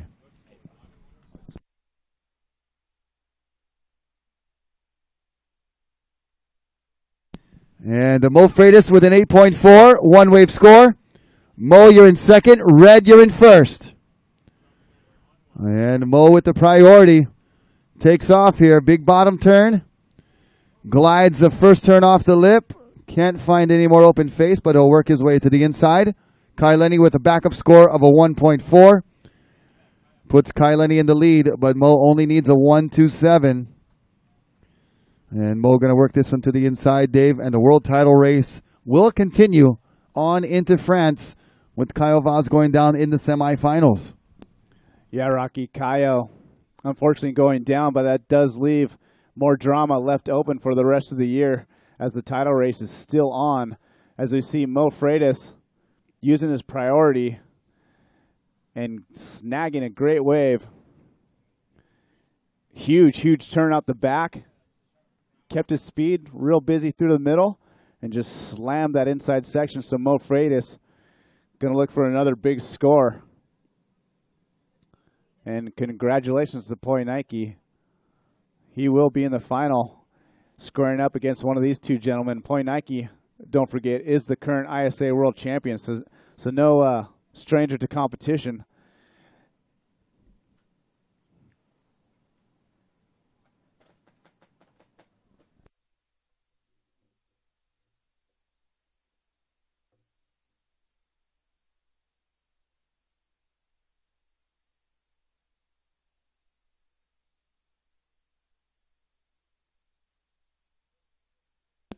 Looks like we got rider in red, Kailani dropping in. Picking up this right, squares up, slams that wave vertically, gets another one, tags it, kind of floats back down.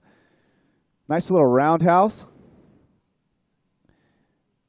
Kai definitely one of the guys on tour with excellent technique using that paddle, switching it from hand to hand. Getting another great inside opportunity with a little more open face. Gets two more turns there. A little snap to finish this off. So Kailani answering back, Rocky. Yeah, we've been saying it's the battle of the exchanges, and Mo Freitas got the better of the first exchange with an 8.4 compared to Kailani's 8.27. And we'll see who gets the better of this second exchange. Mo Freitas getting a score, filling in, looking like it's going to be a pretty good score. Kailani getting a wave that looked pretty good, so It's going to be very, very close. And while we wait for the score of Kai Lenny and of Mo Freitas, we're going to take you live down on the beach with Zane Schweitzer. He's with Kyle Vaj. All right, mahalo, guys. I'm here with Kyle Vaj, rider out of that last heat. Man, that was so exciting watching you and Polaniki. I mean, you guys were just catching wave for wave, increasing your score throughout the heat, and just completely battling each other. It was so hard to watch it, but I have to say that you guys were surfing excellent. How did you feel out there hearing all the scores dropping? I feel really good inside the water. Like, I got my first good waves, and I try not to look at his wave, but exactly the time I did like this, I saw his tail blowing off the lip, and I said, oh my God, it will be a good one. But yeah, I tried to stay calm. Actually, if I didn't stay calm, I will not surf, so I just try to focus in my waves, and I made some mistakes that we can do in the semifinal, And yeah, Panaki deserved his surf really good. I hope I do better on the next stop. Yeah, well, good job, Kyle. You're still looking really good for the overall, standings. Before we stop this interview, I want to give you guys big props, you and Polaniki. It was really fun watching the heat, and great work out there. We'll be seeing you at the next one. And you guys, action's not over yet. We have a lot more racing to come tomorrow and the day after. Make sure to stay tuned for the next finals coming up. All right, mahalo for checking in with us. Zane, you're exactly right. We do have a lot more action up ahead this weekend. We're going to check out a replay of Kai Lenny's last wave. And this score actually comes in at a 7.1. So Kai Lenny in first with a 7.1. And this was Mo Freitas' previous wave. It was a 6.33. Mo Freitas, you need a 6.97 to go to first. White, you need a 6.97 to go to first. This guy's crouching tiger hidden dragon technique out there on the stand-up paddle boards. I guess if they both sit down, they'll stand by, Mo. We got your scores. You're in second place. Stand by for priority as well. Red, you're in first with an 8.27 and a 7.1. White, you're in second with an 8.4 and a 6.33. White, you need a 6.97. White needs a 6.97.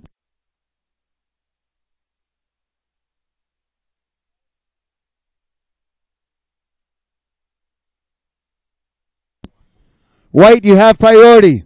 White, you have priority. White has priority.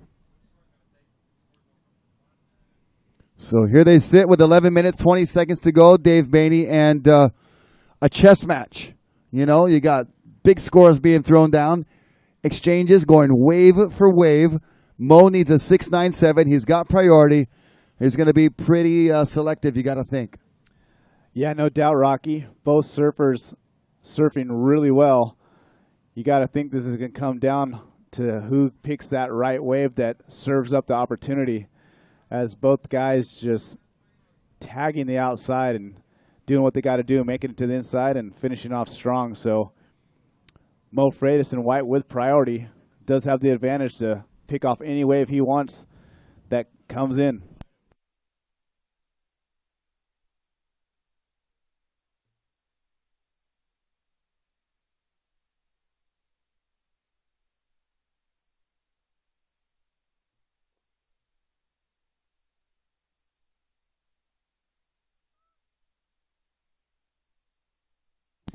And we'll have our finalists check in if they haven't done so already. Nicole Pacelli and Izzy Gomez check in for your 30-minute final.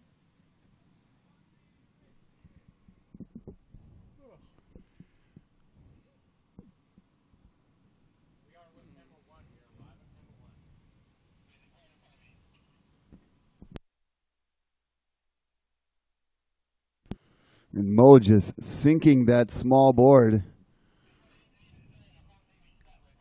And he's got priority.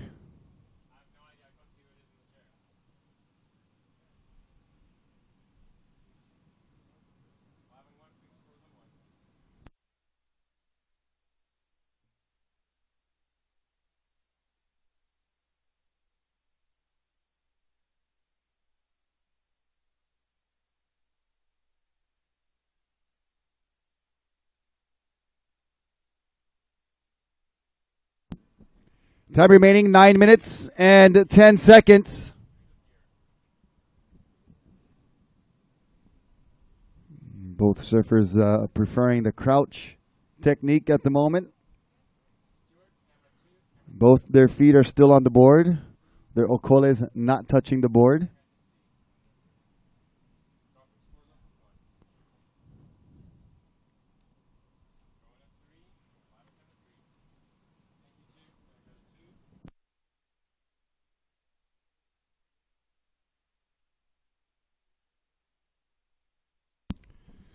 There's a shot of the pier and folks enjoying a nice beach walk, shoes in hand. And one of our great stand-up World Tour fans down there on the beach. Brother with the red hat. Aloha. Good morning. And some action on the north end of the pier. Some surfing, some body surfing, getting your feet wet, hanging out, enjoying the action.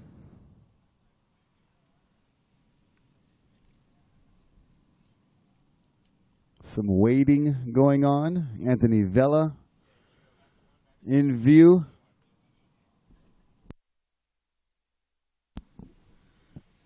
And we're back in the lineup.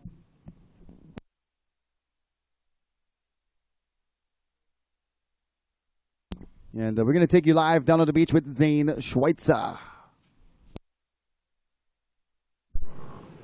All right, guys, how's it going? I'm here with Anthony Vella. He's been spectating hard, cheering for a lot of these athletes out on the water. Anthony, what have you been thinking about the competition and the skill level out here at the Huntington Beach Pro? Well, first I got to talk about the production of this event. You know, the Waterman League does such a great job. The webcast, yesterday I was watching the webcast. Dave Bainey and Rocky are just on point. Zane with the post-heat interviews. Like, what a fantastic event. And the surfing is just off the hook right now. Both the girls and the guys are just absolutely ripping. Poi Nike, one of my favorites. I'm so stoked for Poi Nike. He's got his family here. And Kai Lenny right now and Mo Freitas. The action is just nonstop. So I don't even know what's going on right now. We got Kai Lenny up and riding. It's super exciting. And you're doing an awesome job, Zane, and everyone. Yeah, as we see right behind us, Kai's just belting this wave all the way in. He's got a nice little reform, Anthony. Looks like he's going to milk it all the way to the inside. You know, it's really nice to take off and get those opening turns on the outside and then be able to connect this reform. And here he slams it and finishes. So that's a great ride from Kai Lenny. Anthony, thanks so much for joining us for a quick little interview. Right back at you, Dave and Rocky. Mahal's guys. All right. Oh, yeah. Yeah, Zane. Thanks, AV. With the signature Zano, all right, sound off. We had Kai Lenny just surf an incredible wave during that interview. Try to get a replay for you guys, but Kai Lenny showing us what is up. Throwing the tail outside. Surfing fast and loose. I believe he caught that wave under Mo Freitas' priority. So amazing surfing right there by your world champion, Kai Lenny.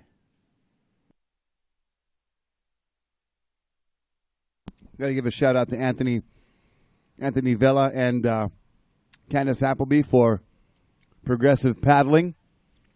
They're doing a great job. Performance paddling. Performance paddling. You saw the sticker on Candace's board, so go ahead and get on your smartphone or open up another window on watermanleague.com if you're anywhere in this Southern California area and you want to improve your stand-up paddleboarding or you want to learn stand-up paddleboarding. I'm sure Anthony Vella and Candace Appleby would be glad to lend you a hand and show you what performance paddling is all about. Rocky, you got to check out this replay. Kai Lenning's last wave. Kai just blasting the tail right there. Just loose surfing. Gets another vertical snap. And there's a super stylish, just kind of speed carve inside. Showing the fins again. Wow. World champion Kai Lenning just bringing it. Yeah, in form on that wave.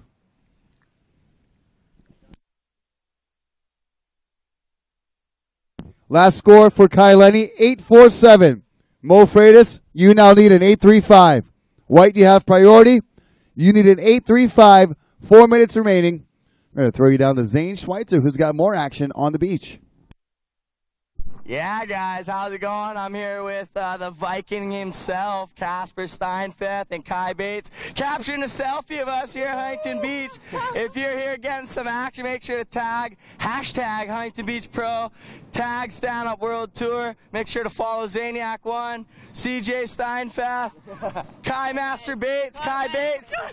Right on, you guys. Big mahalo. Keep your eyes on the water. A lot of action coming. What do you think about this heat? We've had we just seen a killer wave from Kai. Who do you think's going to advance on through, and who do you want to see in the final?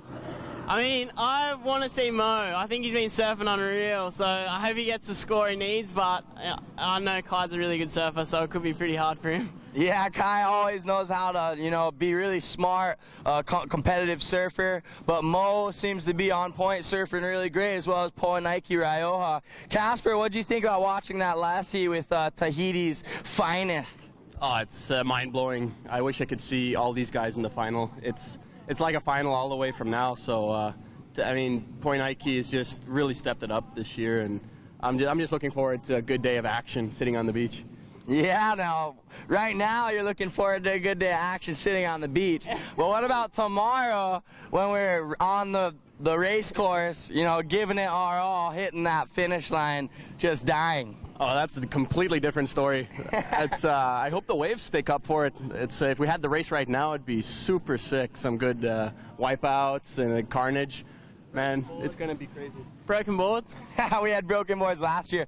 Well, yeah, you guys stay tuned for the action to come. Thanks for the interview, boys, while we had this little lull in the waves. Now we see Ryder and Red taking off. Mahols, guys. All right, thanks, Zane. That's Kai Lenny on his backhand, again, without priority, getting some waves on the inside and making great use of the left-hander here at Huntington Beach.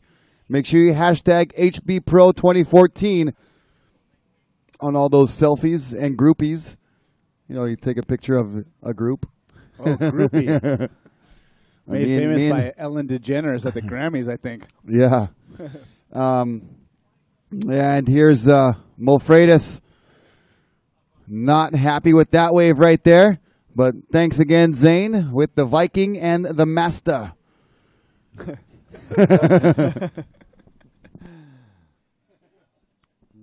Here we go again. Looks like Mo's going to dig into this one. Opting to go right on his front hand, squaring up. Boom. Tags that lip. Nice power carve on that open face. He's going to wrap it around.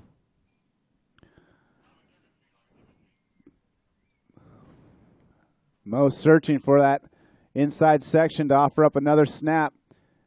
Throws it up. Vertical, and Mo handling that one. Nice answer, Mo Freitas. Waiting for scores to drop. We'll give you the update. Mo needed an 8.35 to go to first. Kai Lenny's last wave, 6.63, not one of his top two. And snap some pictures down here at Huntington Beach and hashtag HBPro2014. And join us on Instagram at Stand Up World Tour and our Facebook page as well. Stay tuned.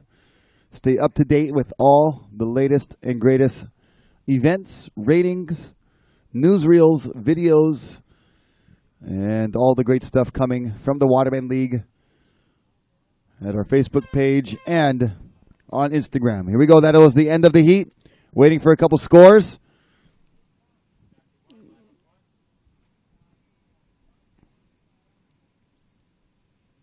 Mo Freitas waiting for his last score to drop.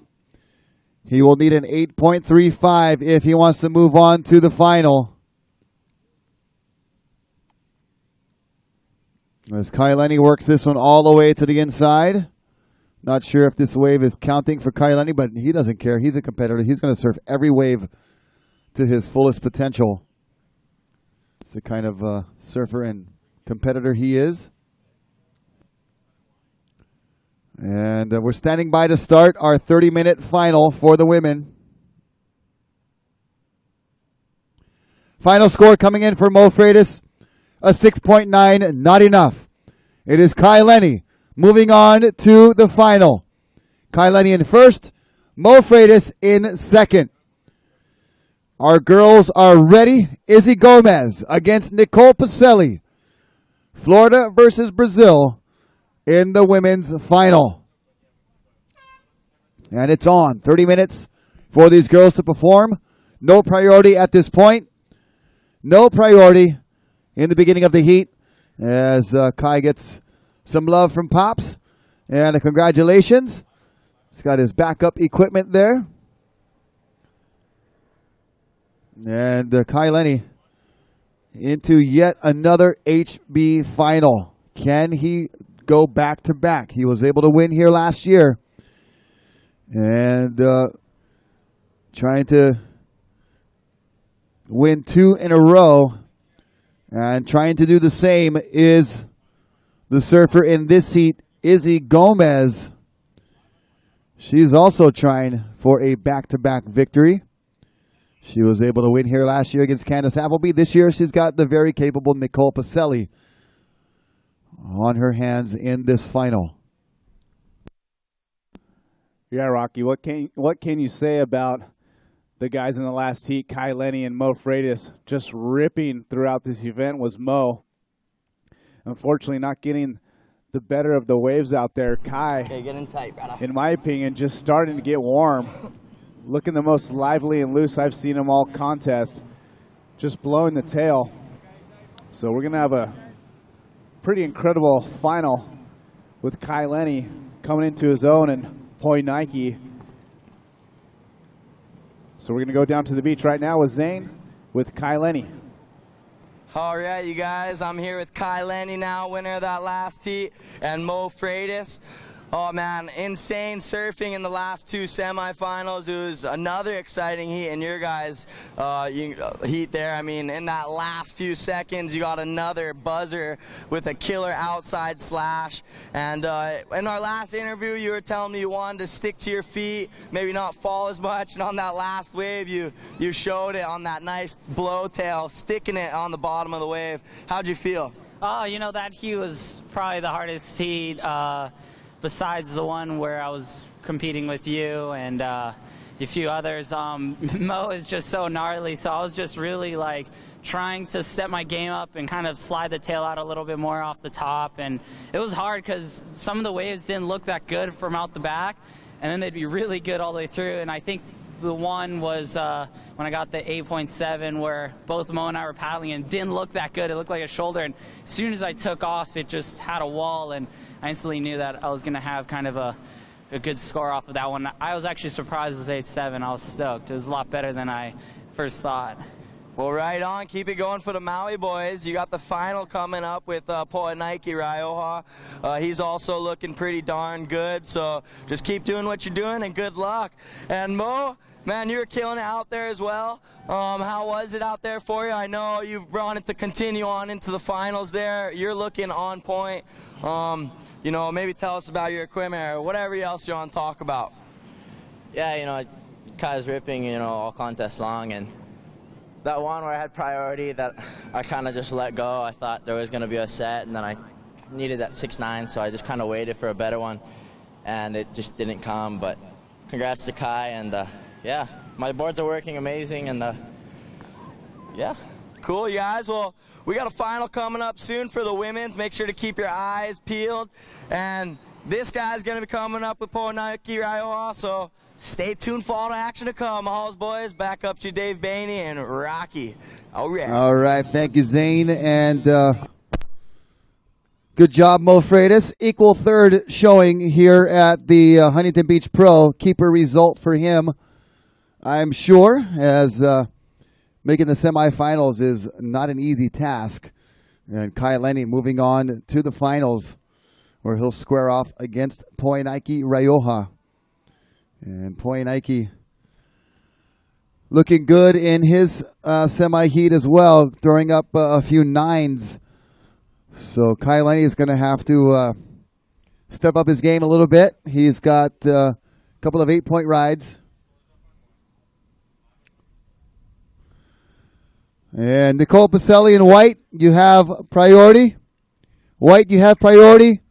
White, your first score, a 1.4. Red, stand by for your last score. Red, your last score, a 5.83. Red, your last score, 5.83. Red, you're in the lead. Red, you're in first. White, you need a 4.44. White, you need a 4.44 to go to first, and you have priority. 19 minutes and 50 seconds remaining.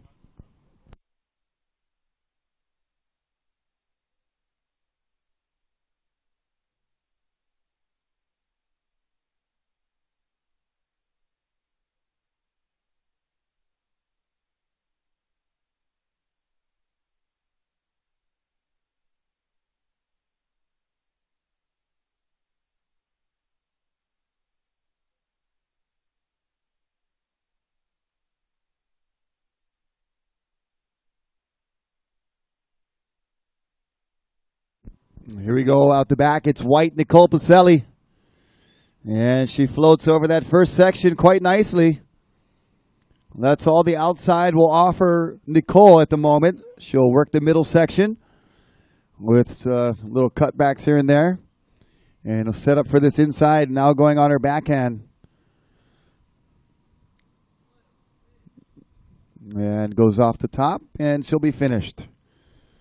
So if that's a 4.44, we'll have to wait and see from Nicole Pacelli.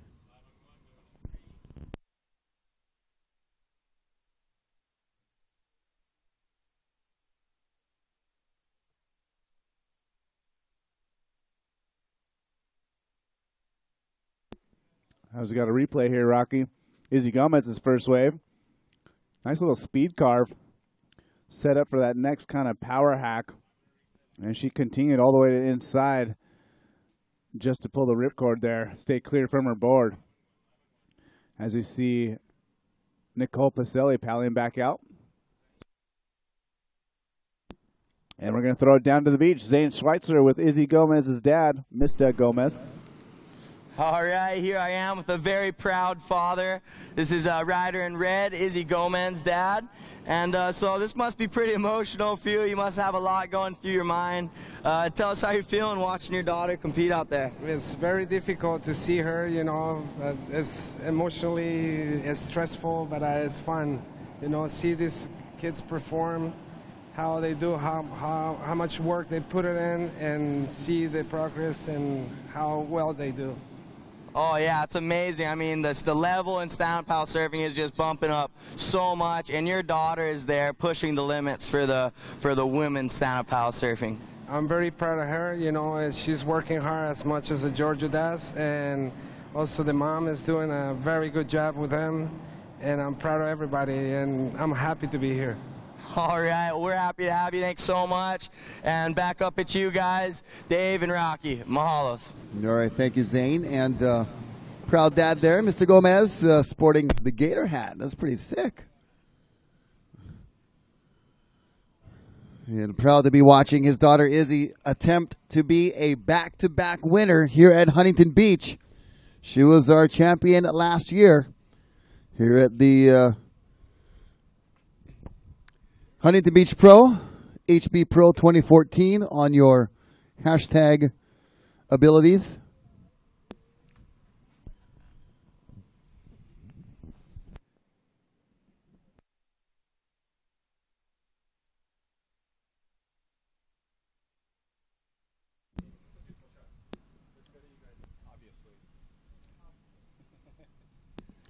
And we're watching the action here from the booth. I'm Rocky Cannon with Dave Bainey. Yeah, Rocky. And Dave, it's been a pretty exciting day from the quarters to the semis. We've seen a lot of drama. We saw a brotherly duo going off out there. We saw a lot of big scores, too. Yeah, scores are definitely coming in the excellent range. Poinike throwing down a pair of 9s, and then, Kai in the last heat, pair of 8s. So 8s are late, Rocky. It's going to take those big scores to win. And this final is going to be sick because Poinike's been ripping, and Kai, I feel, is just getting warm. Yep. So it's on 30 minutes. And right now we got a great final going on right now with last year's champion Izzy Gomez and current ratings leader. So no doubt there's not a lack of action. Yep, 8s are late, like you said, and it's 9 time here in the finals. Izzy Gomez down the line speed on her backhand. Good looking wall. Didn't really get any maneuvers up in the lip, but she's continuing towards the pier. And now coming back towards us on her forehand, looking for some action on the inside. Little tap off the top right there. Another little carve as this double up kind of stands up right in front of her. But Izzy Gomez, 5-8-3 to start. Last score for Nicole Pacelli, a 2.77. Not enough to get you to first place. White, you're still in second. White, you have priority. Stand by for the last score of red, Izzy Gomez, and situation update. 14 minutes and 20 seconds remaining. Yeah, and Izzy did a good job on that last wave, navigating. She started kind of south, went left, and then got that reformed bowl to head right, and it opened up for her. She did a couple turns on the inside, so Izzy getting a long wave. We'll wait for that second score to drop.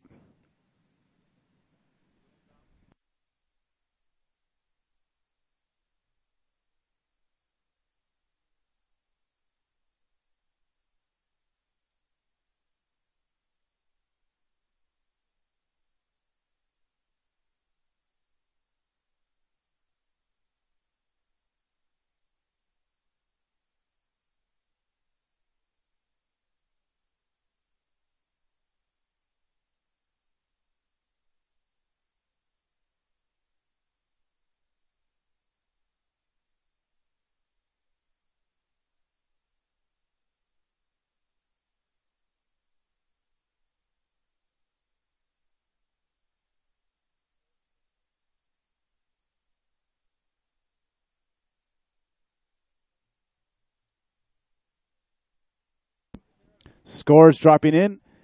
Izzy Gomez in red, your last wave of 5.1. Izzy, you are in first place with Nicole Pacelli in second. White, Nicole looking for an 8.16. Just about 12 minutes, 40 seconds remaining.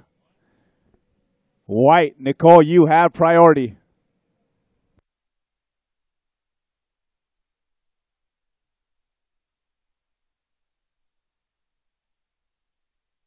I'd like to thank all of you down here on the beach joining us and the millions watching on the webcast, watermanleague.com. Thank you all, each and every one of you, for tuning in to this women's final Stand-Up World Tour Huntington Beach Pro. Mahalo to the Waterman League, doing a great job with production. You heard Anthony Vela giving props to everybody here doing a great job. Thank you, brother Anthony. Also, mahalo to Turtle Bay Resort on Oahu's fabled North Shore. If you would like to win a free trip for 2, all expenses paid, to Turtle Bay, all you have to do is come up to the scaffolding and sign up on the south end of our scaffolding. Dawn is there with easy ways for you to enter, or you can even make it easier and get out your smartphone or open another window if you're watching on watermanleague.com and enter at turtlebaysup.com. It's turtlebaysup.com, and you can join us out on the North Shore, possibly for the October event, the World Series final next month, or just come out anytime to enjoy Turtle Bay Resort and the new offerings, the rebranding of Turtle Bay Resort, the new and improved. It's only taken 44 years to get the right combination, 42 years, I guess, to get the right combo of the perfect management and ownership for Turtle Bay, pushing surfing and stand-up paddleboarding to the forefront of the Turtle Bay agenda, which I thoroughly appreciate. I get to teach surfing and stand-up paddleboarding at Turtle Bay on a daily basis. And Dave Bainey, we'll see you out there in October. Yeah, man. Rock, not a bad gig you got going on down there. I'll definitely be out there in October doing a little family trip / competing. Yep. Gonna maybe tango with the racers. Yeah, I'll probably do a little announcing. Why not? Yeah, make a complete trip out of it at Turtle Bay Resort. We'd also like to thank Oakley, as well as Starboard, Tommy Bahama, Deuce Brand, and Sobe. You see all our sponsors on this very nice banner we have right behind us here. It's live action on the beach that you're witnessing and on watermanleague.com. To the millions watching around the world, mahalo.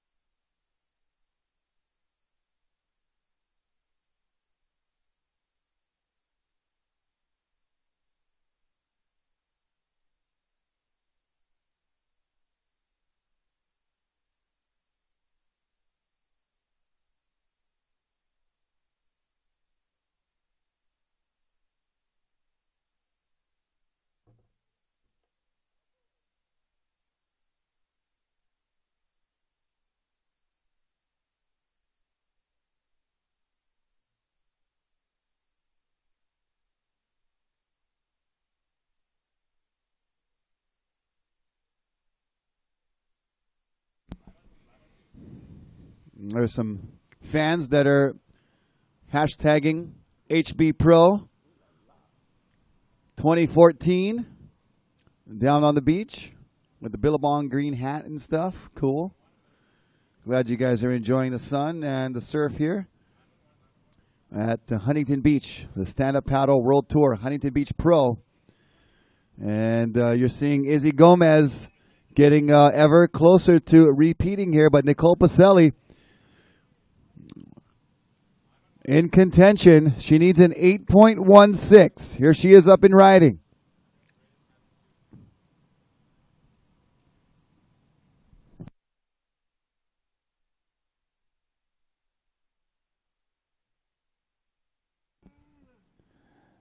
Nicole Pacelli in white looking for that big score. 8-point ride. That probably won't do it, so she's going to want to get back out there. Maybe be a little more selective on her waves.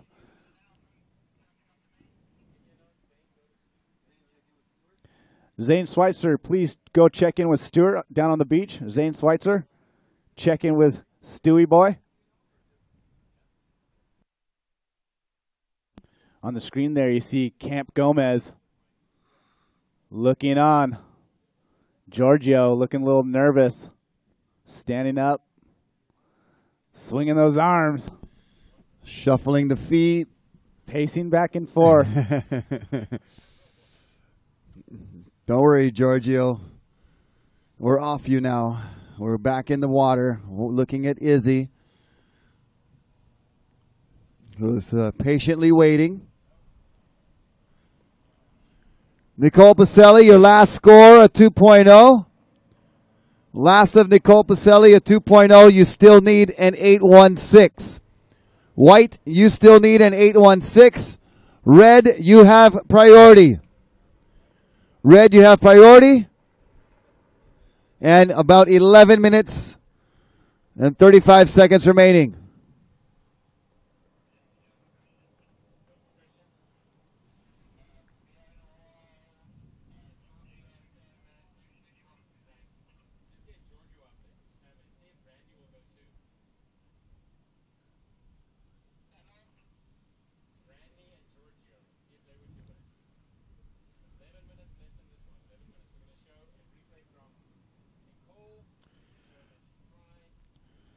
Time remaining 11 minutes. 11 minutes. Red, you're in first. Red, you have priority. White, you're in second. White, you need an 816. We're checking out a replay here on watermanleague.com of Nicole's last wave. Was just a 2.0, Dave. She's really got to get that board up at the lip and try to attack as much as she can.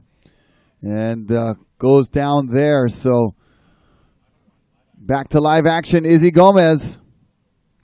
And she kicks out, not happy with the way that wave was shaping up, Dave. Yeah, Izzy taking that wave. But she's quickly in and out, knowing that's not going to improve her score. So she'd rather get back out there and in position. As we saw Nicole going for it, knowing she doesn't need to throw up some big scores. She was attempting that big backside maneuver. Unfortunately, came unglued.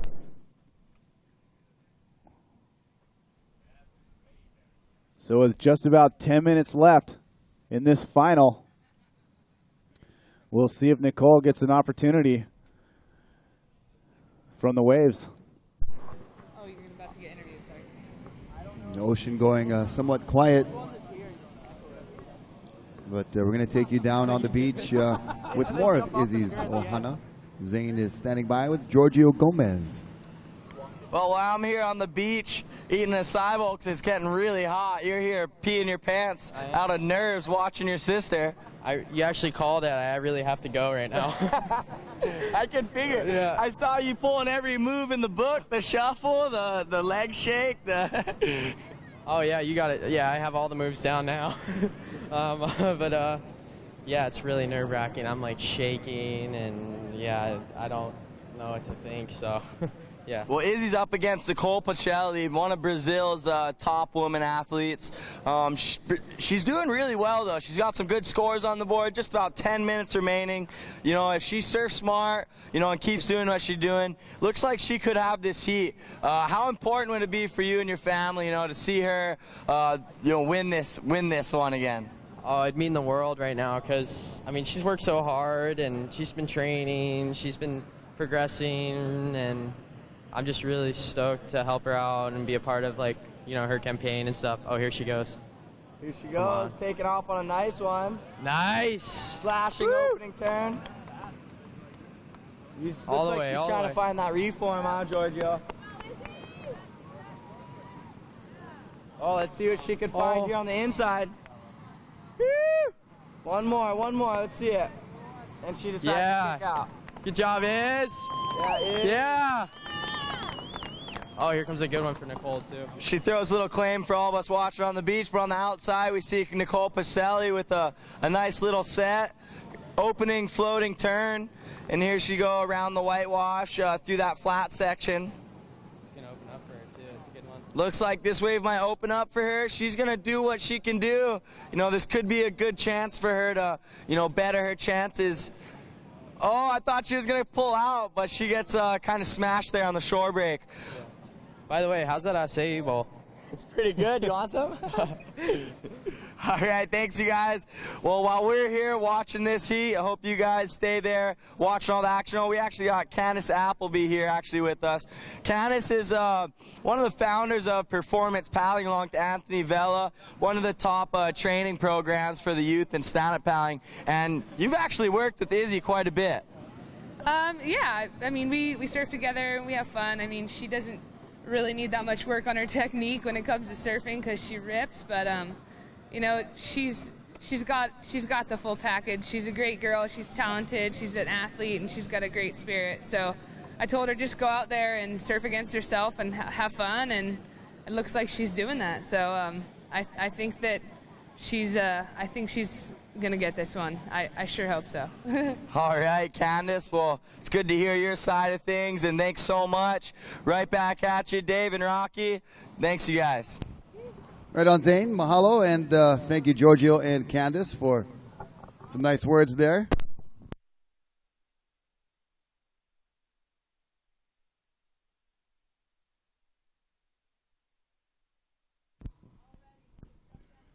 So this is actually an interesting situation Izzy and Nicole, I believe, are tied for at the top of the rankings, are very close. But if Izzy can pull off the win here,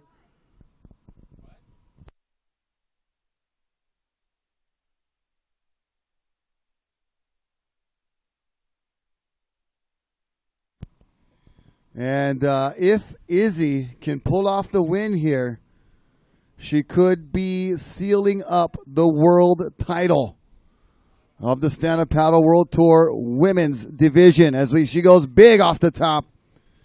Comes unglued, but makes a statement nonetheless, going aggressive at that lip on her backhand. 5 minutes, 20 seconds. Izzy's family getting ready, possibly to run to the water's edge and help her celebrate, but not too soon.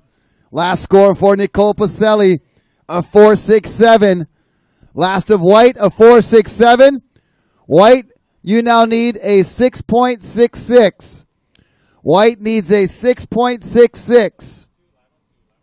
So Nicole able to chip away, Dave, at that big deficit, pulls within a reachable score.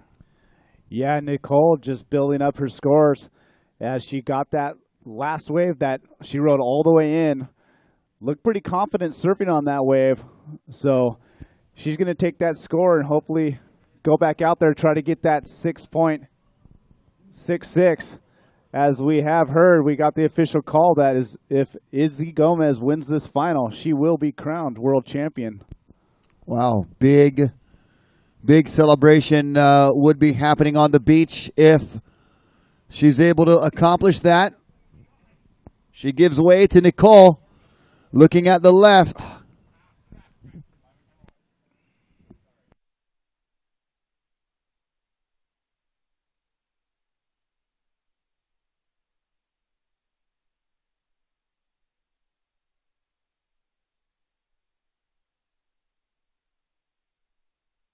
So Nicole Pacelli with a quick ride. That won't be the score she needs.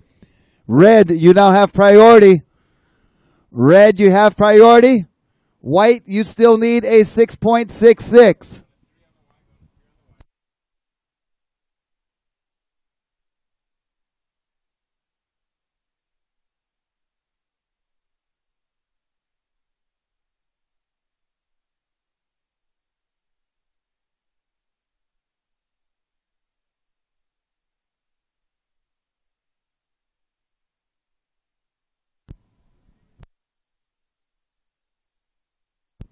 Kai Lenny and Poinike Rioja getting ready for their final.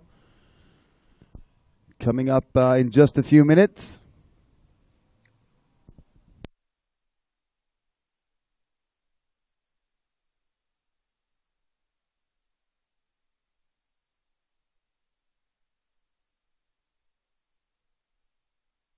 Here we go on the inside, Nicole Pacelli. So a great article, little interview and read on Nicole Pacelli in the Red Bulletin. And here we go. This is Izzy Gomez carving nicely on turn number 1. Down the line speed. Another nice carve there. Whizzes right by Nicole Pacelli, now searching for the inside section. 2 minutes to go.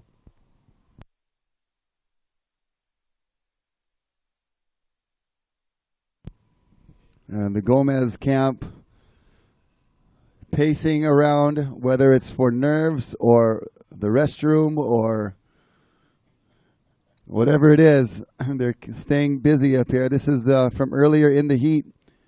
Izzy Gomez and Nicole Pacelli doing battle. Nicole able to get that nice floater. If she was able to link, the turns that she's done individually on every wave into one wave, she would have a really big score. She's been able to find those certain pockets of energy and those points on the wave where she could throw it up there. She just couldn't put it together all in one wave. Yeah, Rocky, as we see about a minute and 20 seconds left, we got Team Gomez on the beach getting ready with a potential victory lap, world championship in the cards for Izzy Gomez here. I do want to remind Giorgio, you might want to take your shoes off, buddy. We got 1 minute left. Less than 1 minute. Less than 1 minute. Giorgio, take off your shoes because you're going to have to run in the water, bro. And go grab your sister. You're going to have to grab your sister, man. Pick her up and carry her out of the water like a champion. Come on, you guys. Unless you don't mind getting your shoes wet, bro. All right, Izzy Gomez in the driver's seat with less than 1 minute remaining.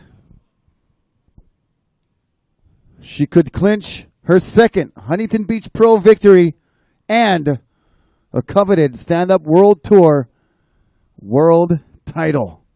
Championship title, championship crown. That is well within her grasp right now. She can smell it. But Nicole Pacelli not going to go down without a fight. Here she goes in white. Looking for a 6.66. She gets into the wave. Kind of late there. Was not able to find any open face. That won't be the score. And it's over. It is all over. And your champion right there, Izzy Gomez. Hey, my phone here. My phone. Yeah, boy. What a rad moment. Look at Izzy. She's like, what battle? What leash? I'm coming in. I'm a world champ. Izzy in red, paddle free, no need. This is awesome, Rocky. She is so stoked right now. She is fired up. The beach is celebrating. They're going down to greet her. Giorgio, the first one to give her congratulations and a big hug for the family, brother and sister. That is a great scene right there. Great shots. And watch out for the board, boo. It's coming up behind you. And lots of elated emotion down in the shore break for Izzy Gomez and her win here at the Huntington Beach Pro. And some great moments there in the shoreline. They're going to pick her up and chair her up the beach. Ladies and gentlemen, a round of applause for Izzy Gomez, your Huntington Beach Pro champion for the women. And I believe also your tour leader and world champion of this stand-up paddle world tour, the women's division. Great job, the young Izzy Gomez. Quite emotional at the moment, getting cheered up by her brother and good friends and family. And mom and dad here, all hanging out. And we got Zane Schweitzer down on the beach. Zane, tell us what's going on down there. Really happy Izzy Gomez here and a very happy support team. Izzy, the world champion! How you feel, Izzy? I can't even believe it. Oh my. Oh. I can't talk. I'm sorry. Well, you guys, you just both showed an unreal performance out there. You killed it, Izzy. We're so stoked for you. Everybody give a big round of applause for Izzy Gomez, 2014 Stand-Up World Tour World Champion. Yeah. You want to thank maybe the other? I just like to thank my family and my sponsors and everybody for coming out, and all the girls, because you all pushed me to get better, and I wouldn't be here without you guys. Thank you. Yeah, all right, Izzy. All right, thank you, Zane, and a very well-deserving round of applause for Nicole Pacelli. You guys give it up for Nicole down the beach over there. Nicole put on a great performance all contest long, and just wasn't enough here in the final to take down the champion, Izzy Gomez. But great job for Nicole Pacelli. Great showing for her and all the rest of our competitors that did so very well in this Huntington Beach Pro. Now we're on to the guys' final. 30 minutes. Kai Lenny looking to do the same as Izzy, a repeat champion here at Huntington Beach. Will it happen back-to-back in these back-to-back finals? Poinike in his First Huntington Beach Pro Final, looking to be the spoiler for the back-to-back party. Yeah, Folky. I mean, yeah, Rocky. It's going to be tough to focus after that dramatic win in World Championship. Izzy Gomez, congrats to her as we see Kai Lenny getting things going out the back. 2 big turns. He's going to pull that second turn off as he runs over Larry Haynes, and right behind him, Poi Nike, strong off the bottom, unable to hold on. We'll continue on with Kai Lenny on the inside, working it all the way through, finishing clean. So Kai looking good with those 2 huge turns, finishing off quick. Yeah, great start for Kai Lenny. The only thing for Poi Nike falling immediately on that wave was that he'll hold the priority out the back.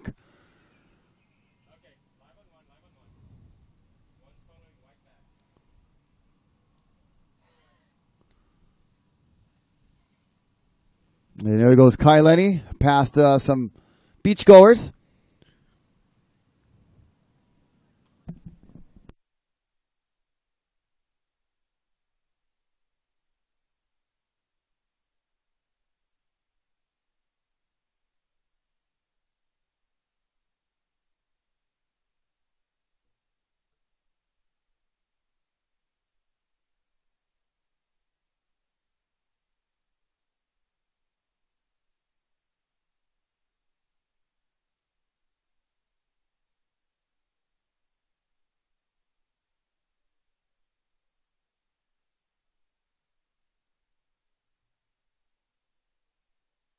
Poi Nike, foam climbing on the outside, just holding on there, and then ripping one off the top for turn number 2.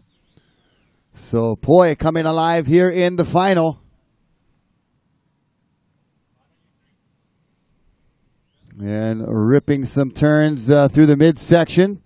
Now comes to the inside, throws the tail a little bit, and then bashes it on that last section. So good job for Poi Nike, getting back on the good foot where he left off in the semifinal. Yeah, great answer by Poi Nike right there. Able to shake off that first wave where he just slipped off, but looking really strong, making it all the way through. He's going to run back up through the pier and come back out, waiting for scores to drop.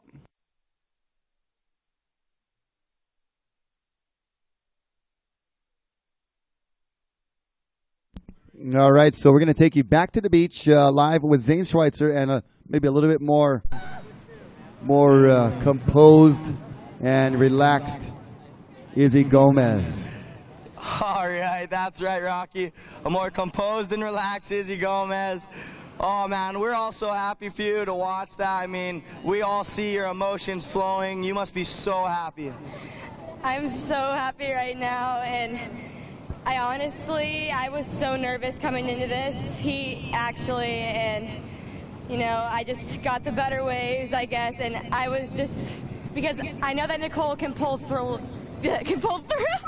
but I can't even explain it right now, and I just like to thank my sponsors, Starboard, West Coast Surf Shop, Blue Line, GoPro, Piece of Hawaii, and I'd like to thank everybody here that's supporting me, and especially a huge shout out to Maddie Schweitzer and Zane and Sean Pointer and the whole Starboard crew and just all my friends, and yeah.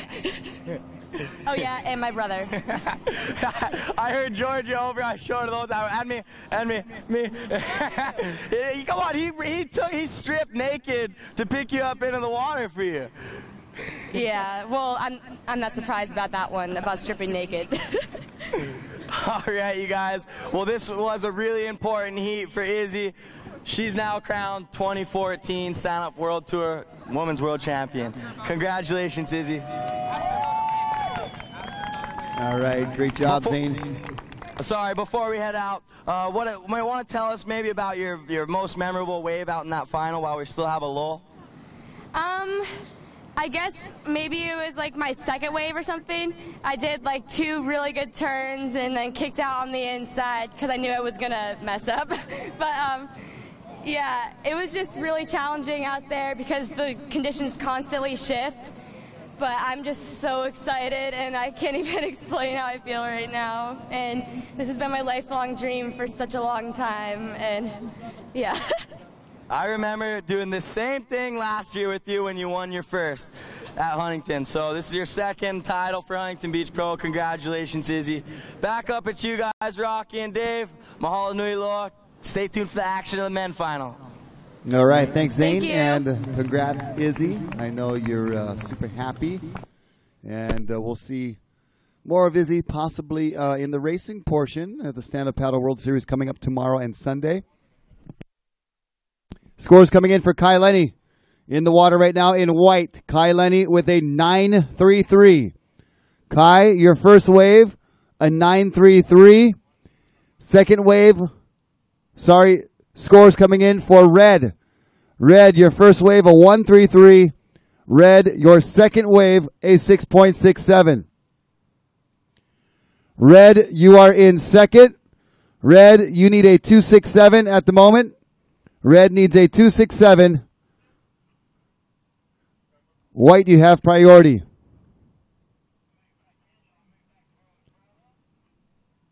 Time remaining, 23 minutes. And some change. We're going to check out a replay from earlier in the heat here. And this is Poinaike's inside section of the 6.67. Dave did a good job finishing strong here. Yeah, Poinaike looking smooth, able to go above the lip on the inside right there. And as you can see, Kai Lenny's inside section just a little bit bigger. So Kai getting the edge in the scores right there. Right now, Kai Lenny in the lead. Larry Haynes out there getting some excellent water footage.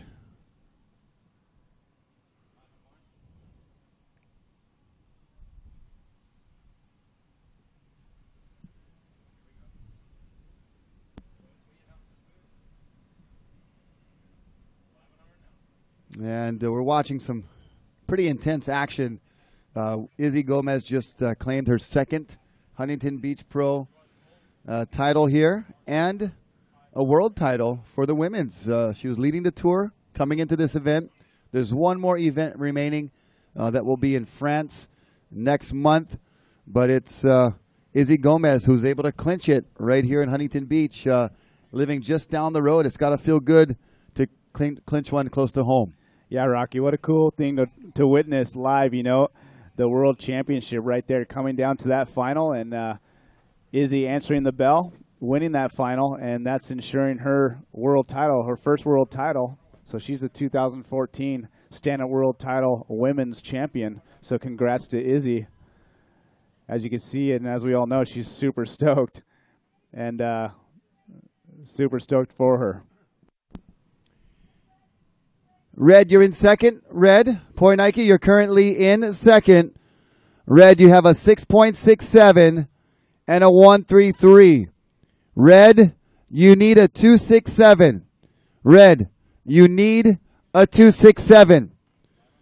White has priority. So you take a look at our judges' staff up there with a little bit of the winds blowing the flags around here.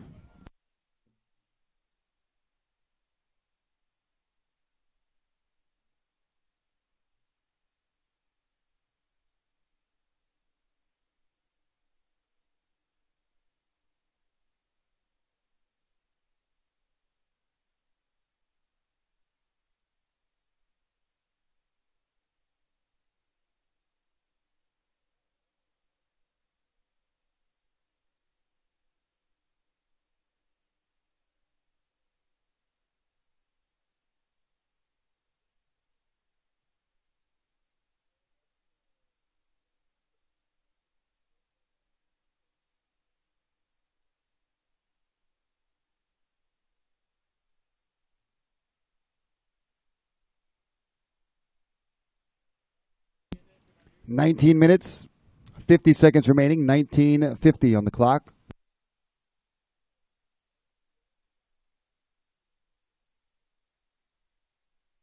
There's the Tahitian flag, Yorana, down the beach, waving proudly. Aloha, Yorana. Cheering for Poinaiki, Raioha. Team Tahiti, Team Poinaiki down there. You. Yep.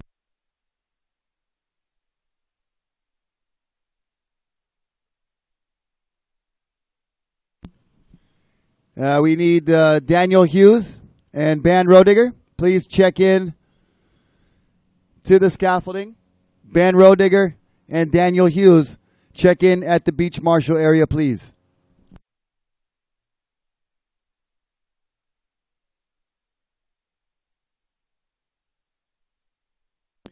Situation out in the lineup remaining the same with about 18 minutes and 45 seconds remaining in this final. Kai Lenny with that huge score, 9.33. He sits in first place in white.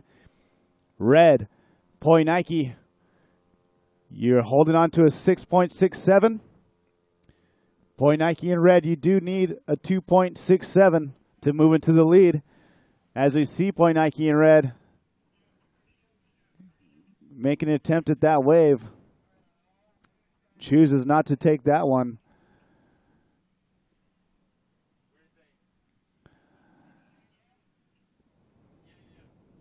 Both these surfers surfing extremely well to make it here. Their journey to this final. Poinaiki putting on some of the most incredible surfing all event. Kai Lenny as well in his semifinal. Blowing tail. So two well-deserved finalists here. Stand-Up Paddle World Tour, HB Pro.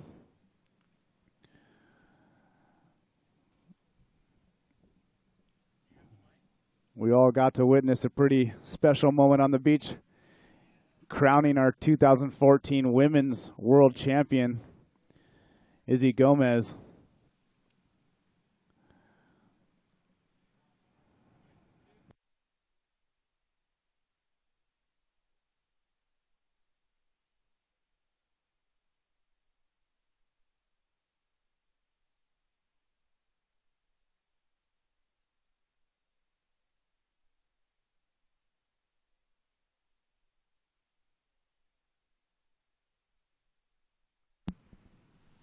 All right, so situation in the water. Poinaiki Raioha in second place, seeking a 2.67.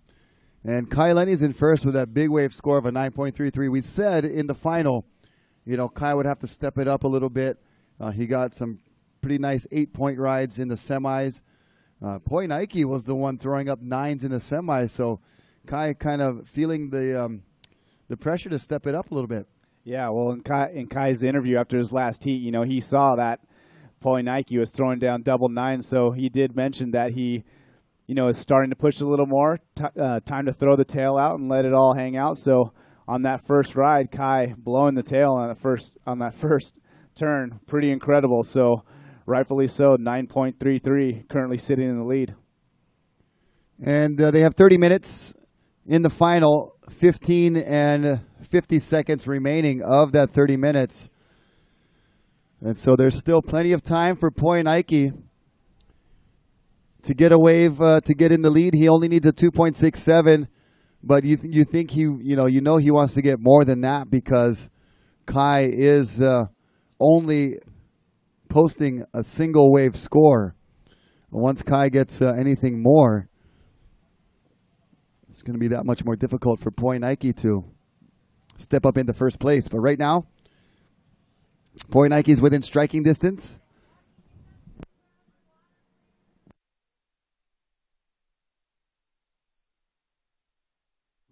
Non-competitor, please remove yourself. Non-competitor.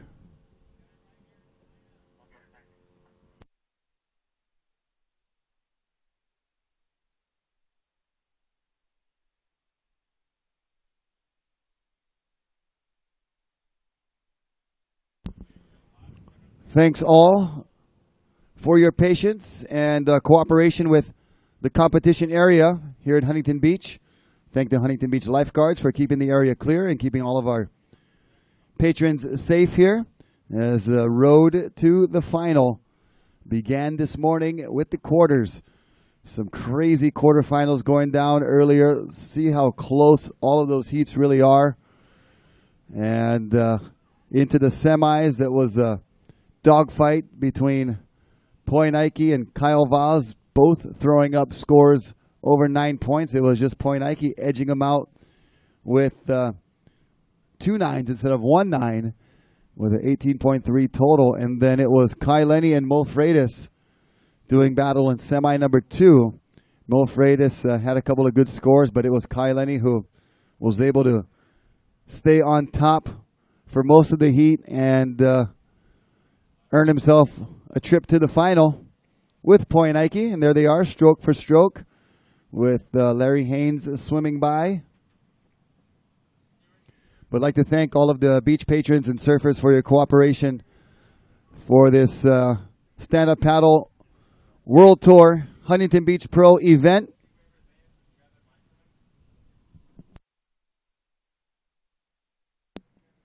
Could see a ride here, Rocky. And we do. Kai Lenny, current heat leader, going to drop in. Nice, squaring off the bottom, going vertical again. Getting 2 nice turns on this wave. As Kai Lenny looking sharp in this final. Keeping up his board speed. Just setting this up, waiting. Kai Lenny times it and just tags that inside wave. And there you have it, another great ride by Kai Lenny. Kai Lenny definitely looking sharp in this final. Able to connect once again, picking those great waves. So Kai Lenny, looking forward to see that score drop here soon.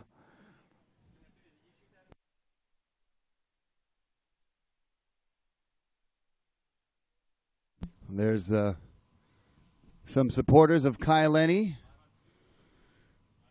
on the beach down there, giving him some encouragement. As Kai running back towards the pier. And here's the replay of that last wave on watermanleague.com. Throwing it up nearly 12 o'clock there, Dave, going vertical.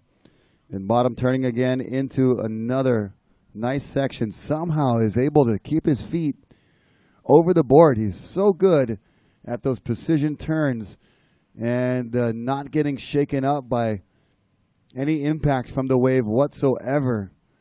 And just a nice, smooth, flowing style, but with some radical flair in there to keep the judges entertained. Using that paddle to get momentum into this shore break section. And finally decides on the forehand, going to the inside. One more stroke, and then glides it up over the lip, free falling, back into the shore break. Nice wave for Kai Lenny. Kai Lenny, your second wave score. Red, your second wave, a 707. Red, you're in first with a 933 and a 707. Sorry, White, you're in first. White, your last score, a 707. White, you're in first. Kai Lenny, a 707. Poinaiki Rioja in red. You need a 974. Red needs a 974.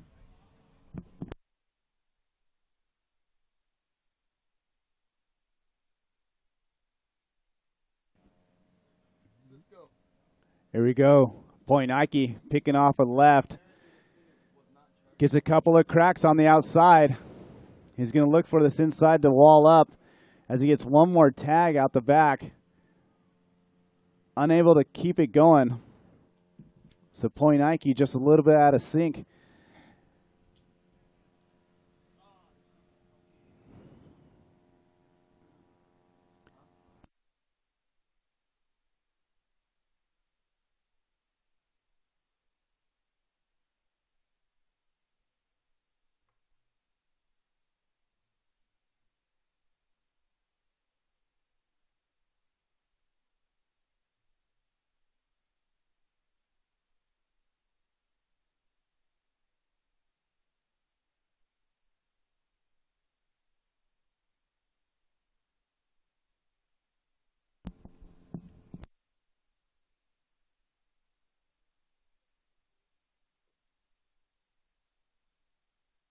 There's a shot of Izzy down on the beach still getting congratulated, appropriately so, for her excellent performance here today and the entire week. Mo Freitas giving Izzy some North Shore congratulations. Izzy's still wearing her jersey, Rock. I think she might sleep in that thing. There's an awards presentation coming up a little bit later, following the men's final. And we've passed the halfway point in this heat. Less than 15 minutes remaining. So there's about 8 minutes remaining, actually.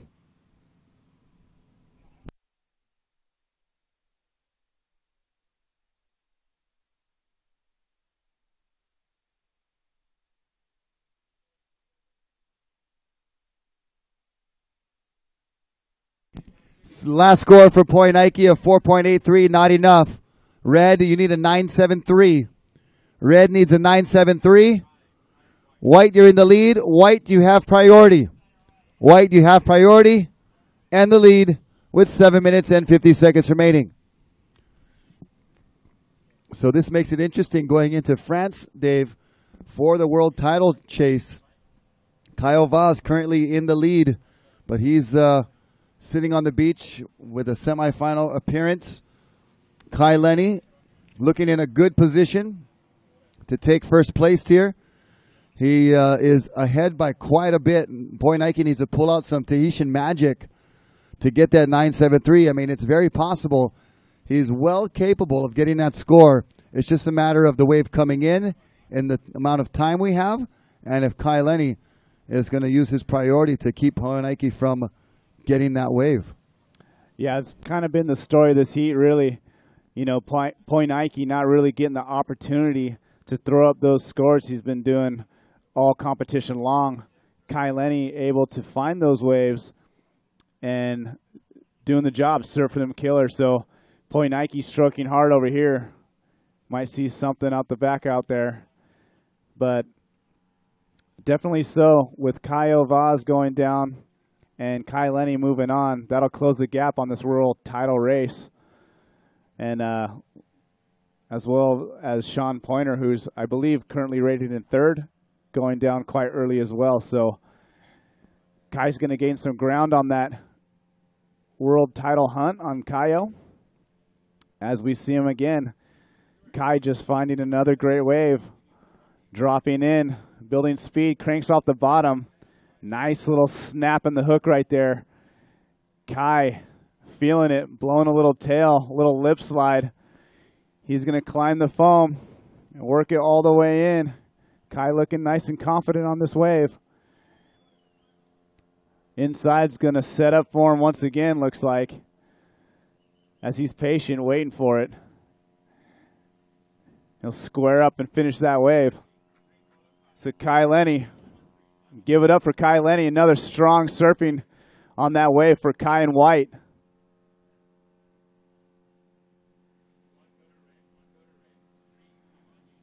As Kai Lenny is your current stand-up paddle world surfing champion, as well as the stand-up World Series race champion. So Kai Lenny doing what he does with another great ride here.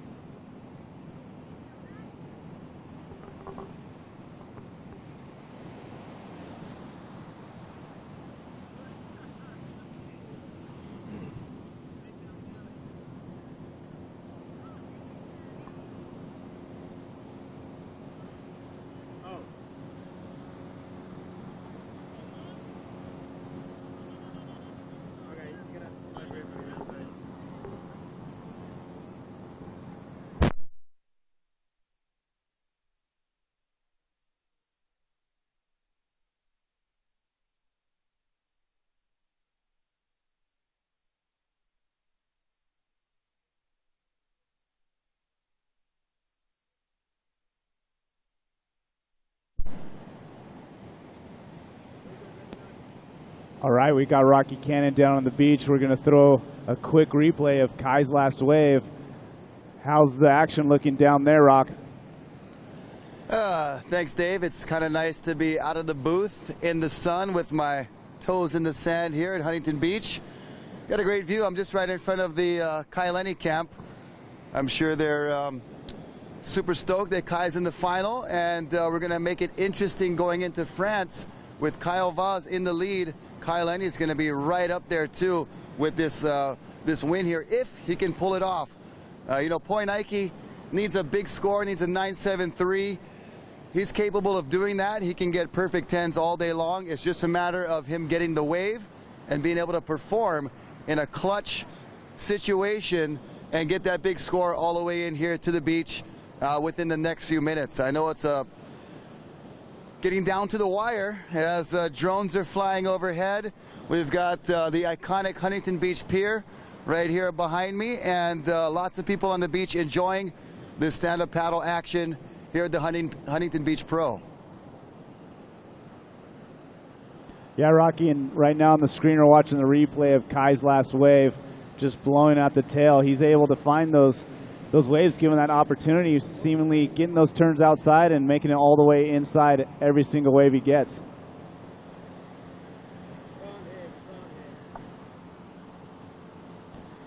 Yeah, And Dave, you're looking pretty cozy over there. I can see you from here, but it's a little difficult to hear you. The speaker's quite a bit a ways, but I'm super stoked that we got nice weather. It's a little bit of cloud cover yesterday, but the days before were bright and sunny. Today is much like the first few days. No clouds in the sky, still plenty of waves, and really clear, good visibility. The judges are doing a great job up there, keeping their eye on every single wave, every single maneuver. Down to the finals, it gets really technical, and they really do have to count each little movement of every wave ridden, and you know, it gets very detailed, and judges are doing a great job. The production team, as usual here at the Waterman League, doing a good job getting everything dialed in for watermanleague.com. And right now we're still waiting for a set to come in, and I'm not sure who has priority, but both surfers are out there waiting patiently, and it's Poinike who needs that big score. Yeah, Rocky, thanks for that. Dave Beanie, who's up in the booth. Thank you, Rocky. And you're exactly right. We just got about a minute remaining. So Poinike just looking for an opportunity, really. You know, he hasn't got a wave in quite a while. So definitely fighting the clock here as Kai Lenny has stayed busy. So we'll hope to see that Poinike at least gets one more crack at this final score. He needs a big one. Right in the 9s, as Kai Lenny's going to stay busy here as we're closing out this heat. Kai just going for a frontside reverse. Let's see if he can pull that off really close. Kai just going for the coffin, little tail blow to coffin. But probably might be more of a tactical move, keeping Poinike off that wave. So Ocean going quiet as we're starting to close this down. And there you have it. That's the end of this final. Your winner is going to be white Kai Lenny, back-to-back champion, HB Pro. There's your scores. Final results. There's your champion in white, Kai Lenny. Second place, Poinike. As we close this final of the Stand-Up World Tour, HB Pro, Kai Lenny able to make it back-to-back wins as he is your champion. You see Kai and Poinike slapping 5 out the back. These guys are stoked.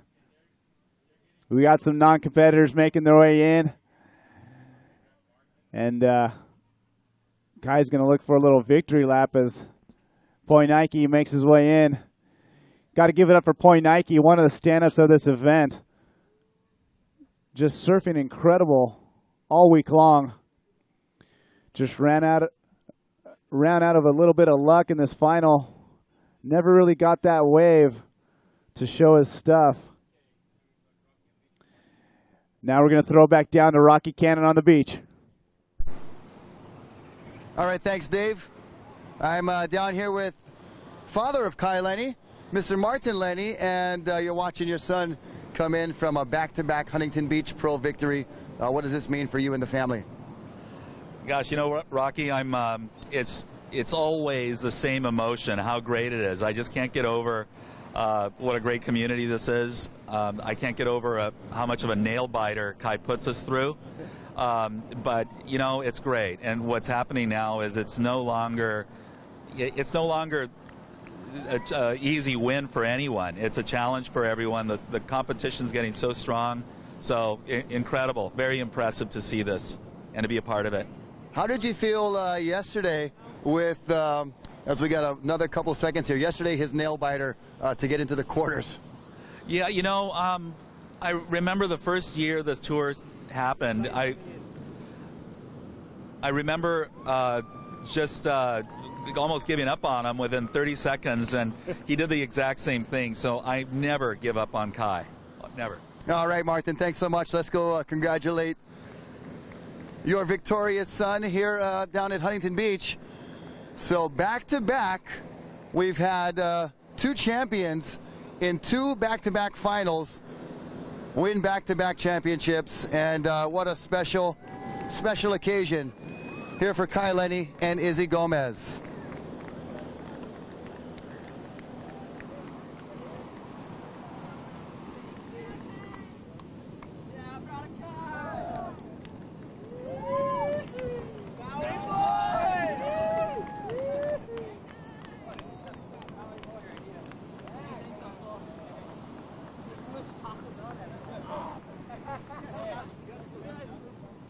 Hey guys, bring him over here.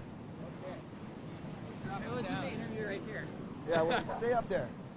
So we've got Noah Janela, Casper Steinfath doing the hard work of holding up this champion right here. Kai Lenny, back-to-back Huntington Beach Pro. How do you feel? Pretty stoked. You know, that was going to be a hard heat with Poe. He's been ripping the entire event, and I just was really focused on just getting the waves I needed and really kind of stomping each wave so I could get the score. But most grateful for sitting up on these two guys' shoulders. Best teammates around. Hey, you going into France, you're nipping at the heels of Kyle Vaj for the world title. What's the thought from here going into France? Well, it sure takes a lot of pressure off winning here again. But France, you know, is one of my favorite events. I've won it a couple times, so I'd say I have a really strong chance. And hopefully we have huge waves like last year, because it'll be just like deja vu. All right, well, get dried off. We'll see you in a few minutes for the awards presentation. Your champion of the Stand Up World Tour, Huntington Beach Pro, Kai Lenny.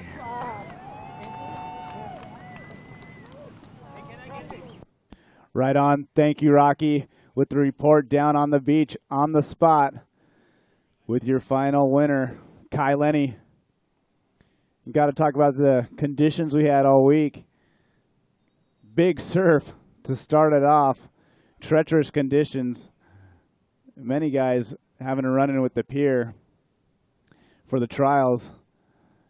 And the waves staying quite good through the end of the event.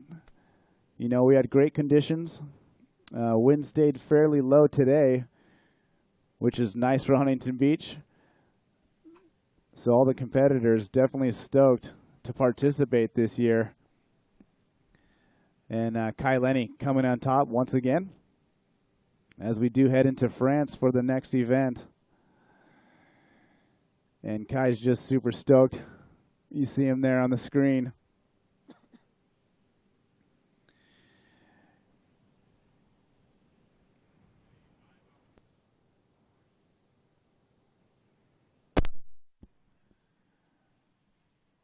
Yeah, so everybody on the live feed, make sure to stick with us. We will have an awards presentation as well as that World Championship presentation to Izzy Gomez. Lots of good stuff going on today. Going down, drama.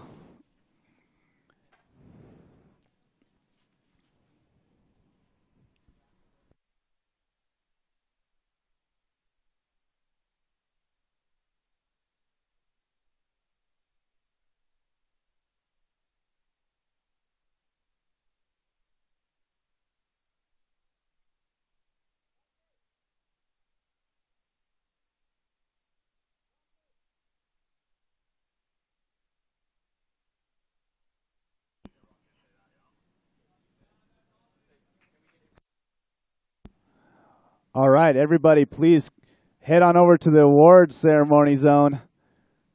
We're going to get this going right away. So please join us near the front of the scaffolding.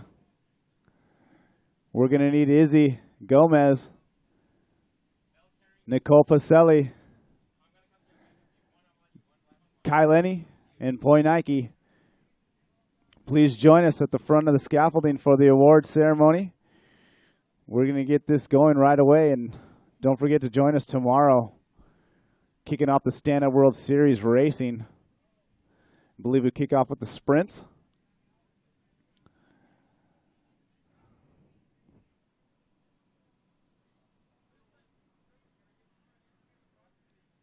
So please hang out with us as we set up the awards ceremony down here.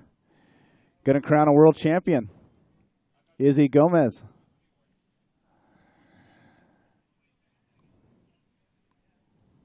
So just wrapping up a incredible day of competition here. Stand-Up World Tour HB Pro.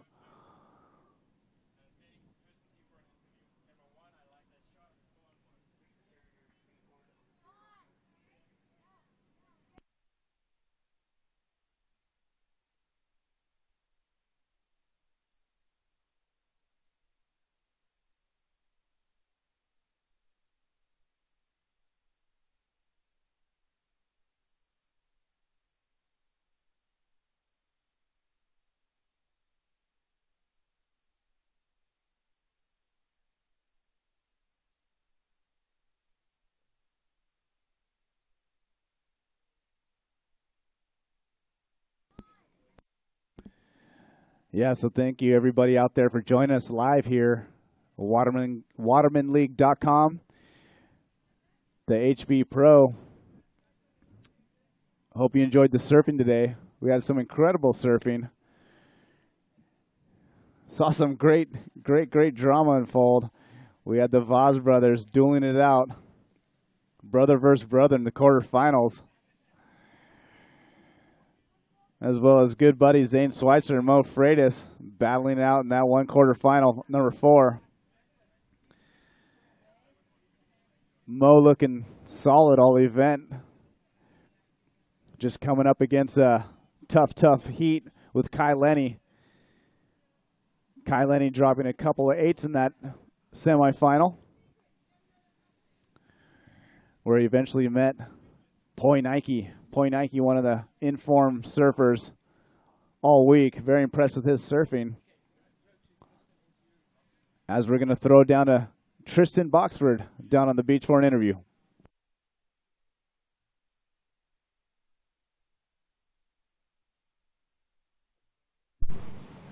Hi, guys.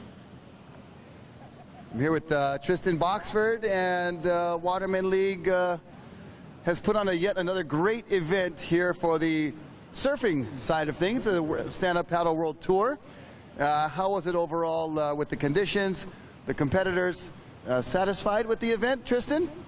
Well, firstly, I'd just like to say thank you so much to the City of Huntington Beach for opening their arms to us here this week for the Stand-Up World Tour competition.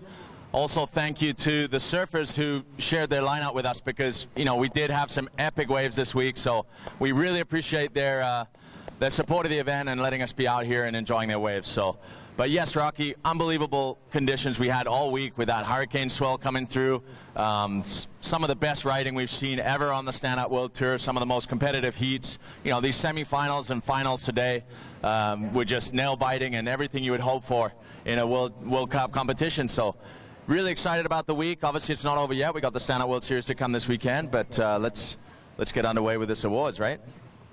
Definitely. You guys give a round of applause for Tristan Boxford and the Waterman League for putting on yet another great event here at Huntington Beach. And you said it spot on, Tristan. Another star of the show was this great venue of Huntington Beach. So I'd also like to thank all of the surfers and staff here at Huntington that have provided yet another stellar event here at Huntington Beach. Thank you very much. If we could have Daniel Hughes to come up and give away the awards for the Wahine. Come on, Daniel. Let's get that sculpted, shirtless body up here. One of our Huntington Beach boys right here. You guys give it up for Daniel Hughes. Come on. And we have some checks for the girls.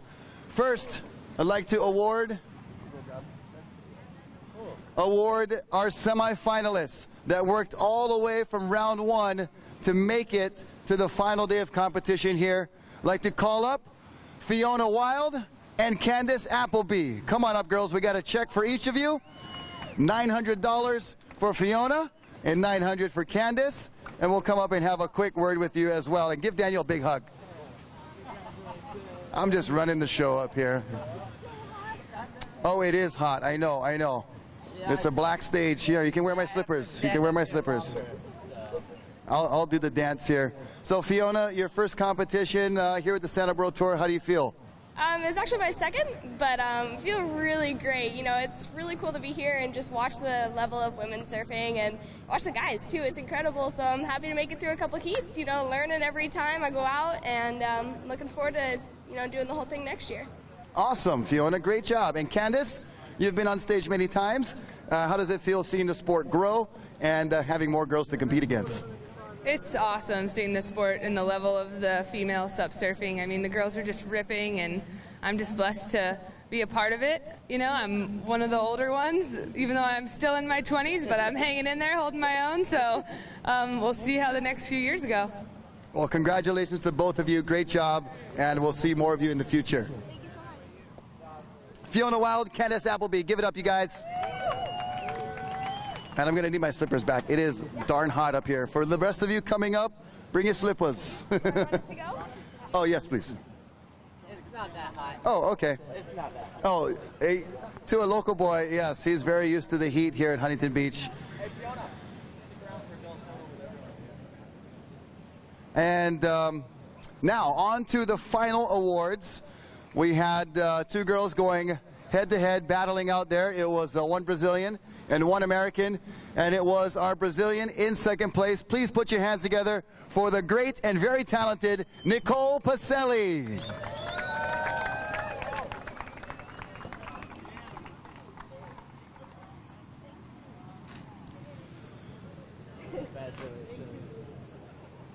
And hang out right here for just a moment. And she's been celebrating since she hit the beach. Actually, on her last wave in, she was already celebrating, and so was everybody else in her family. Please give it up for your Huntington Beach Pro Champion 2 times in a row. Give it up for your World Champion, Izzy Gomez. Good job, Nicole.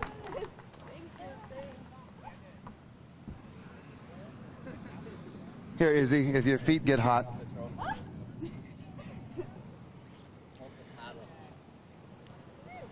So, Nicole, you had a tough road to the final. The competition was really thick. All the girls are surfing good. How do you feel making it to the final? I'm happy. I didn't got so many good waves in the final, but I'm happy for Izzy. She really deserved it. So, congrats, Izzy, for your world title. Congratulations. Thank you. And Izzy Gomez, we've heard a little bit from you already, but just one last few words with you. Who would you like to thank for this victory? I'd just like to thank my family, my mom, my dad, my brother, my grandparents, and everyone who's at home watching, and my sponsors, Starboard, West Coast Surf Shop, GoPro, Blue Line Surf and Paddle Company, and Piece of Hawaii Jewelry, and just the Waterman League and all the girls and everyone else who supports me. And I just had so much fun, and it doesn't feel real right now. Ladies and gentlemen, gracious in victory. Give it up for Izzy Gomez, and we'll have the other two girls come and join us, Fiona and Candace.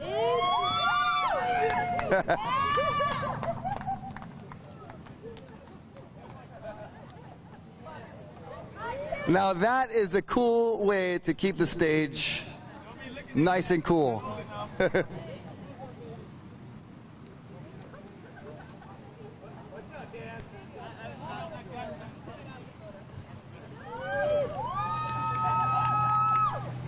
Don't worry, girls, it's non-alcoholic, it's just cider.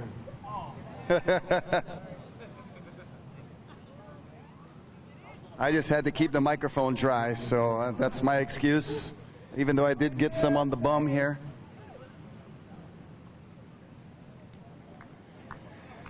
All right, another round of applause for all of our Wahine competitors in the Stand-Up World Tour.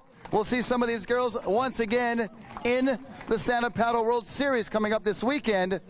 And now we'd like to move on to the men's portion of our awards presentation. If we could have, where's our awards girl? Is she right there?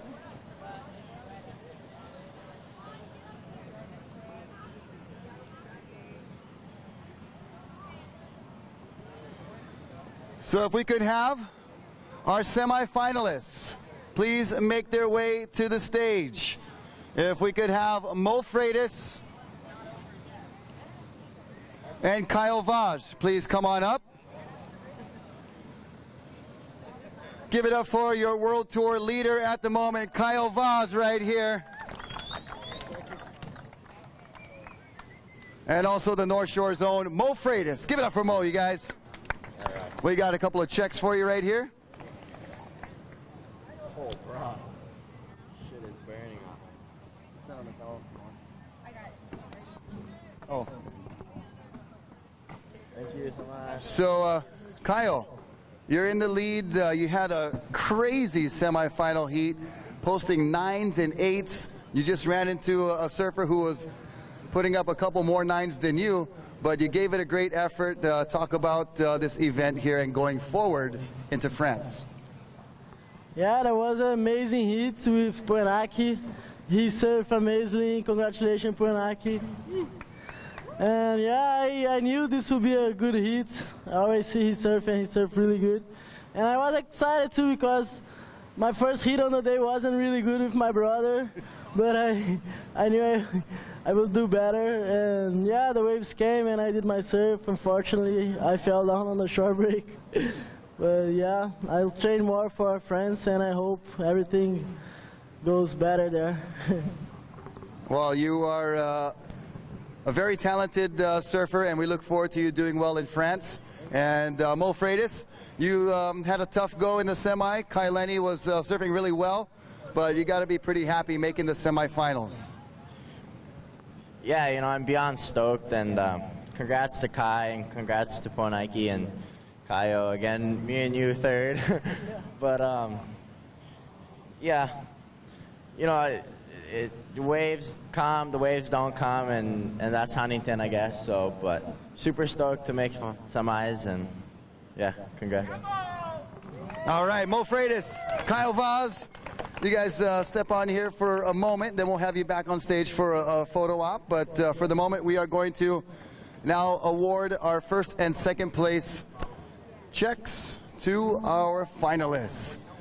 And first, let's bring up onto the stage. This guy needs no introduction. He's been doing very well the last few years, growing up so quickly, surfing like a man, getting 2 9-point rides in the semifinal, going into the final in stylish fashion. You guys give it up for second place, Poinaiki Raioha from Tahiti.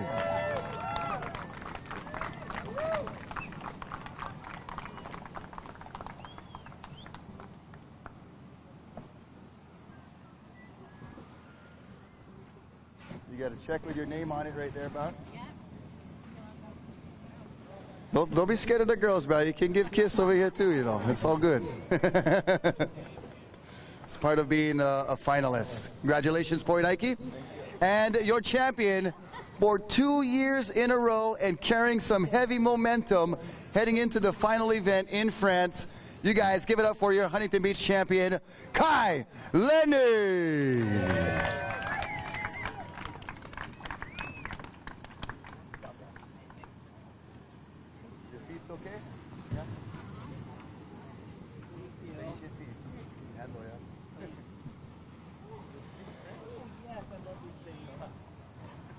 All right, we're going to have a fun one here with Poy Nike as Kai Lenny is your champion. Poy Nike, how was your performance here? How do you feel for making the finals?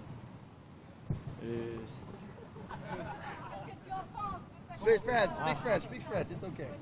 Je suis content de ma finale avec Kai Lenny. Félicite Kai Lenny pour sa première place. C'est dommage que les vagues n'étaient pas au rendez-vous. Et je remercie toute ma famille, tous les amis de m'avoir supporté tout au long de la compète.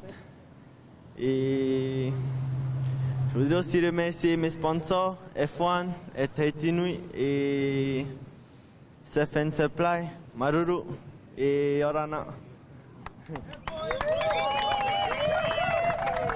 So a quick translation there. He's really happy with the result. He said congratulations to all the guys in the semis and finals. He's super stoked to be surfing against Kai, and he said he'd like to thank so much all the support of his family and all the sponsors, F1, Tahiti Nui, and Maurururu. All right, Poy Nike, congratulations, great job. And Kai Lenny, you won this event twice now. And you're heading into France with some momentum. How do you feel right now? I'm really stoked. To have won out here is insane. I was just taking heat by heat, and I knew heading into the finals that Poy Niki's been just absolutely on fire, and that I had to really step my game up. And I'm just so stoked that I ended up on top. But it was a pleasure surfing with him and surfing with all the people and all the other heats. But yeah, incredibly stoked. Just like to thank my dad and all my sponsors for the continued support, and all my family, my mom as well, and yeah, so pumped. Right on, well, you're a true champion, and awesome to see you win back-to-back here. Good luck in France, and good luck when you take to the racing tomorrow, and good luck staying dry right now, because it ain't gonna happen. Photo. Don't spray me.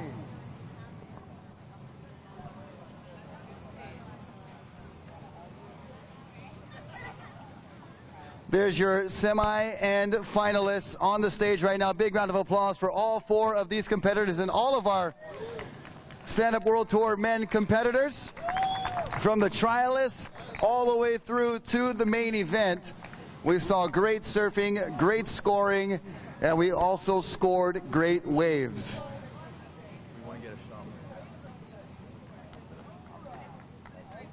And thanks, boys. Kai Lenny, stay up there, please. Boys, come down. And Izzy Gomez, if we could have our men's and women's champion up on the stage for a quick photo. Back-to-back champions here at Huntington Beach in back-to-back finals in the water today.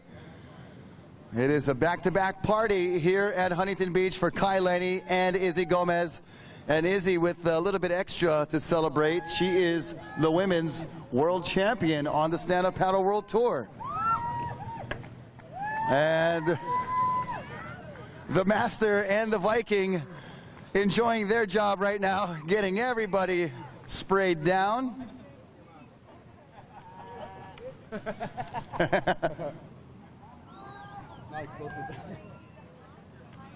You guys give it up for Kai Lenny and Izzy Gomez. Thank you guys so much. for tuning in on watermanleague.com. Thank you for hanging out with us live on the beach. The event's not over yet. We've got the Stand-Up Paddle World Series short course sprint racing in and out through the surf tomorrow. And we've got the long distance paddle in and out through the surf on Sunday. So keep it locked here at watermanleague.com. Come back down to the beach tomorrow and Sunday. Great Stand-Up Paddle World Series racing action coming your way. On behalf of Dave Bainey, Zane Schweitzer, all of our production crew at Waterman League, we thank you. I'm Rocky Cannon. Mahalo and aloha.